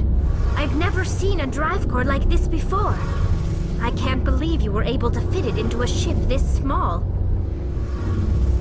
I'm starting to understand why you humans have been so successful. I had no idea Alliance vessels were so advanced. The Normandy's a prototype. Cutting-edge technology. A month ago, I was patching a makeshift fuel line into a converted tug ship in the flotilla. Now, I'm sitting on board one of the most advanced vessels in Citadel space. I have to thank you again for bringing me along. Traveling on a vessel like this is a dream come true for me. I had no idea you found ship technology so interesting. It comes with being a Quarian. The migrant fleet is the key to the survival of my people. Ships are our most valuable resource. But we don't have anything like this. We make do with cast-offs and second-hand equipment. We just try to keep them running for as long as we can. Some of the fleet's larger vessels date all the way back to our original flight from the Geth. I can't believe your fleet's still using ships that are 3 centuries old. They're constantly being repaired, modified, and refitted. They aren't pretty, but they work. Mostly. We've tried to make ourselves as independent as possible on the flotilla. Grow our own food, mine, and process our own fuel. But some things we just can't make on our own. A patch to maintain the hull integrity requires raw materials we just don't have. That's why our pilgrimages are so important. Tell me about your people. Our lives aren't easy. Resources are scarce, and we are constantly on the move. Everything we do must in some way contribute to the continuation of the migrant fleet. There are 17 million Quarians in the flotilla, and each of us relies on the others for survival. The bonds among my people are strong. Unfortunately, we have had to surrender many of the freedoms and civil liberties other species take for granted. What kind of freedoms? Well, it's illegal for parents to have more than one child. If our population grows too much, it would strain our resources to their breaking point. Of course, we also can't allow our numbers to become too few. If our population is in decline, the rule against single births is temporarily repealed. In extreme cases of population decline, incentives are even offered to encourage multiple births, though the Conclave hasn't had to take such measures in nearly a century. That's your government. The Conclave is our civilian branch of government. Each ship can elect a representative to serve on the Conclave and make decisions that affect the fleet as a whole. On matters that affect an individual ship, however, the captain has the final say. It's a tradition that dates back to the early days, when the fleet was governed by martial law. Fortunately, most captains nowadays are smart enough to have an elected council from their crew to give them advice and guidance. So the ultimate power rests with elected officials. In practice, the Conclave and the respective council for each ship tend to set the rules that govern our daily lives. But in theory, we are still under military jurisdiction. The 5 top-ranking military officials in the fleet serve on the Admiralty Board. These 5 have the power to overrule any decision by the Conclave in case of emergency.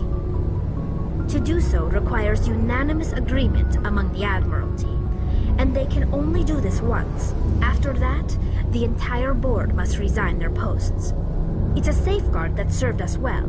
In nearly 3 centuries, the Admiralty Board has only overruled the Conclave 4 times. I want to know more about the Geth. I doubt I can tell you anything you don't already know. It's been almost 3 centuries since they drove my people into exile. All I know is the story of their origins. What they were when we created them, and how they turned on us. Interesting. The Geth were originally created to serve as an automated manual labor force. Initially, their intelligence was as limited as any VI. Over time, we made small modifications to their programming to allow them to perform more varied and complex tasks, bringing them closer and closer to true AI status. How come the Council didn't step in and stop you? This wasn't true AI research. We may have been skirting the bounds of the law, but we never did anything that was actually illegal. The changes were so insignificant, so gradual, that we were able to control them. Or so we thought. But one thing we underestimated was the power of the neural network. A million Geth thinking simultaneously created an inherently unstable matrix. So, the Geth share brain power? Many of the Geth's logic systems were designed to work in concert with other nearby Geth. Basically, the more of them you have in a group, the smarter they are. So there's some sort of group consciousness? No, nothing like that. They cannot share sensory data or information. Their programming cannot handle that much simultaneous input. Each Geth maintains an individual awareness and identity. The neural network only operates on a process-based level. It's basically the synthetic equivalent of a subconscious. But when they're in close proximity, they can coordinate low-level functional processes, freeing up more capacity for original or independent thought. That doesn't make any sense. I'm probably oversimplifying. The Geth are incredibly advanced and complex creations. All you need to know is that they get smarter when they gather in large numbers. As we built more and more Geth, their effective intelligence became more sophisticated, more abstract. One day, a Geth began to ask its Quarian overseer questions about the nature of its existence. Am I alive? Why am I here? What is my purpose? As you can imagine, this caused a near panic among my people. I don't see what's so bad about those questions. The Geth were created to engage in mundane, repetitive, or dangerous manual labor. That's fine for machines, but it won't satisfy a sentient being for long. The Geth were showing signs of rudimentary self-awareness and independent thought. If the Geth were intelligent, then we were essentially using them as slaves. It was inevitable the newly sentient Geth would rebel against their situation. We knew they would rise up against us, so we acted first. A general order went out across all Quarian-controlled systems to permanently deactivate all Geth. The Geth responded to this order violently. You can't blame them for fighting for their survival. We had no other choice. The Geth were already on the verge of revolution. By acting quickly, we had a chance to end the war before it began. The hope was that most of the Geth would still be little more than machines, incapable of organized resistance. But they had progressed much further than anyone anticipated. The war was long and bloody. Millions upon millions of Quarians died at their hands. In the end, we were forced to flee our own homeworld. We feared the Geth would pursue us, but they never came beyond the Veil. Now we drift through space, exile, searching for a way to reclaim what was once ours. It's hard to feel sorry for you. Your ancestors tried to wipe out another species. We made a mistake when we created the Geth in the first place, but we did not make a mistake when we went to war against them. If we had not acted, they would have wiped us out. They're a synthetic life form. They have no use for organics. None. Why do you think they cut themselves off from the rest of the galaxy?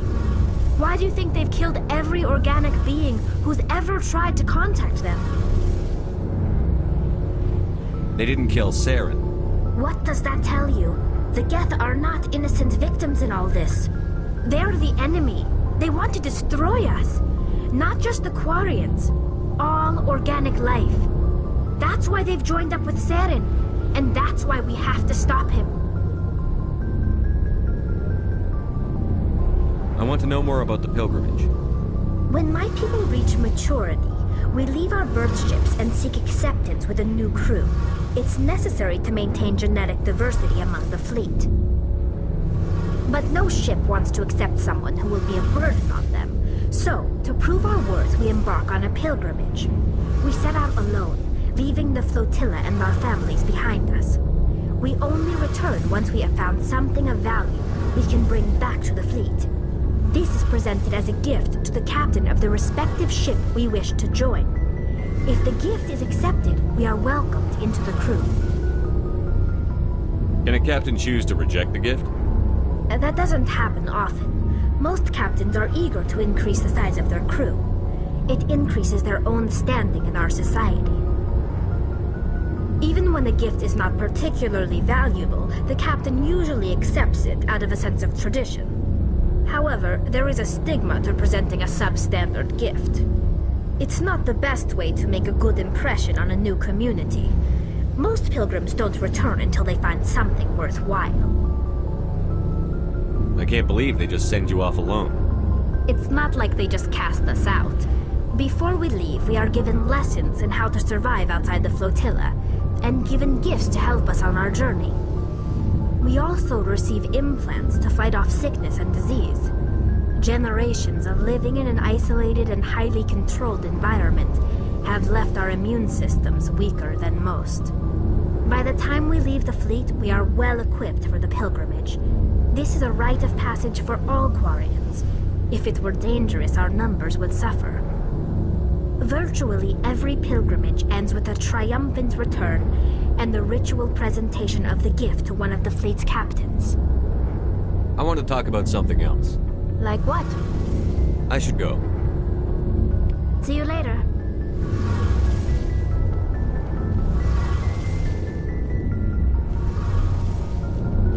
Hey, Commander, you know that Quarian, Tali?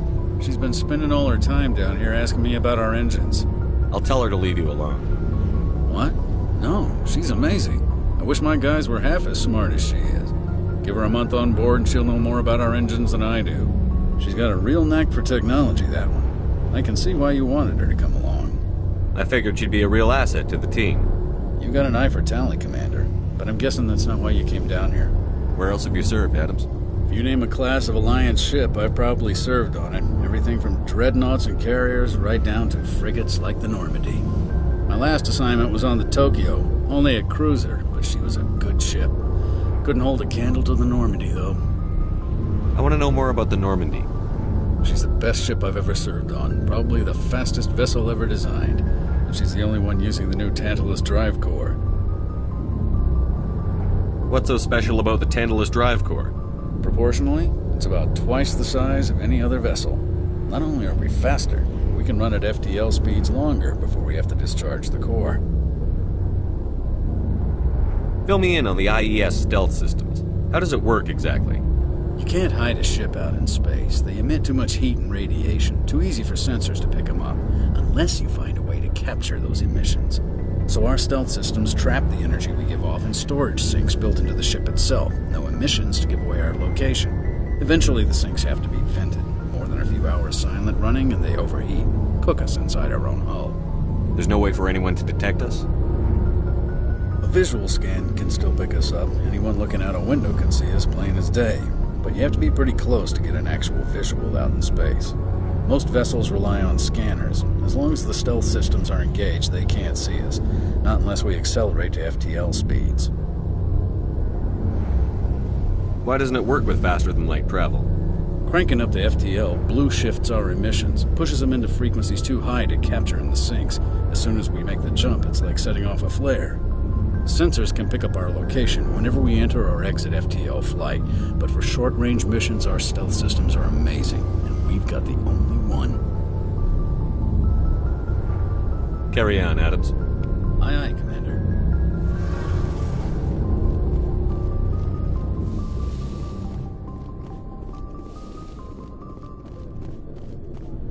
Hey, Commander. Looking for some extra supplies before you head out? What have you got? Whatever you want. Armor, weapons, mods. It's not standard Alliance issue, but that's not necessarily a bad thing. Well, as long as you don't mind paying for it. Why should I pay you for my weapons and armor? My stuff doesn't come from the Alliance. I have to purchase it myself, and it's not cheap. Hell, the licenses alone have set me back more than I'd like. But no licenses, no goods. Without the goods, I'm out of a job.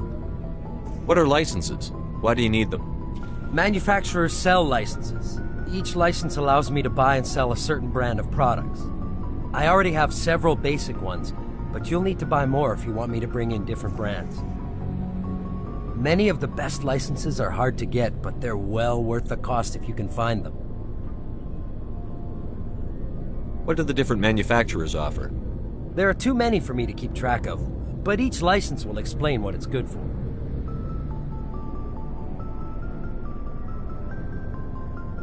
How often will you get new items? Well, that depends on how many licenses you've purchased, but I'll rotate items on a regular basis regardless. And anytime we land someplace with a big enough port, I'll buy, sell, and trade whatever I can. Check back often. I need to move items quickly, so only the most basic items will be stocked consistently. Let's see what you've got. You bet, Commander.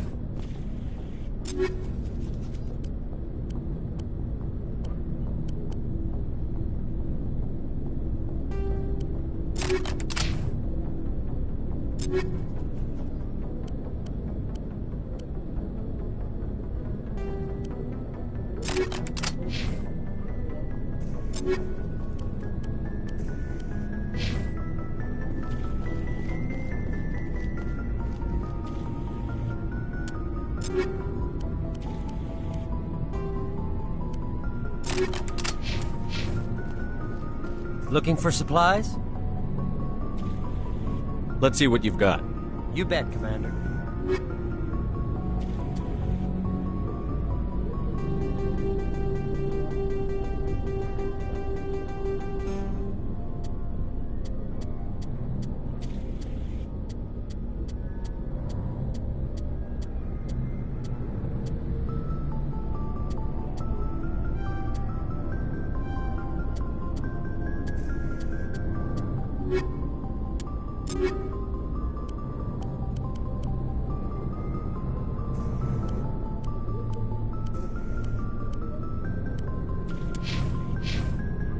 Looking for supplies? Let's see what you've got. You bet, Commander.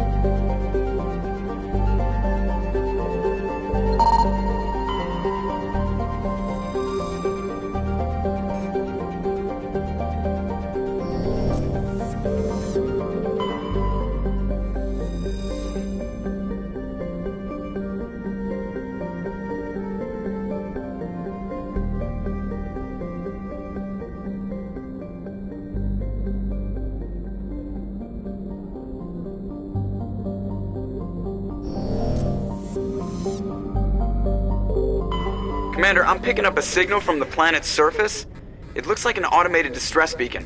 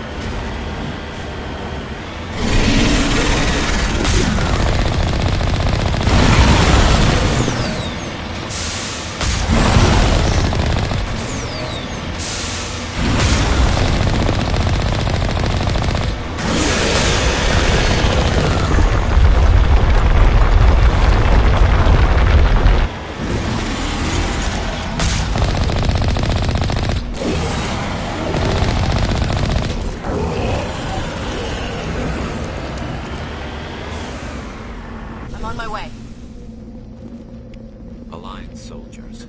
Looks like they were lured here by the distress beacon. These are Admiral Kahoku's men. We need to tell him what happened here.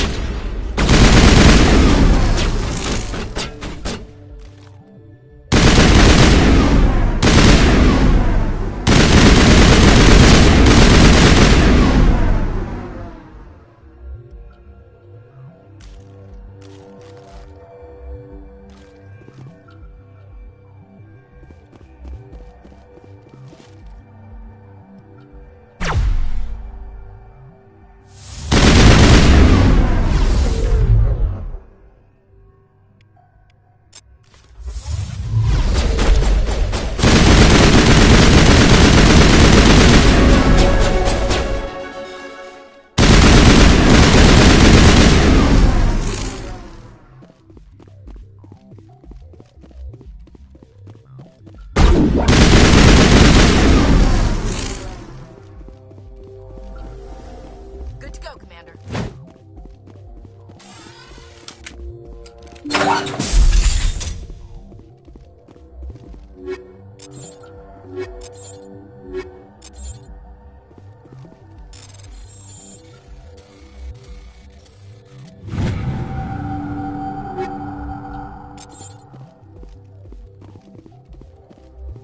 Ready.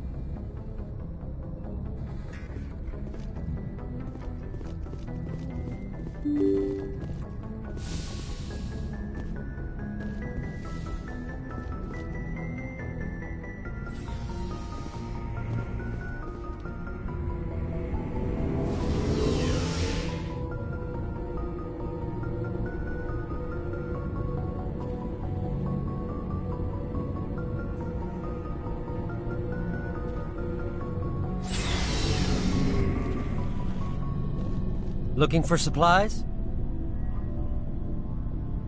Not right now, thanks. No problem. Keep checking back.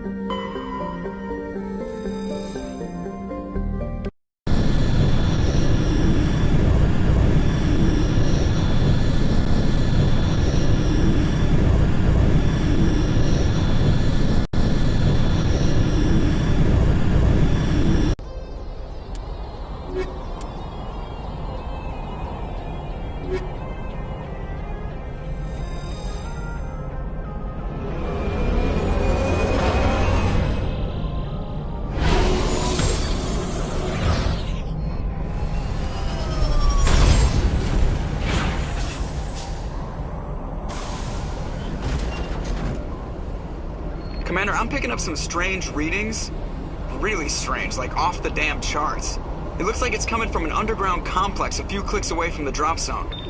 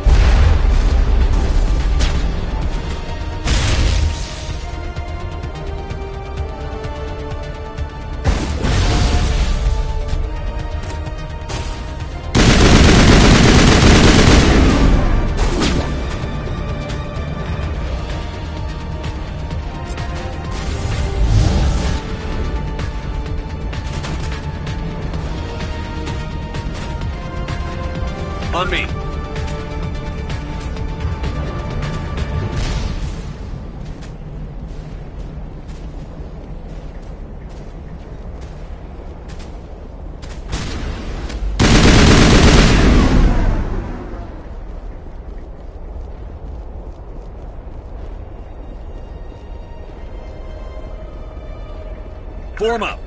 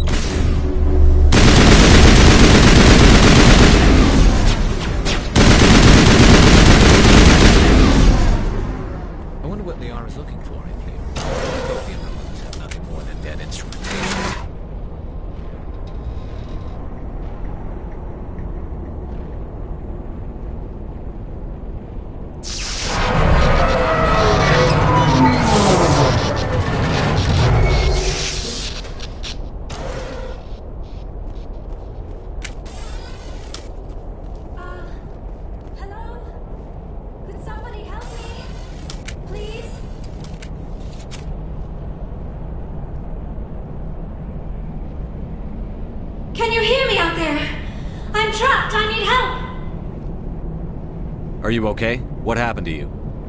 Listen, this thing I'm in is a Prothean security device. I cannot move, so I need you to get me out of it, all right? How'd you end up in there? I was exploring the ruins when the Geth showed up, so I hid in here. Can you believe that? Geth, beyond the veil! I activated the tower's defenses. I knew the barrier curtains would keep them out. When I turned it on, I must have hit something I wasn't supposed to. I was trapped in here. You must get me out, please! Your mother is working with Saren. Whose side are you on? What? I am not on anybody's side. I may be Benezia's daughter, but I'm nothing like her. I have not spoken to her in years. Please, just get me out of here. We just need to figure some way past this energy field. It's a Prothean barrier curtain. I knew it would keep me safe from the Geth. When I turned it on, I must have hit something I wasn't supposed to.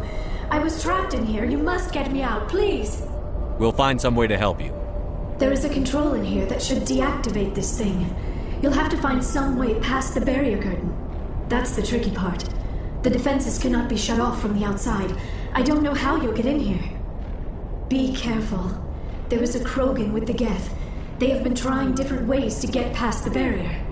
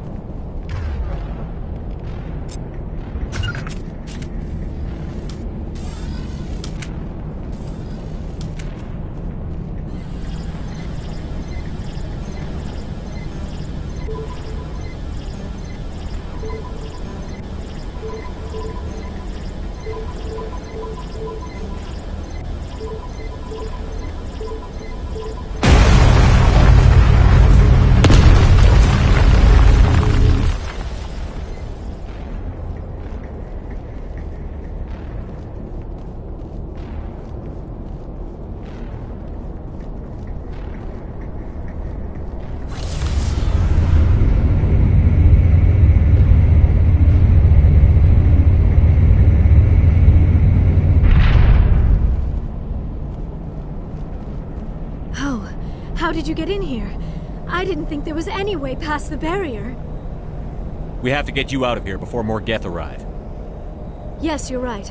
I've seen enough of them to last a lifetime. That button should shut down my containment field.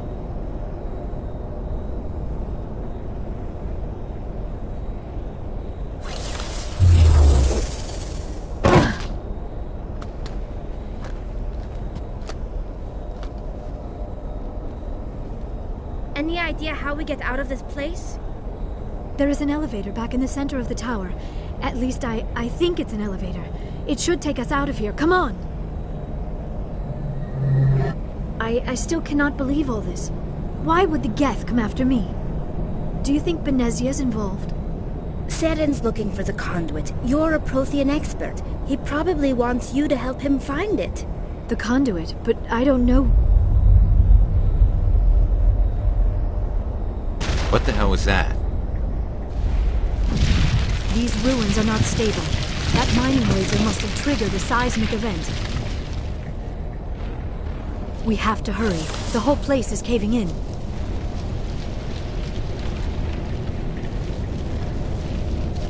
Joker, get the Normandy airborne and lock in on my signal. On the double, mister. Aye, aye, Commander. Secure and away. ETA 8 minutes. He needs to move faster.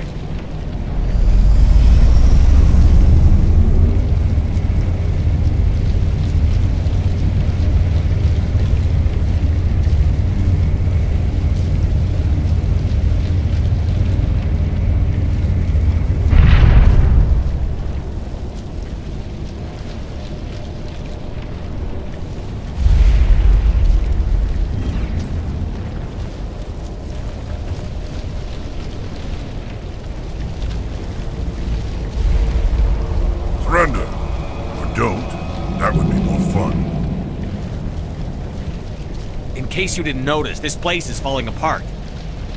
Exhilarating, isn't it? Thanks for getting rid of those energy fields for us. Hand the doctor over. Whatever it is you want, you are not getting it from me. She'll stay with us, thanks. Not an option. Saren wants her, and he always gets what he wants. Kill them. Spare the Asari if you can. If not, doesn't matter.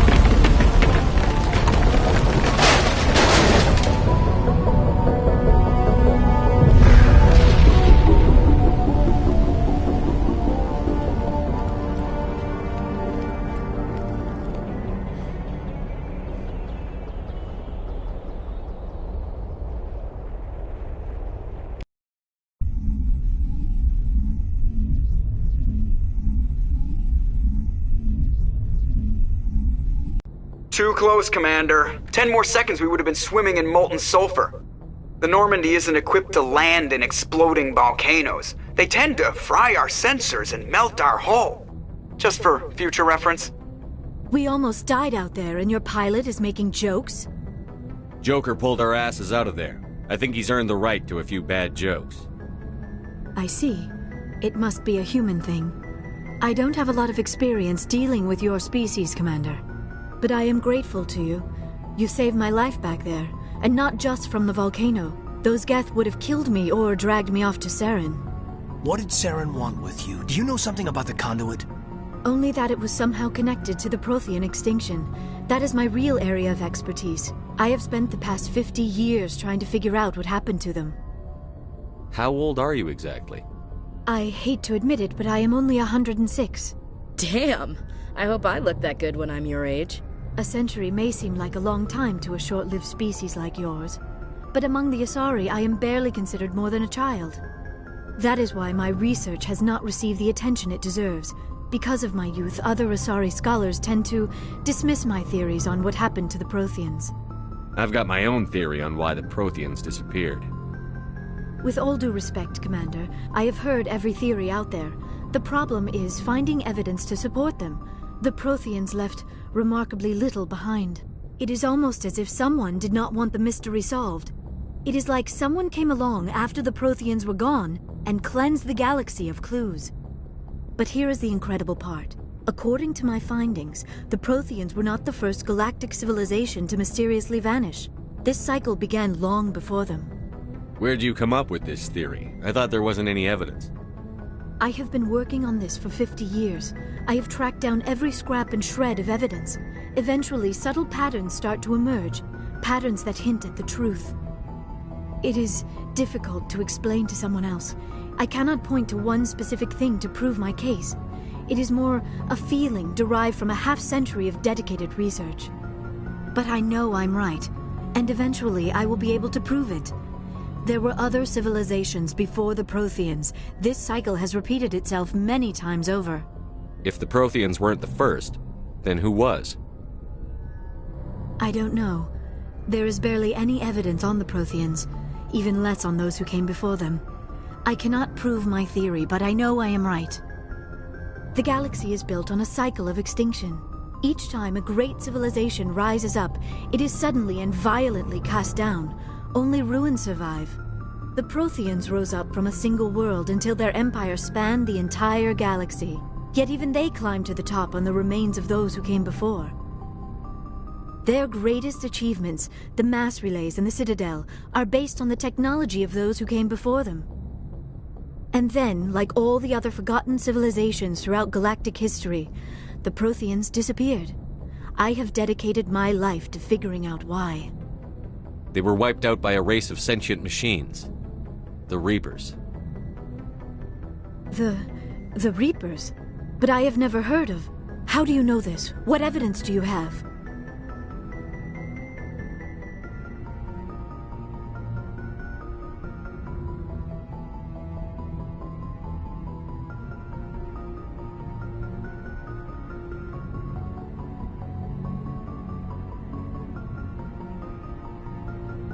There was a damaged Prothean beacon on Eden Prime. It burned a vision into my brain. I'm still trying to sort out what it all means. Visions? Yes, that makes sense. The beacons were designed to transmit information directly into the mind of the user. Finding one that still works is extremely rare. No wonder the Geth attacked Eden Prime. The chance to acquire a working beacon, even a badly damaged one, is worth almost any risk. But the beacons were only programmed to interact with Prothean physiology. Whatever information you received would have been confused, unclear. I am amazed you were able to make sense of it at all. A lesser mind would have been utterly destroyed by the process. You must be remarkably strong-willed, Commander. Okay, this isn't helping us find Saren or the conduit. Of course, you're right. I am sorry, my scientific curiosity got the better of me. Unfortunately, I do not have any information that could help you find the conduit, or Saren. I don't know why Saren wanted you out of the picture, but I think we'll be a lot better off if we bring you along. Thank you, Commander. Saren might come after me again. I cannot think of anywhere safer than here on your ship. And my knowledge of the Protheans might be useful later on. And her biotics will come in handy when the fighting starts. Good to have you on the team, Liara. Thank you, Commander. I am very grateful. Oh, I am afraid I am feeling a bit lightheaded. When was the last time you ate or slept? Dr. Chakwa should take a look at you. It is probably just mental exhaustion, coupled with the shock of discovering the Protheans' true fate. I need some time to process all this. Still, it could not hurt to be examined by a medical professional. It will give me the chance to think things over. Are we finished here, Commander? We can talk again after you've seen the doctor. The rest of you, dismissed. Mission reports are filed, Commander. You want me to patch you through to the Council? Patch him through, Joker. Setting up the link now, Commander. We've received your report, Commander. I understand Dr. Tassoni is on the Normandy. I assume you're taking the necessary security precautions. Liara's on our side. The Geth were trying to kill her. Benezia would never allow Saren to kill her daughter. Maybe she doesn't know. Or maybe we don't know her. We never expected she could become a traitor. At least the mission was a success. Apart from the utter destruction of a major Prothean ruin. Was that really necessary, Shepard? The Geth were crawling all over those ruins. We were lucky to make it out alive. Of course, Commander. The mission must always take priority. Good luck, Commander. Remember, we are all counting on you.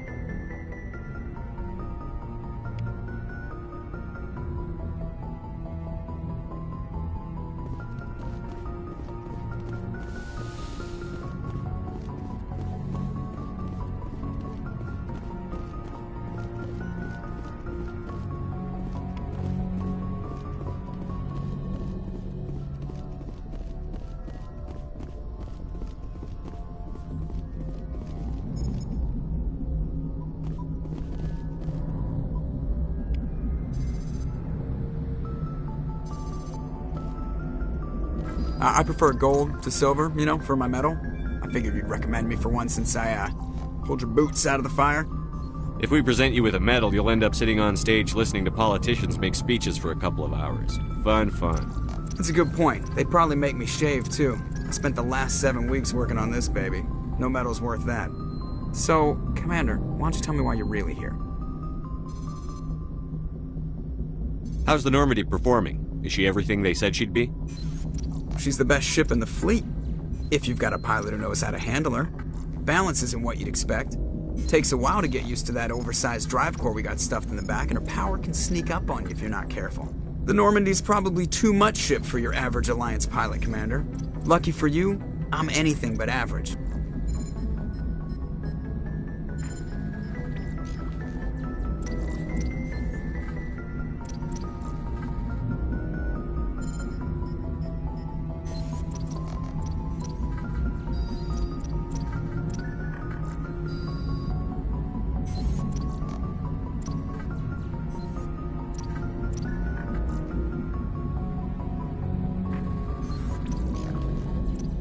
How'd you end up joining the Alliance?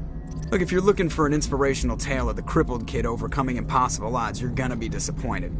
My mother was a civilian contractor working for the Alliance. I basically grew up on the Arcturus station back when they were building up the fleets. Spend all that time around Alliance ships, there's a good chance you'll end up going to the Academy. I have to go. Alright, see ya.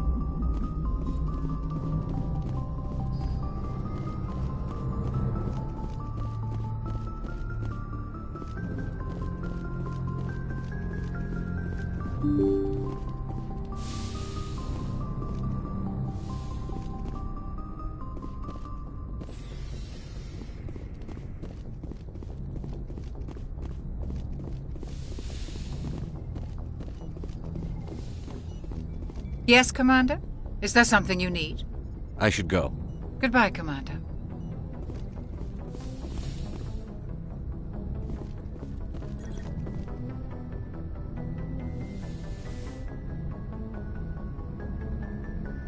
Commander, are you coming to check up on me?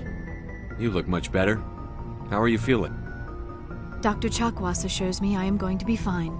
I was impressed with her knowledge of Asari physiology. You're in good hands. Dr. Chakwas knows what she's doing.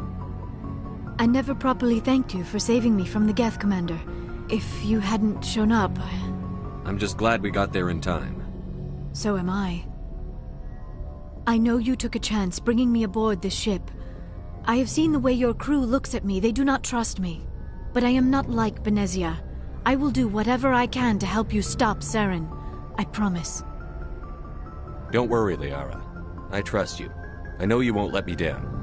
It means a lot to hear you say that, Commander. Thank you. I'd like to know more about the Asari. We were the first species to discover the Citadel. We were instrumental in forming the Council, and we always strive to be the voice of peaceful cooperation in galactic disputes. My people believe we are all part of a single galactic community. Each species contributes something to the greater whole.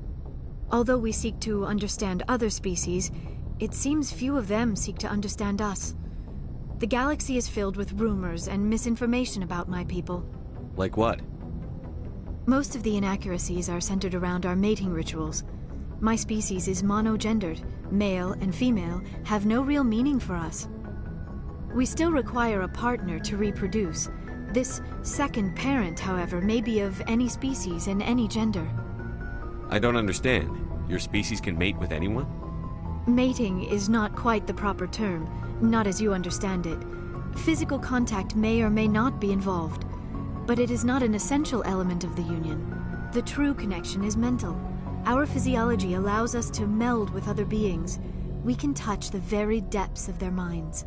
We explore the genetic memory of their species. We share the most basic elements of their individual and racial identities.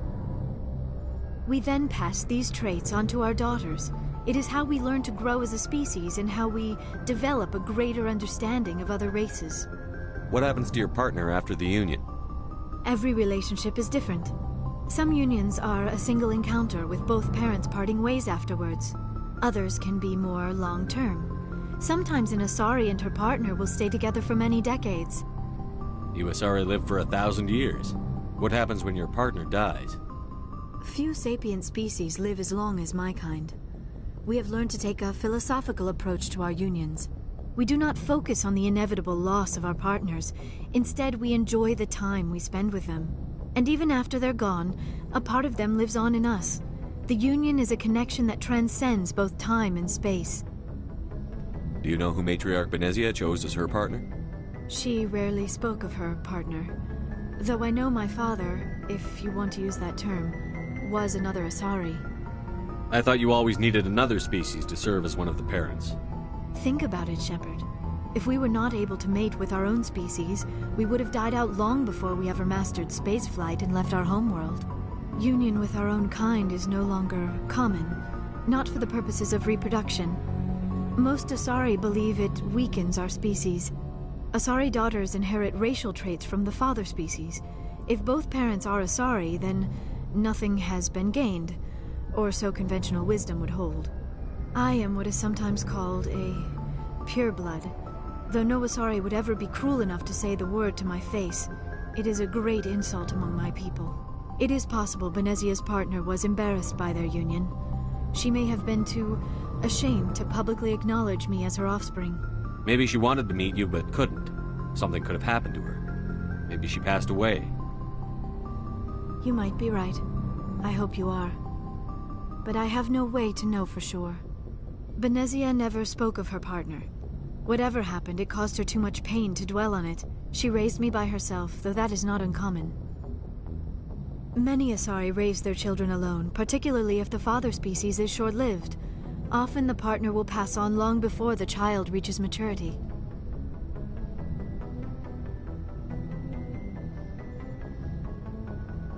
Do you know why Benezia joined up with Saren? I don't understand it. She was always outspoken about the need for the Asari to become more involved in shaping galactic events. Maybe she thought allying herself with Saren would somehow be for the greater good in the long run. At least I hope so.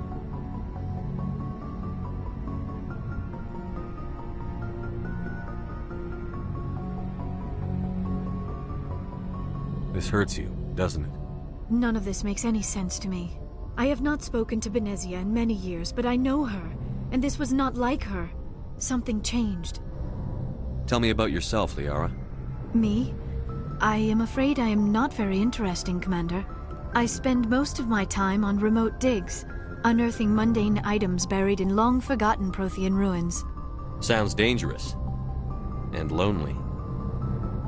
Sometimes I would run afoul of indigenous life forms or stumble across a small band of mercenaries or privateers, but I was always careful.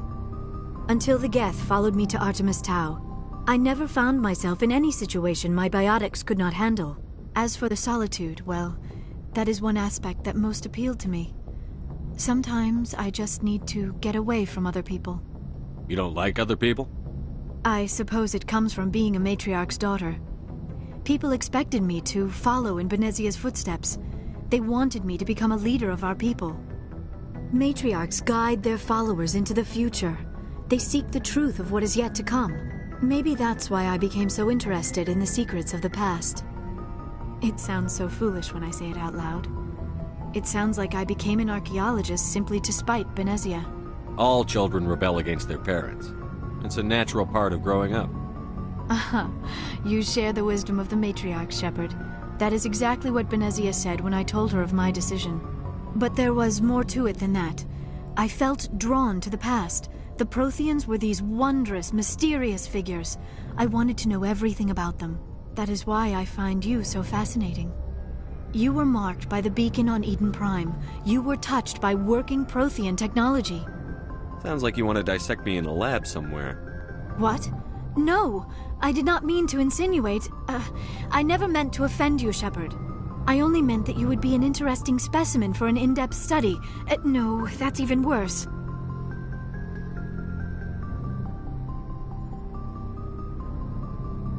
Calm down, Liara. I was only joking. Joking? Oh, by the goddess, how could I be so dense? You must think I am a complete and utter fool. Now you know why I prefer to spend my time in the field with data disks and computers.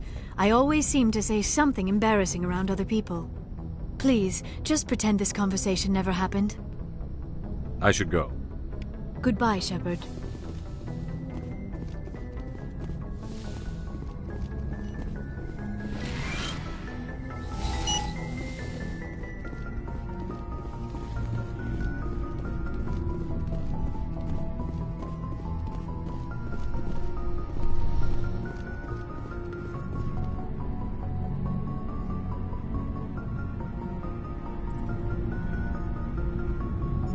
Anything you need, Commander?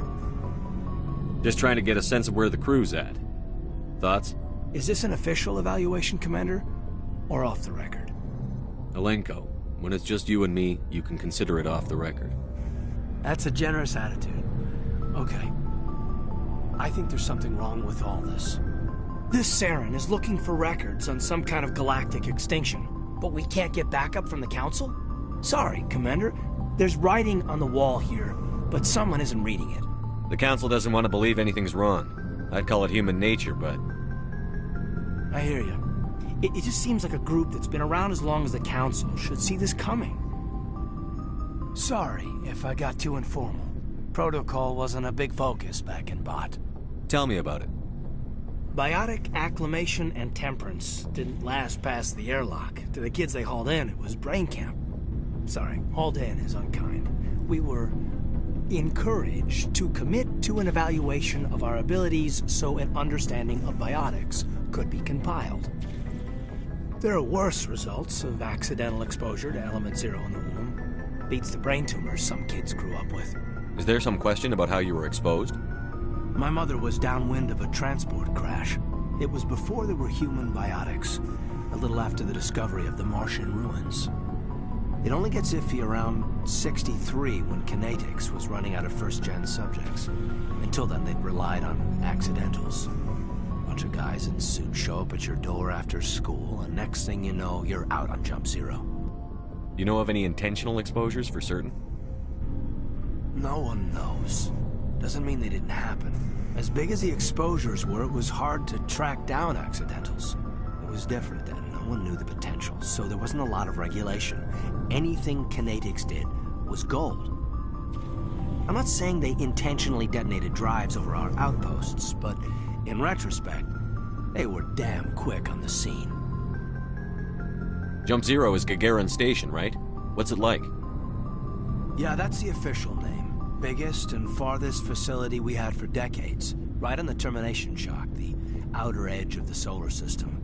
It's where they did all the Goose Chase FTL research before we caught on to using mass effect fields. It was a sterile research platform when I was there. There were other kids in the same boat, right? At least you weren't alone out there. That's true. We did have a little circle that'd get together every night before lights out. We didn't have much to do, though. It was a research platform then, and Kinetics kept Jump Zero off the extranet to prevent leaks. Then you must have had plenty of time to get to know each other. Yeah, we'd sit around and bull every night after dinner, play cards or network games. There was this girl named Rana, who had a little circle grow up around her.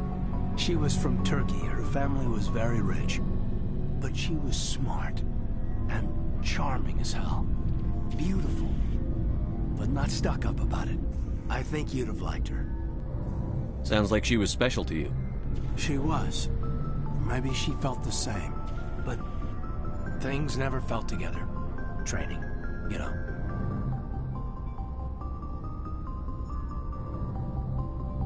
Jump Zero's a long way from home. What was it like? The grand gateway to humanity looks a lot better in the vids. But that's my own baggage, Commander. No bearing on this. Alenko, there's no regulation that says you can't be friends with your commander. I appreciate that, Commander. I just don't want you to think that I'm a whiner. Besides, I've got my past squared away.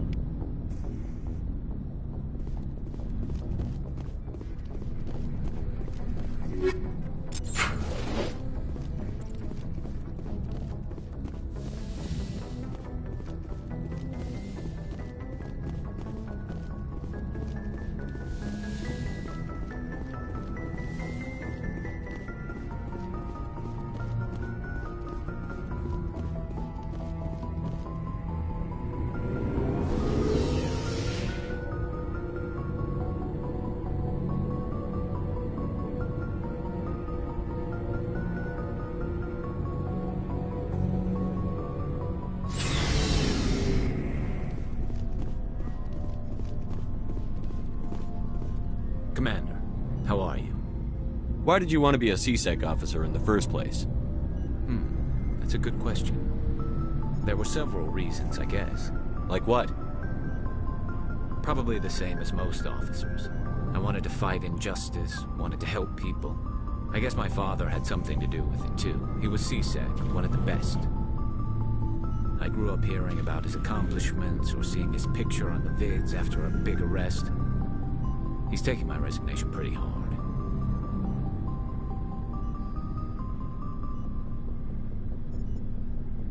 That's tough, but you'd think he'd be impressed you're going after Saren. My father's a C-Sec man to the bone. Do things right or don't do them at all, he says. He thinks I'm being too rash, too impatient. He's worried I'll become just like Saren. He actually talked me out of becoming a Spectre when I was younger, for the same reasons. You were asked to be a Spectre? Well, I was targeted as a possible Spectre candidate, me and about 1,000 other Turian military recruits. I could have received special training, but my father didn't like it. He despises the Spectres.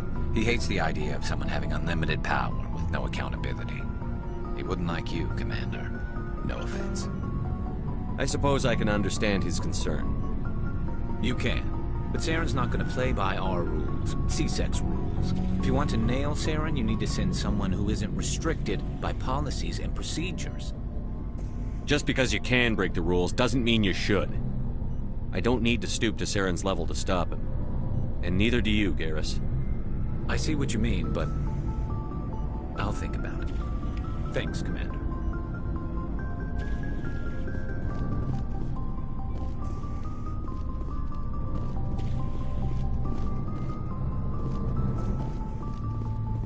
Commander, you have a minute to talk? I keep an open door policy. If you have any concerns, lay them on me. All right. I know things are different aboard the Normandy, but I'm concerned about the aliens, Vakarian and Rex. With all due respect, Commander, should they have full access to the ship? They may not serve the Alliance, Chief, but they're allies. At least as far as Saren goes. This is the most advanced ship in the Alliance Navy. I don't think we should give them free rein to poke around the vital systems. Engines, sensors, weapons.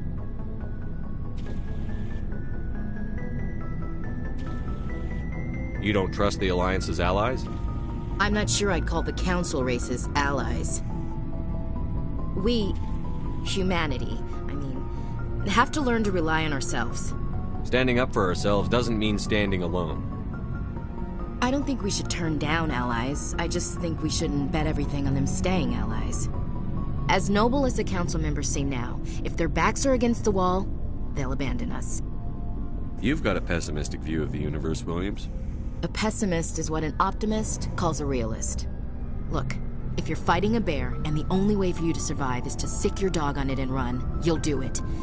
As much as you love your dog, it isn't human. It's not racism, not really. Members of their species will always be more important to them than humans are. These seem like deeply held beliefs, Williams. What made you think this way?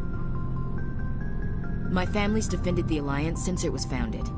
My father, grandfather, great-grandmother, they all picked up a rifle and swore the oath of service. I guess we just tend to think of Earth's interests as our own. I never knew my family. Grew up an orphan on Earth. Anybody in your family I'd have heard of? Couldn't say, Commander. So why are you out here? Just trying to get away from Earth? No. The future of humanity is out here. There's so much we haven't seen yet. Yeah. I still remember my first field exercise on Titan. When we hit mud, the reality hit me. I'm the first person who ever stood here. Then my drill instructor kicked me in the ass. I went face first into the muck. He spent the next 5 minutes chewing me out for gold breaking. Don't tell me you had Gunny Ellison. He's the only one I know who uses that word to describe shirking duty. Oh, Lord. You went to the Makapog boot camp, too? Yeah. Gunny Ellison's still reaming out recruits down there. Kicking ass and using words like inveigle and pusillanimous. It doesn't sound like you've worked with aliens before. No, sir. Mainly I've been groundside, part of the surface garrison forces. I did get a rotation on a space station for training. Every Marine a rifleman, every rifleman ZG certified. That's odd. Your record is spotless and your technical scores are exemplary. You should be serving with the fleet.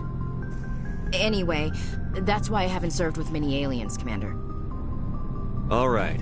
I can see where your concerns are coming from, Williams. But this is a multilateral mission. You're going to have to work with aliens, like it or not. It won't be a problem, Commander. You say jump, I say how high. You tell me to kiss a Turian, I'll ask which cheek. I don't think kissing Turians will be necessary. You never know, Commander. What's your opinion on the last mission? Not sure I buy Dr. Tassoni's story about her and her mom not talking. They're family, right? I think she's being straight with us. Or at least, I don't think she lies very often. Yeah, she's probably really bad at it. Hey, want me to ask her about her sex life? Might be illuminating.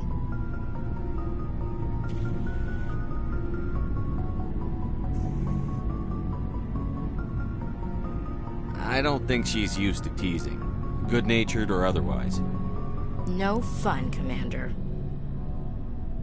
Too bad those ruins got destroyed. I mean, they lasted thousands of years. That's impressive. We'll talk later, Williams. Looking forward to it, sir.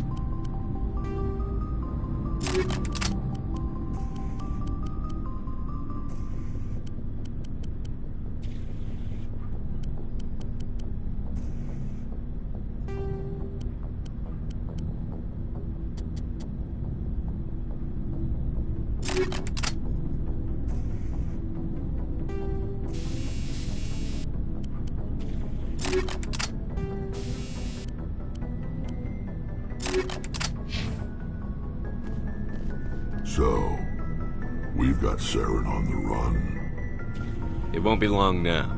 Saren's good, but I'm better. Good? He's rotten. To the core. I could tell as soon as I met him. Why didn't you tell me this sooner? I would've if I thought it was important. I think I'd like to hear about it just the same. This was a while ago. A bunch of mercs were bragging about a job out near the edges of the Terminus systems. They said it paid well and the boss was never around to ride them. They said he was looking for more men, too. So I checked it out. I didn't know Saren was openly recruiting mercs. It wasn't that open, and he only showed his face once. We'd been raiding ships in the area for months when we took out this massive cargo freighter. Our biggest haul yet. I was on board checking bodies for valuables, looking for some extra credits. That's when I saw him. What did Saren want with the ship? I don't know what he wanted. He was just moving through the ship, watching. Couple of the mercs called him by name, but he never spoke to them. Never spoke to anyone. I had a really bad feeling about him, so I got the hell out. Didn't even wait to get paid. Whose ship was it? There was a Volus trading vessel. Big one. Lots of guards. But they were no match for us. What kind of cargo was the freighter carrying? What was Saren after? I don't know. All I saw on that ship was food and medical supplies. There were some basic weapons, but nothing big. If there was anything of value on that ship, I didn't see it. That's why I didn't mention it sooner. That's the only time you saw him? Yeah. Didn't even know who he was. Still wouldn't if I hadn't joined up with you. But my instincts were right. Every other merc on that mission turned up dead within a week. Every damn one. So long, Rex.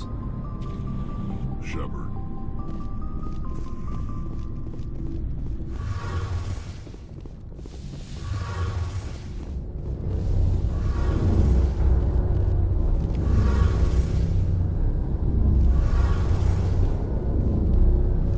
Oh, hello, Shepard. Are you okay? I don't know.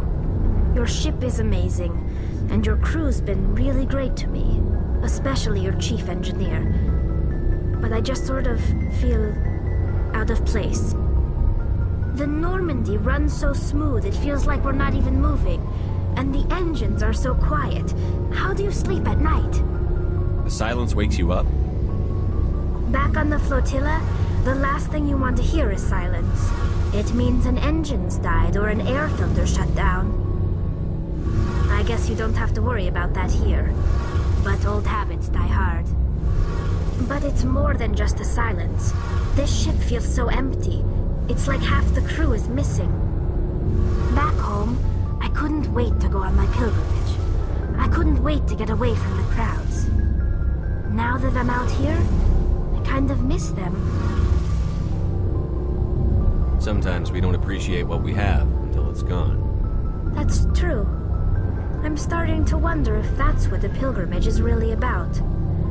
It's given me a whole new perspective on my people and our culture. You know, there's always a few who go on their pilgrimages and never return.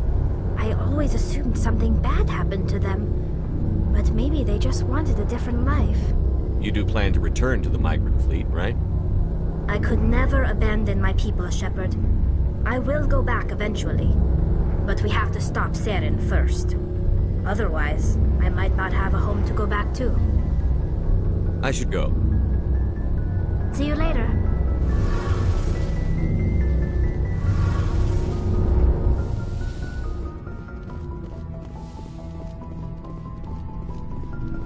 Looking for supplies? Let's see what you've got. You bet, Commander.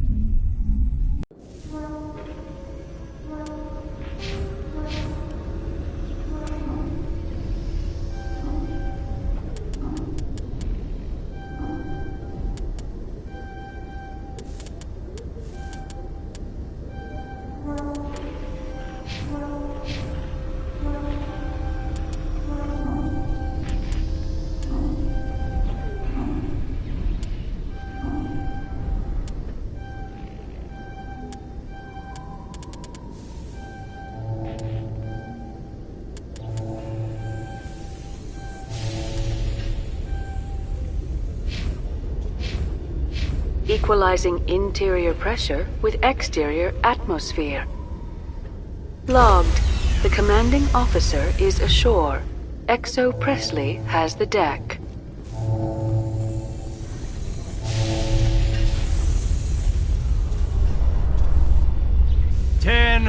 At ease. Rear Admiral Mihailovic, 5th Fleet. We weren't told to expect you, sir. I would have prepared a formal greeting. Spare me the pleasantries. I command the 63rd Scout Flotilla. You and the Normandy were slated for my unit after shakedown. Then the Council got their paws, claws, tentacles, whatever. They got them on our ship and you. I still serve the Alliance, sir. As a Spectre, I can advance our interests to the Council. You still know what color your blood is, Shepard? I don't begrudge the politician's decision to throw you to the Council. It's an opportunity.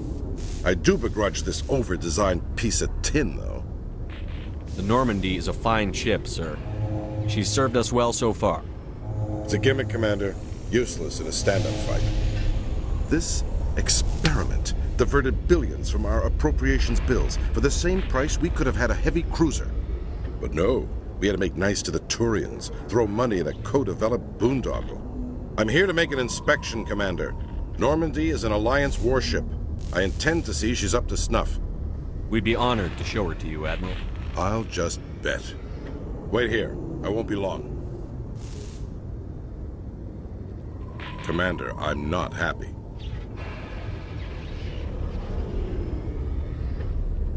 I'm sorry to hear that, sir. Who designed that CIC? Putting the commander aft of everyone else is inefficient. What if he needs to discuss with the operators toward the bow? Modified Turian style. They prefer commanders looking over their subordinates, rather than in the middle of them. We wanted to see how effectively they can command with that setup. Reasonable goal, but they should have studied that in a lab rather than on a frontline warship. I had to shake my head at that drive core of yours. 120 billion credits of element 0 to make this thing able to move without giving itself away. You realize we could make drive cores for 12,000 fighters with that money? What good is it to hide for a few hours anyway? Useless. We can loiter in an enemy system and monitor traffic, or drop infiltration teams on enemy worlds. Normandy can be more effective than the Solarian STG. Maybe. But that's not the job of a proper warship. We're supposed to find and kill the enemy fleet, not count how many times their garrison goes to the bathroom. And we need to talk about your crew, Commander. Krogan? Asari? Turians?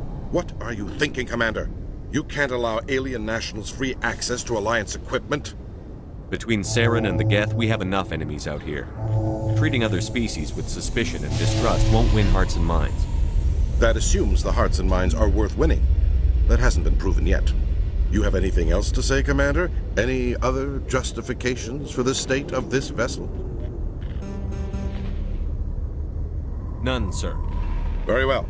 I don't agree with any of this, but your reasons seem sound. I'll be submitting a report to the Joint Military Council.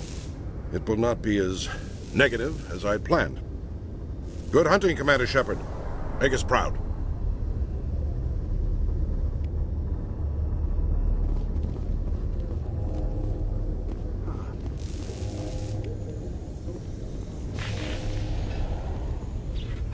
You can see half the Citadel from up here. This is quite the view, Commander. So peaceful up here. Very romantic, if you're into that sort of thing.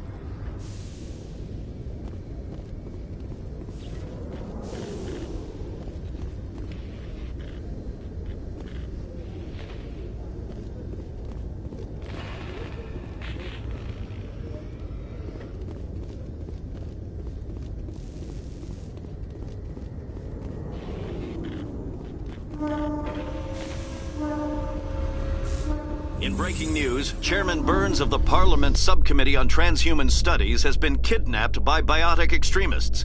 The biotics commandeered a freighter and were last seen in the Hades Gamma Cluster. No demands have yet been made.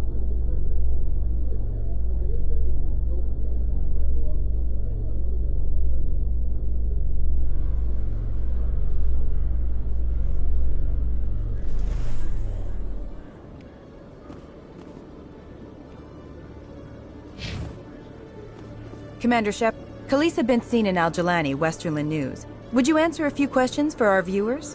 What do you want to know? You've been given a unique position to represent our race. People want to get a sense of how you'll do that.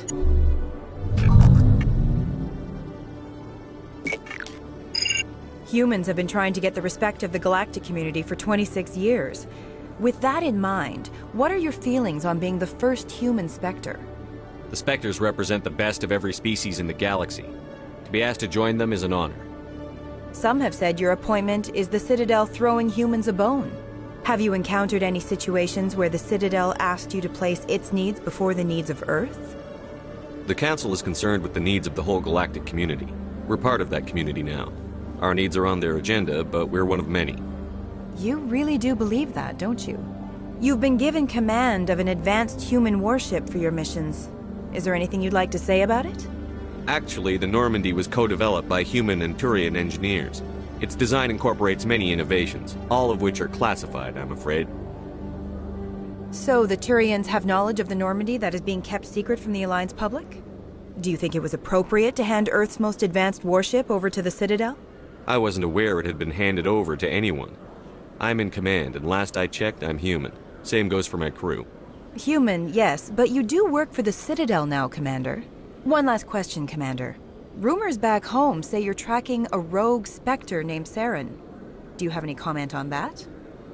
Saren instigated the attack on our colony at Eden Prime. Once his involvement was proven to the Council, I was assigned to bring him in. That's surprising, Commander.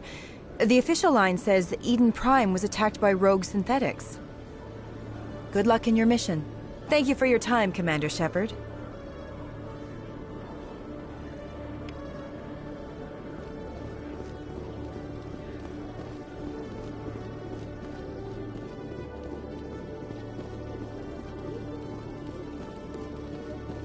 Hello, Commander. Show me what you've got.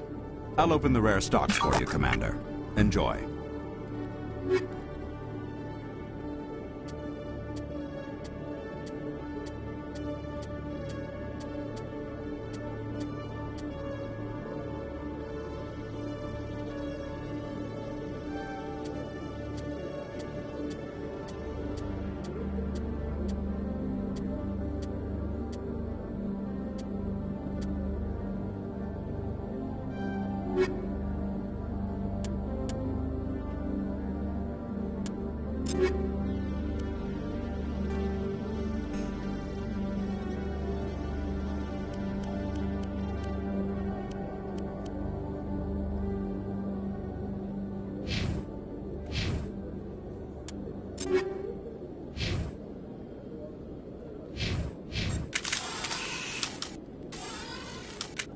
Hello, Commander.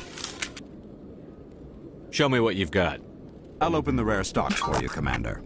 Enjoy.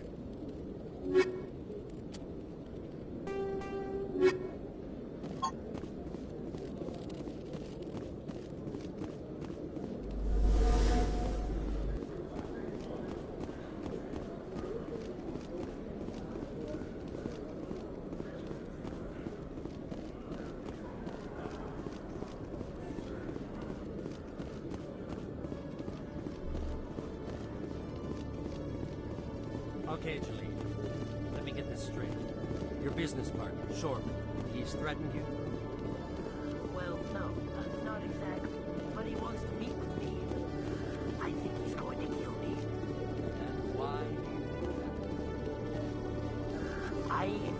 I can't really get into the details, but Shorman will kill me if I leave here unattended.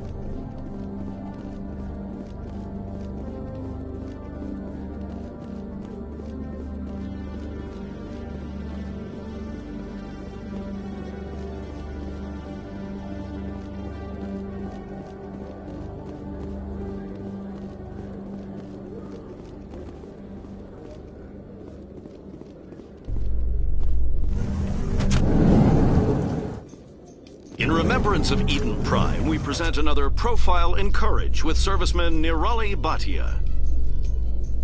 A devoted wife and talented chef, serviceman Bhatia joined the Alliance military under the Deferred Education Plan. After finishing her service, Bhatia planned to open a restaurant. Instead, she gave her life protecting the colonists of Eden Prime. For more profiles in courage, or to explore opportunities in the military, please visit the Alliance military on the extranet. Keyword, courage.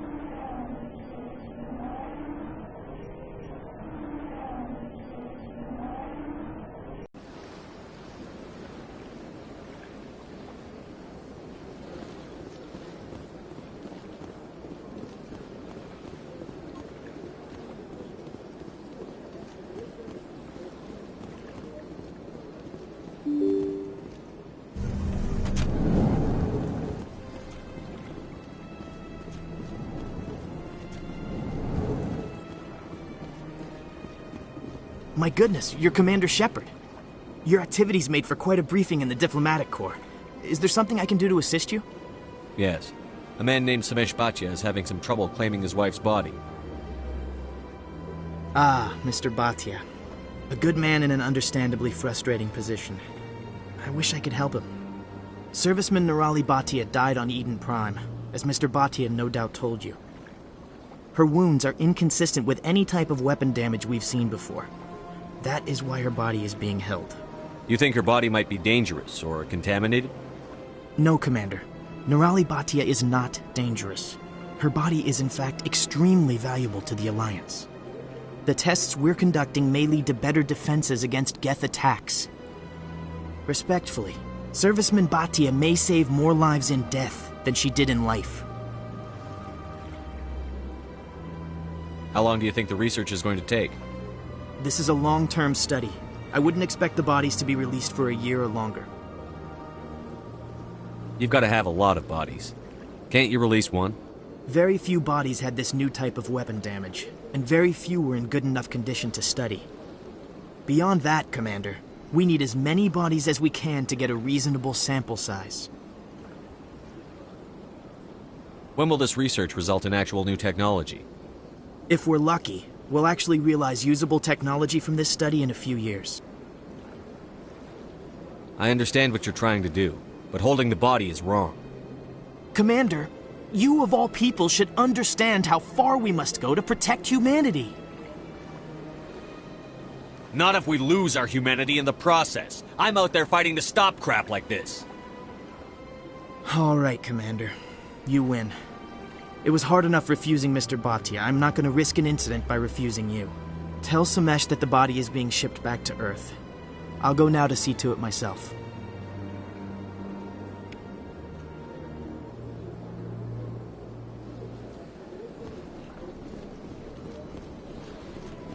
I know you. You're Commander Shepard, the human Spectre. Is there something I can do for you? You're Nassana, right? I ran into your sister, Dahlia. It didn't end well for her. What? Are you saying she's... Dahlia's dead, Nassana, and I know she was blackmailing you.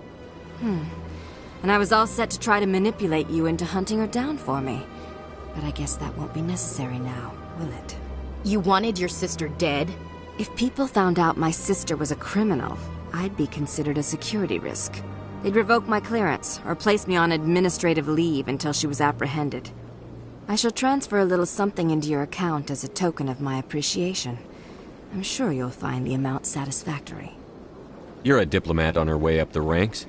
It could be handy to have a Spectre who owes you a favor. You make a good point. Anyone can come up with credits. But I can give you authorization to purchase prototype Asari mods. I will get you added to our manufacturer's preferred client list. I think you'd be very interested in what they have available. Goodbye, Shepard. It has been a pleasure doing business with you.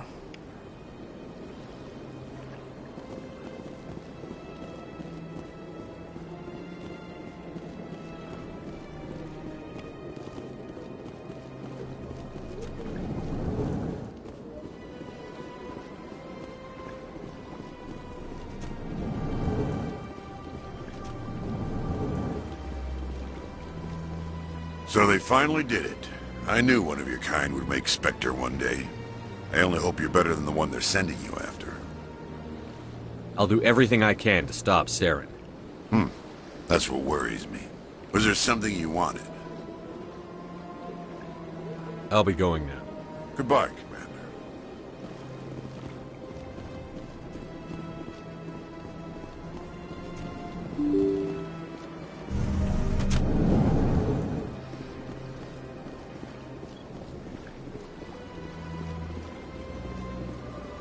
Hello again, Commander. Has there been any word? I reminded Mr. Bosker what we're fighting for. Your wife is coming home. Thank you. I will return home and begin my preparations. It does not bring me happiness, but it may bring me peace. Goodbye, Commander. Samesh, I don't know if this helps, but your wife, Nirali, loved you very much. She missed your cooking, and she played recordings of you every night before she went to sleep. I know, Miss Williams. But thank you. It's nice to hear it again.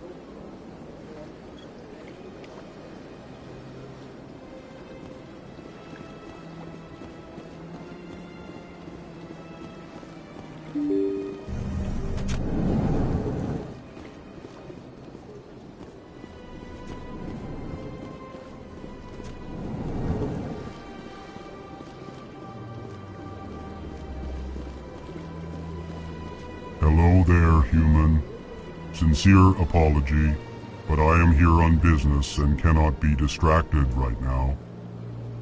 You seem distressed. Is there something I can do to help? Alarmed response. You overheard that, did you? This is all going so wrong, and it is the Asari consort's fault. She's the one who started all this. What did this Asari do to get you so upset? I cannot speak more about this problem. It is too sensitive. Suffice it to say, she has compromised my authority as a diplomat. Where can I find this Asari consort? She is across the bridge from here. Her offices are easy enough to spot. Good day, human.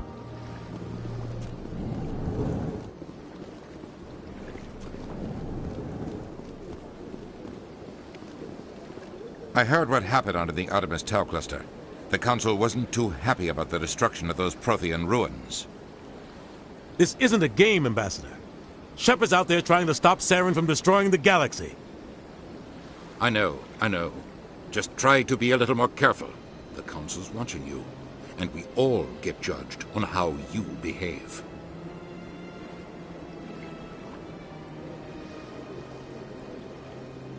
Yes, Commander? I should go. I'll be here if you need anything.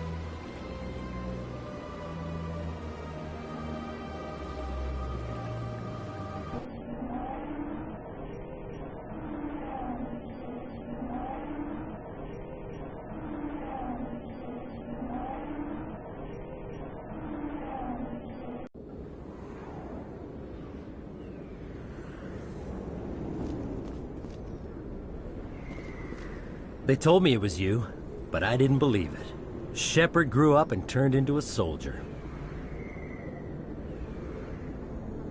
Have we met? Name's Finch. You probably don't remember me, but we ran together in the 10th Street Reds.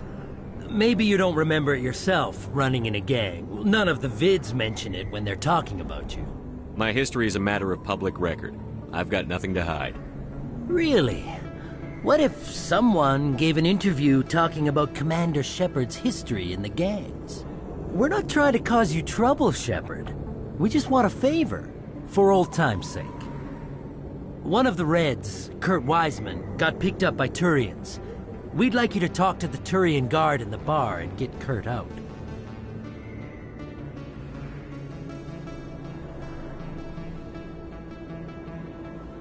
What was this guy arrested for?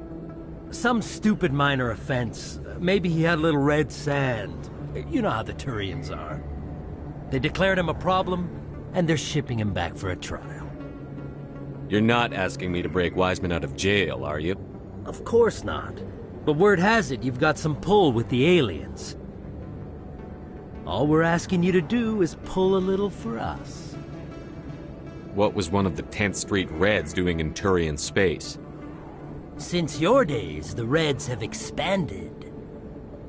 We do some salvage, a little shipping here and there, that kind of thing. My gang days are over, Finch. Get out of my way. Suit yourself, Shepard. If you change your mind, he's over in Cora's den. Take care of this, and you'll never see me again. And Shepard, you might not run with the Reds anymore, but you really don't want us as your enemies.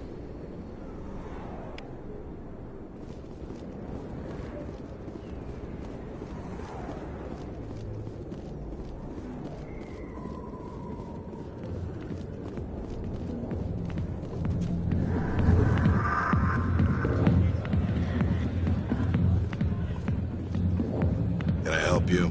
A human named Finch wanted me to use my authority as a Spectre to free Kurt Wiseman. The xenophobe? I should have known he'd have friends. Thank you for the information. We'll increase the guard at his cell. I knew you'd rat us out, Shepard. Now it's payback time.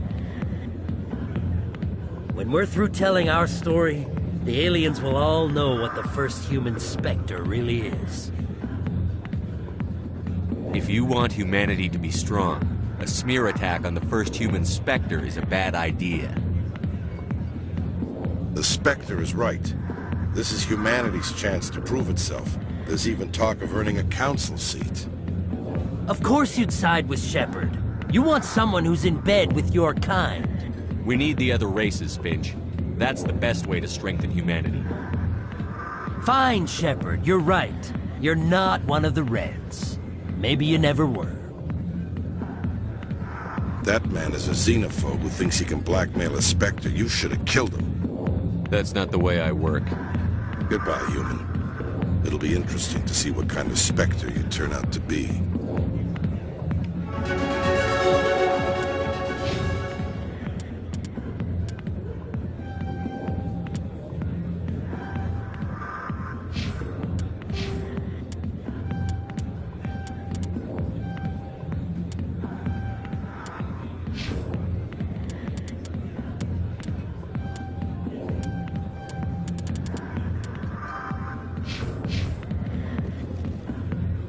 Light years from where humanity began, and we walk into a bar filled with men drooling over half-naked women shaking their asses on a stage. I can't decide if that's funny or sad. What? You don't think they're here because of the food? I see why this place is so popular. It's got quite the, view. Hey, Lieutenant, put your tongue back in your mouth before you trip on it. I got business here, but not with you.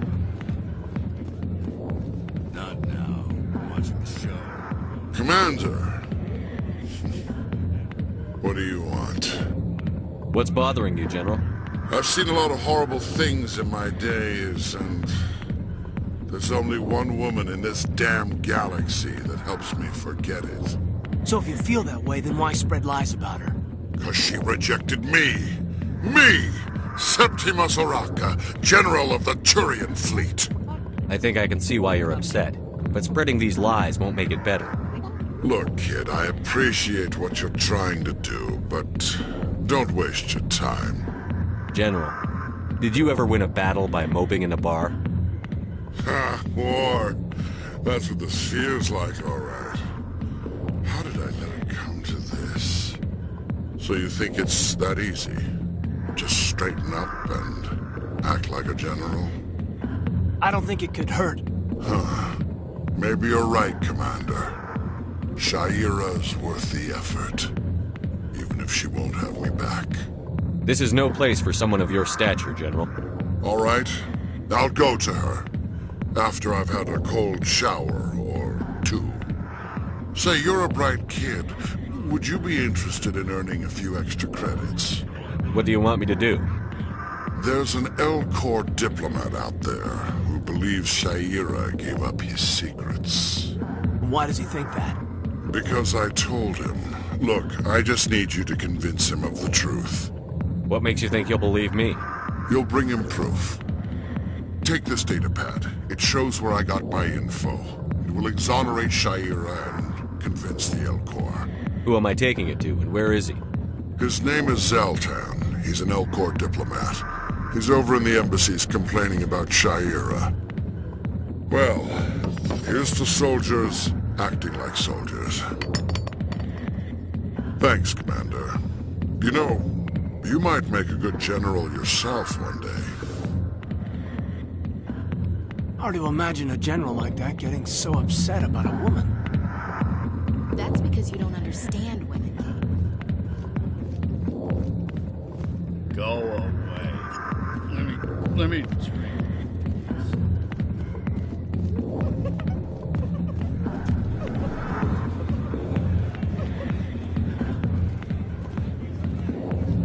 Hi, I'll be with you in just a sec. I'll wait right here. Why do I get the feeling you're not here to order drinks? I need to talk to you about your work with C-Sec. I don't know what you're talking about. Now, if you don't mind, I need to get back to my customers. This isn't a game, Jenna. These people are dangerous. Now you sound like my sister. Why is everyone so concerned about me? I can take care of myself. I need to go. I'm not a stripper. I don't get paid to stand around and look pretty. Charming girl.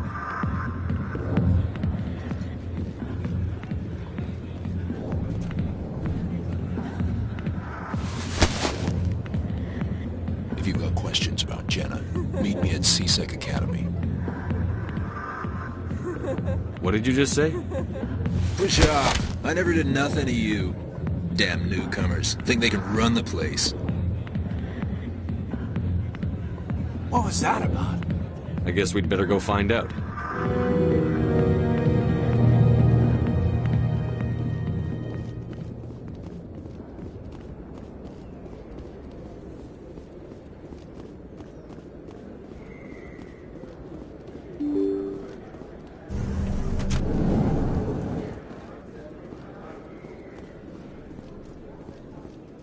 Hello there. Welcome to Moorland's famous shop. You want many good supplies, yes? Let me see what you have. Oh, you will be pleased, I think. Very good things I have. You will see.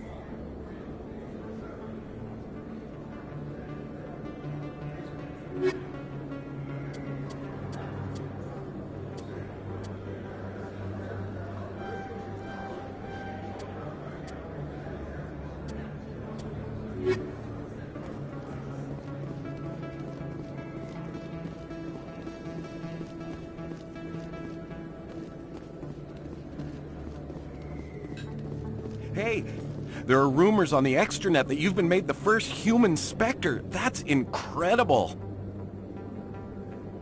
Being a Spectre is a big responsibility. I just want to make humanity proud. The vids are all talking about Commander Shepard fighting for all of us back home. And they also say that you don't take crap from anybody. You're showing them what humans can do. Hey, can I get your picture? I don't have a problem with it, but why? You're a hero, Shepard. Decades from now, humanity's going to remember you, and I'll have your picture. Just hold up your gun. Perfect.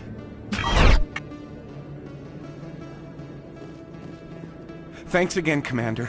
I'm gonna hang this in my living room. My wife will love it.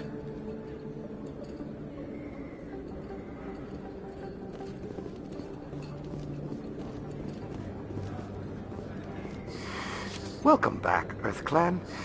Will you be needing supplies for your return to the colonies? Show me what you've got. Most excellent. I am sure you will find something pleasing.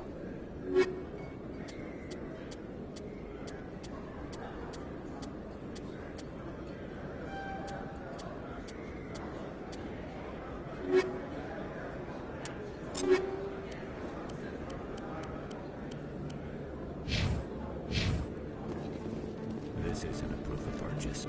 It's a bank statement. It shows that I bought something from you when I bought it. Well, thank you for buying from me, but this still doesn't prove that you purchased that item from my store. But I didn't buy anything else here. How do I know that? If you don't have the proof of purchase, I can't help. But... Sorry.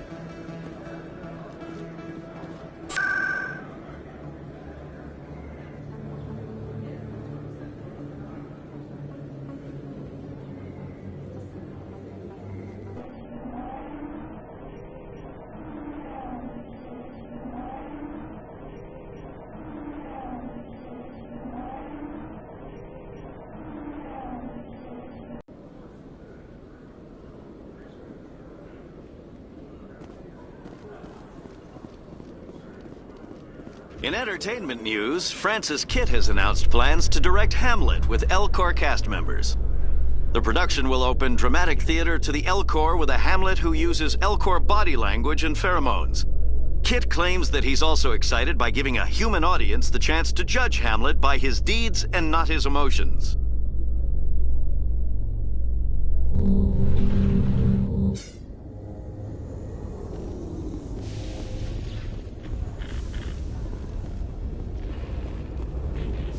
Celebrations are being planned for the anniversary of the end of the Rachni Wars. Many Council worlds, particularly Asari and Solarian colonies, will hold victory parades to commemorate the defeat of the invading Rachni.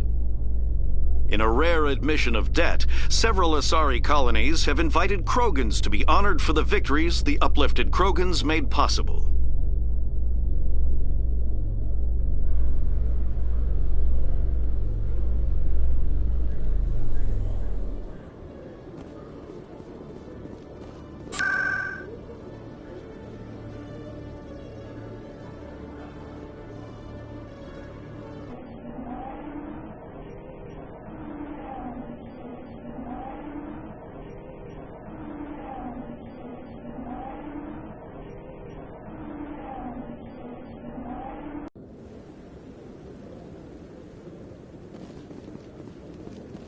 Hello again, Commander. I've got a proposition for you. Since you helped me get information on the crime syndicate, I've gotten a lot more backing from my publishers. I'm investigating traffic controller conditions now, and I wondered if you could help. That seems like a step down from wide-scale corruption. Actually, in a way, it's more important. This isn't about people getting rich. This is about safety. I've heard rumors that the space traffic controllers are overworked to a dangerous degree. I can't get into the control room, but you could. If you planted a bug inside, I could crack the story. If you crack this story, what's likely to happen? Ideally, there will be calls to improve working conditions by hiring more controllers and upgrading systems. The Council won't pay for improvements voluntarily. This story will provide that pressure. What will this bug allow you to pick up? Just audio and video. I'm not trying to tap into the traffic control system if that's what you're worried about. I just need to hear and see them in order to correlate their activity with traffic efficiency. This bug you want me to plant, could it interfere with traffic signals? Absolutely not. I made certain that the frequencies it uses won't interfere with anything. Everyone knows space traffic controllers are overworked. How is this news? There's a difference between overworked and dangerous. Traffic at the Citadel has increased by 300% in the last century, but traffic controller resources haven't kept up. We already have several last-minute wave-offs per week. Do we have to wait for a full-blown disaster? I can't promise anything, but I'll see what I can do. Give me the bug. Excellent. Just place it on a terminal with a good view of the area. Thanks again for your help. In the long run, this story is going to save lives.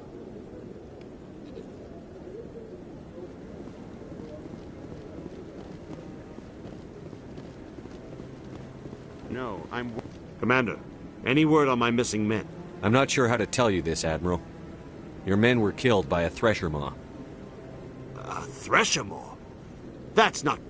My men wouldn't just stumble into a Thresher nest. Not the entire unit. Somebody lured them there with an Alliance distress beacon. Placed it perfectly so they'd land right beside the Thresher nest. Damn it. I had a bad feeling about this ever since my team disappeared.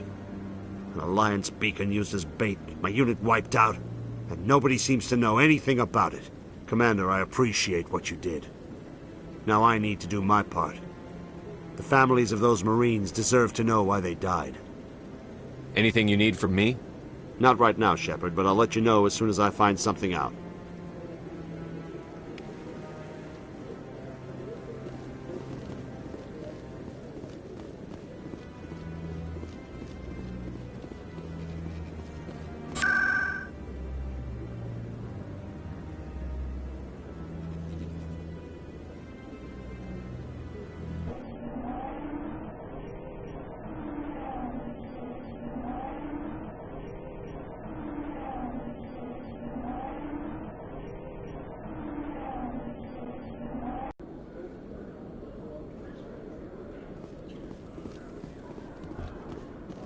So, Williams, you happy you signed on with Commander Shepard? I'm not sure, Lieutenant. Every time I think I have a handle on things, the universe banks hard to port. Well, don't let anybody know. A big gun and a confident attitude will get you through a lot in life.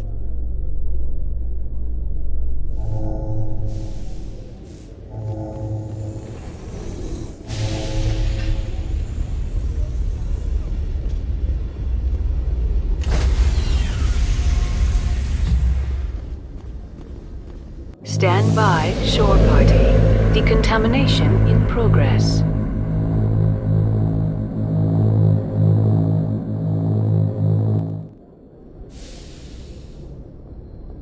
Logged. The commanding officer is aboard. Exo Presley stands relieved.